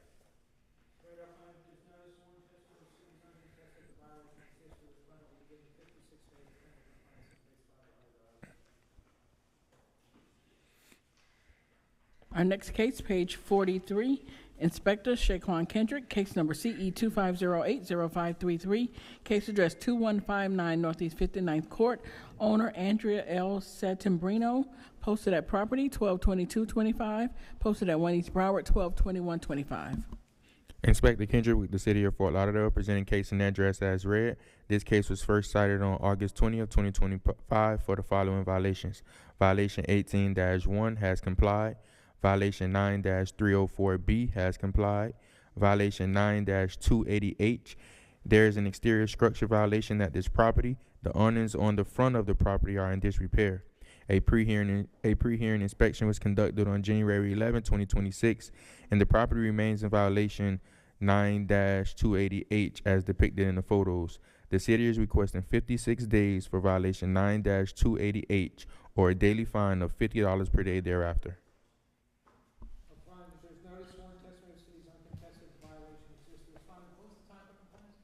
56 days. No, 50. 50.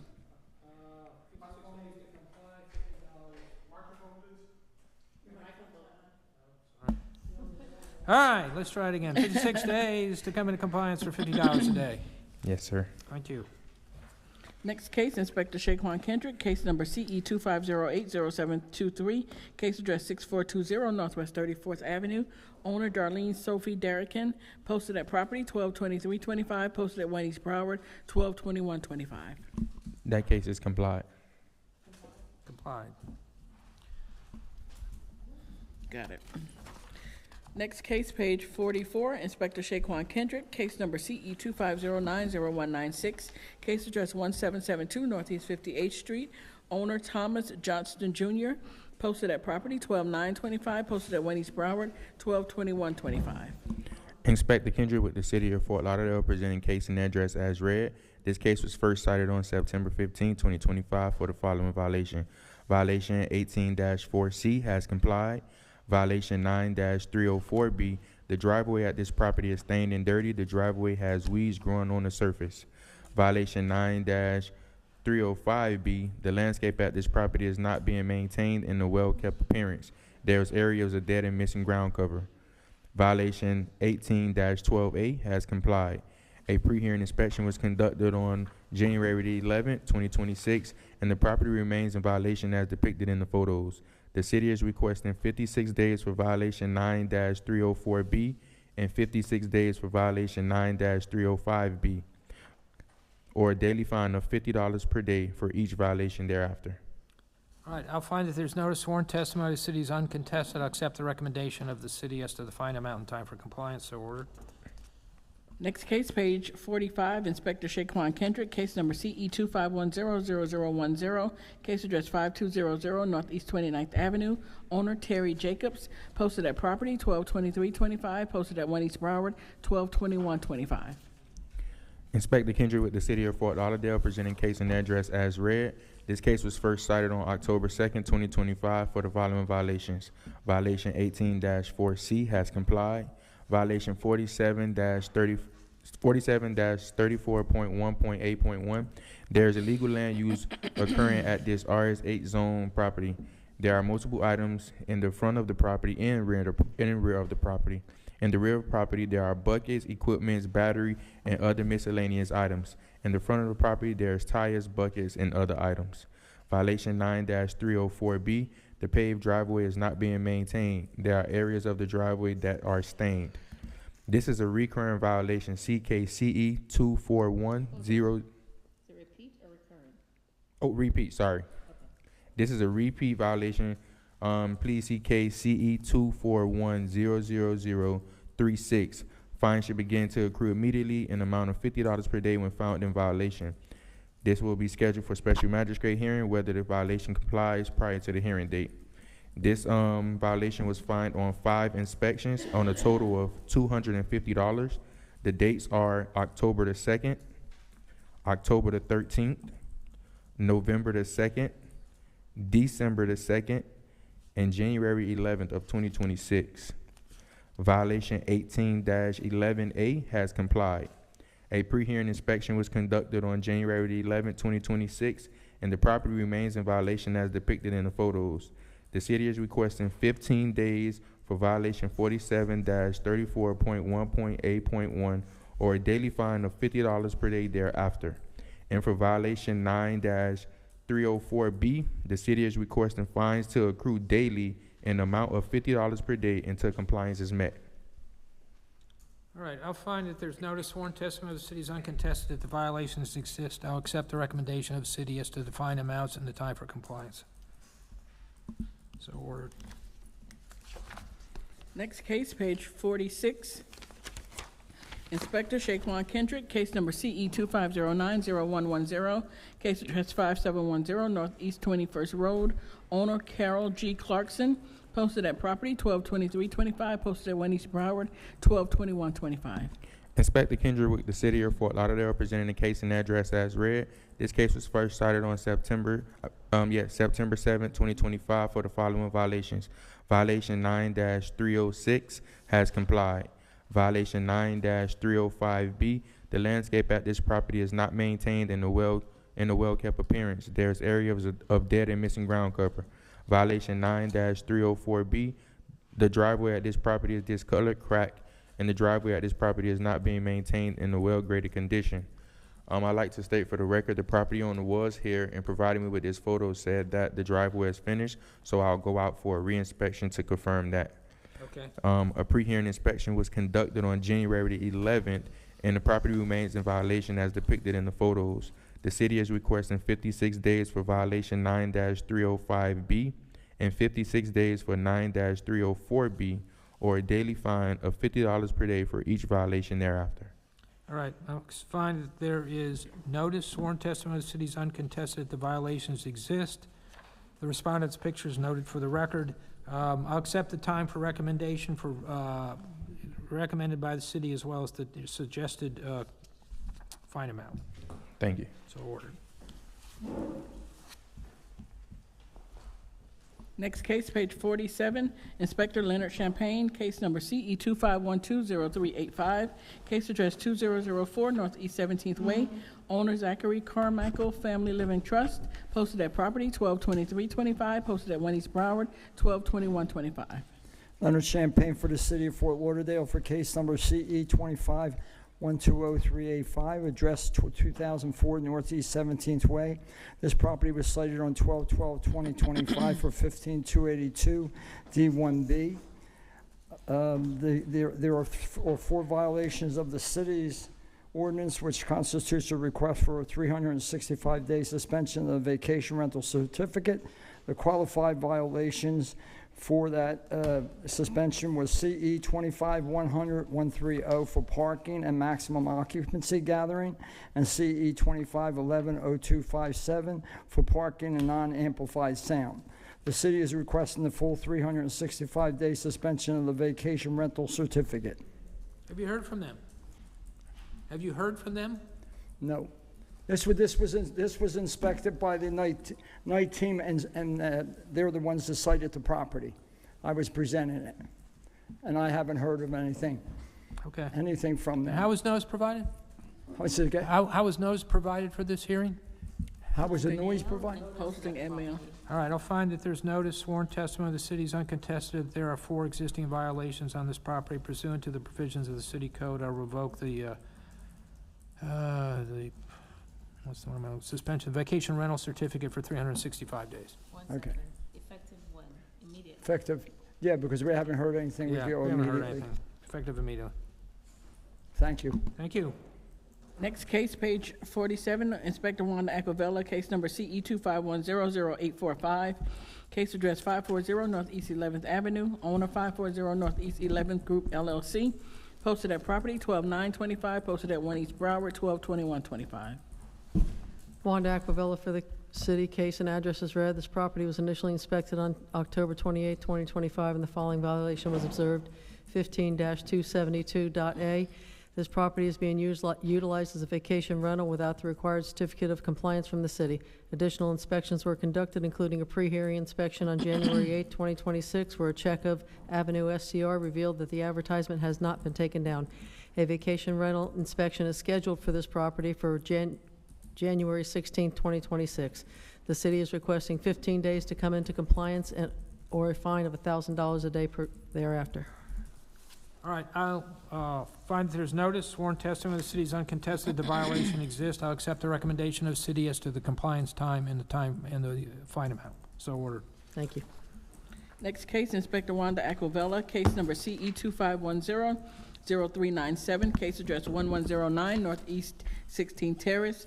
Owner Cornell Lloyd Davis, posted at property 12/9/25, posted at 1 East Broward 12/21/25. Wanda Aquavella for the city. Case and address is read. This property was initially inspected on October 14, 2025, and the following violation was discovered. 15-272.A. This property is being utilized as a vacation rental without the required certificate of compliance from the city. Additional inspections were conducted, including a pre-hearing inspection on January 8, 2026, where a check of Avenue SCR revealed that the advertisement has not been taken down.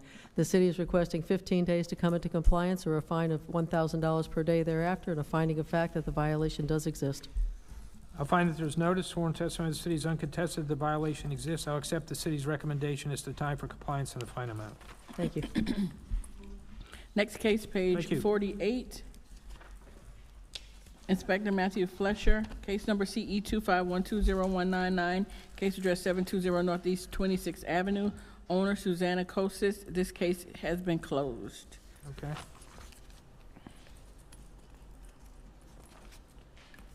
Next case, page 50, Inspector Ahmad Wallace, case number CE 251000131, case address 1051 Park Drive. Owner Ronell Theodore. This is to vacate the violation of 15-281 parentheses A.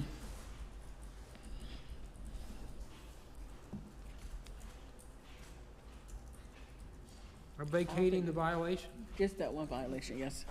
And then are we going to rehear it or just vacate it? Why are we vacating it? And it's not that I'm not going to do it, I just wonder what it is. What happened?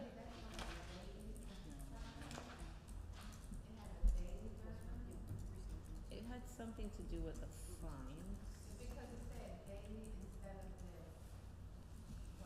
Oh, okay, so it said daily fines instead of a one-time fine. Okay, all right, based on that, I'll vacate the violation. We have to go back to page 48, case number CE 251201199, case address 720 Northeast 26th Avenue. We've been given instruction that this case is not closed. We are going to reschedule this case. I'm sorry, which case? 720 Northeast 26th Avenue. I originally said that it was closed, page 48. This one? I originally said it was closed, but You're going to reschedule it? Yeah, we're going to reschedule it. For when? You're going to bring it back when you Yeah, decide? we'll bring it back when they Okay, decide. all right. Thank you. Thank you. And you skipped one. I see it. Next case, page 50. Inspector Robert Kroc, case number CE 251106663, case address 2406 Gulfstream Lane. Owner LMGA Investment Group LLC. This case was first cited 11/22/25 to comply by 11/22/25. Two sections complied at $250 each for a total of $500. Appeal deadline was 12/7/25. The city is requesting the full amount, and no appeal was received. Okay. There's a video? Okay.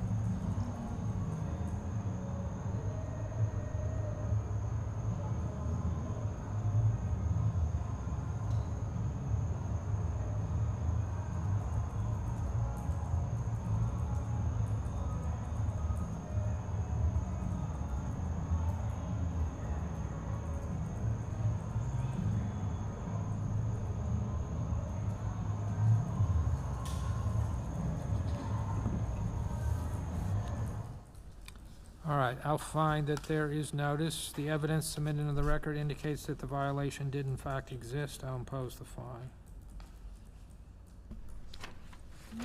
Next case, page 51, Inspector Guy Siderman, case number CE 25030571, case address 1888 Northwest 9th Lane, owner Eric Hutton. This case was first heard 11/6/25 to comply by 11/6/25 and 12/4/25. One section complied at $150 for a total of $2,250, and the city is requesting no fines. So this is an imposition of fine, right? And Yes. you want to note for the record there's no fines, right? Correct. All right, I'll note for the record there's no fines.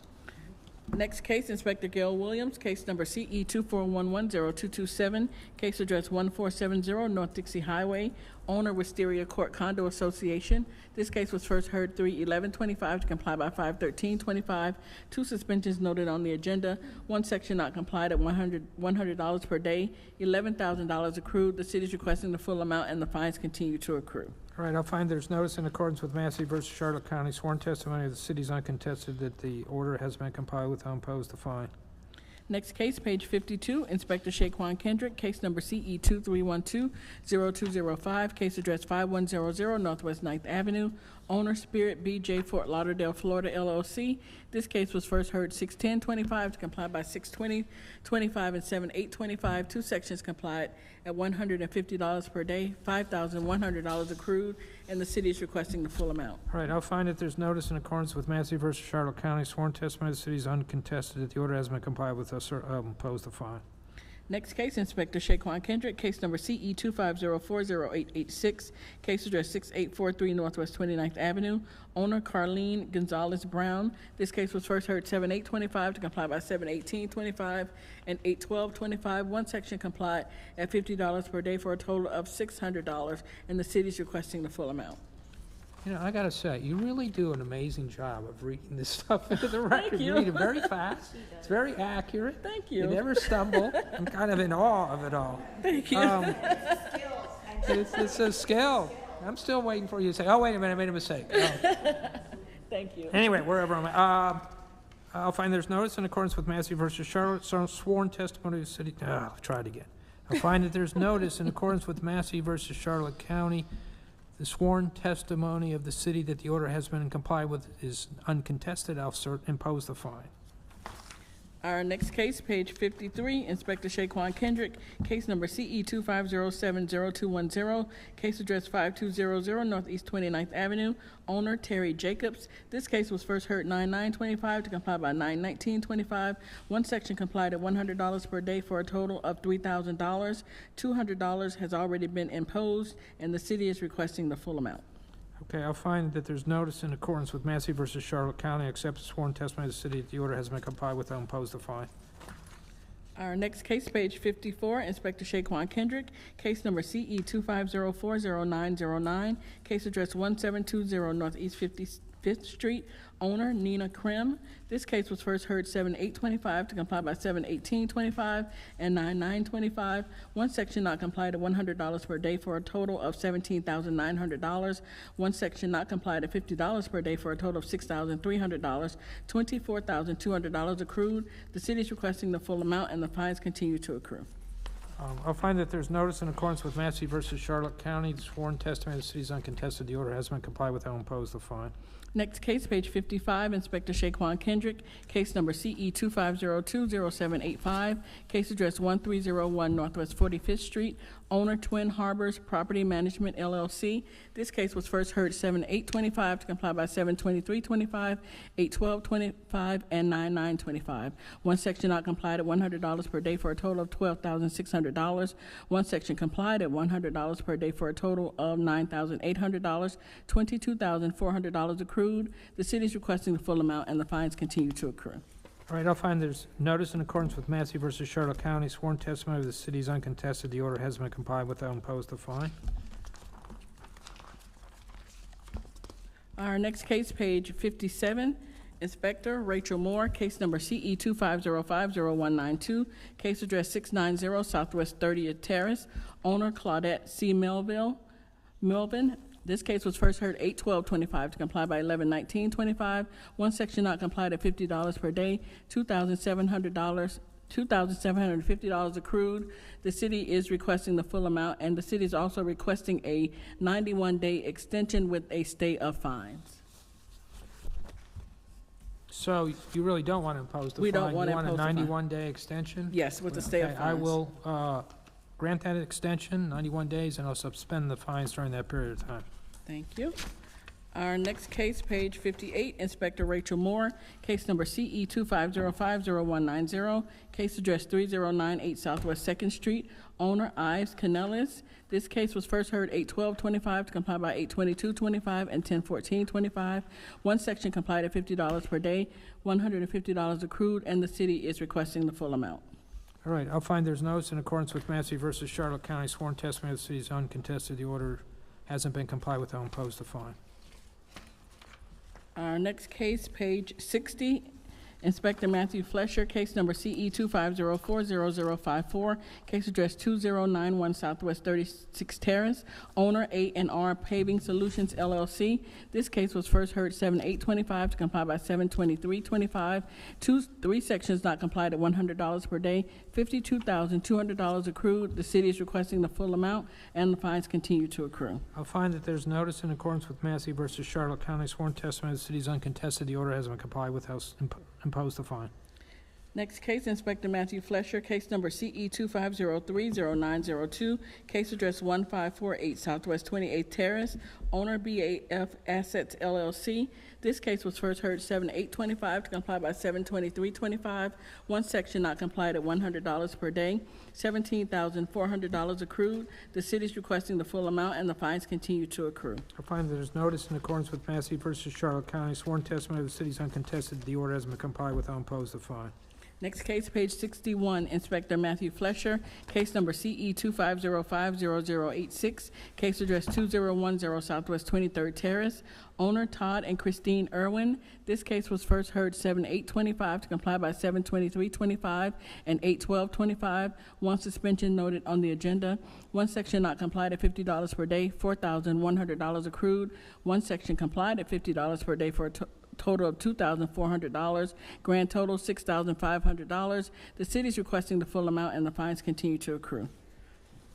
Find that there's notice in accordance with Massey versus Charlotte County sworn testimony of the city is uncontested. The order hasn't been complied with. I'll impose the fine.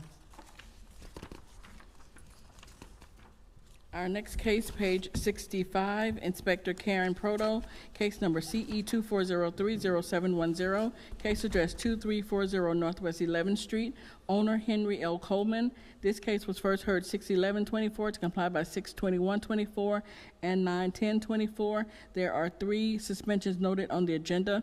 Four sections not complied at $100 per day, $18,200 accrued. This was an order to reappear.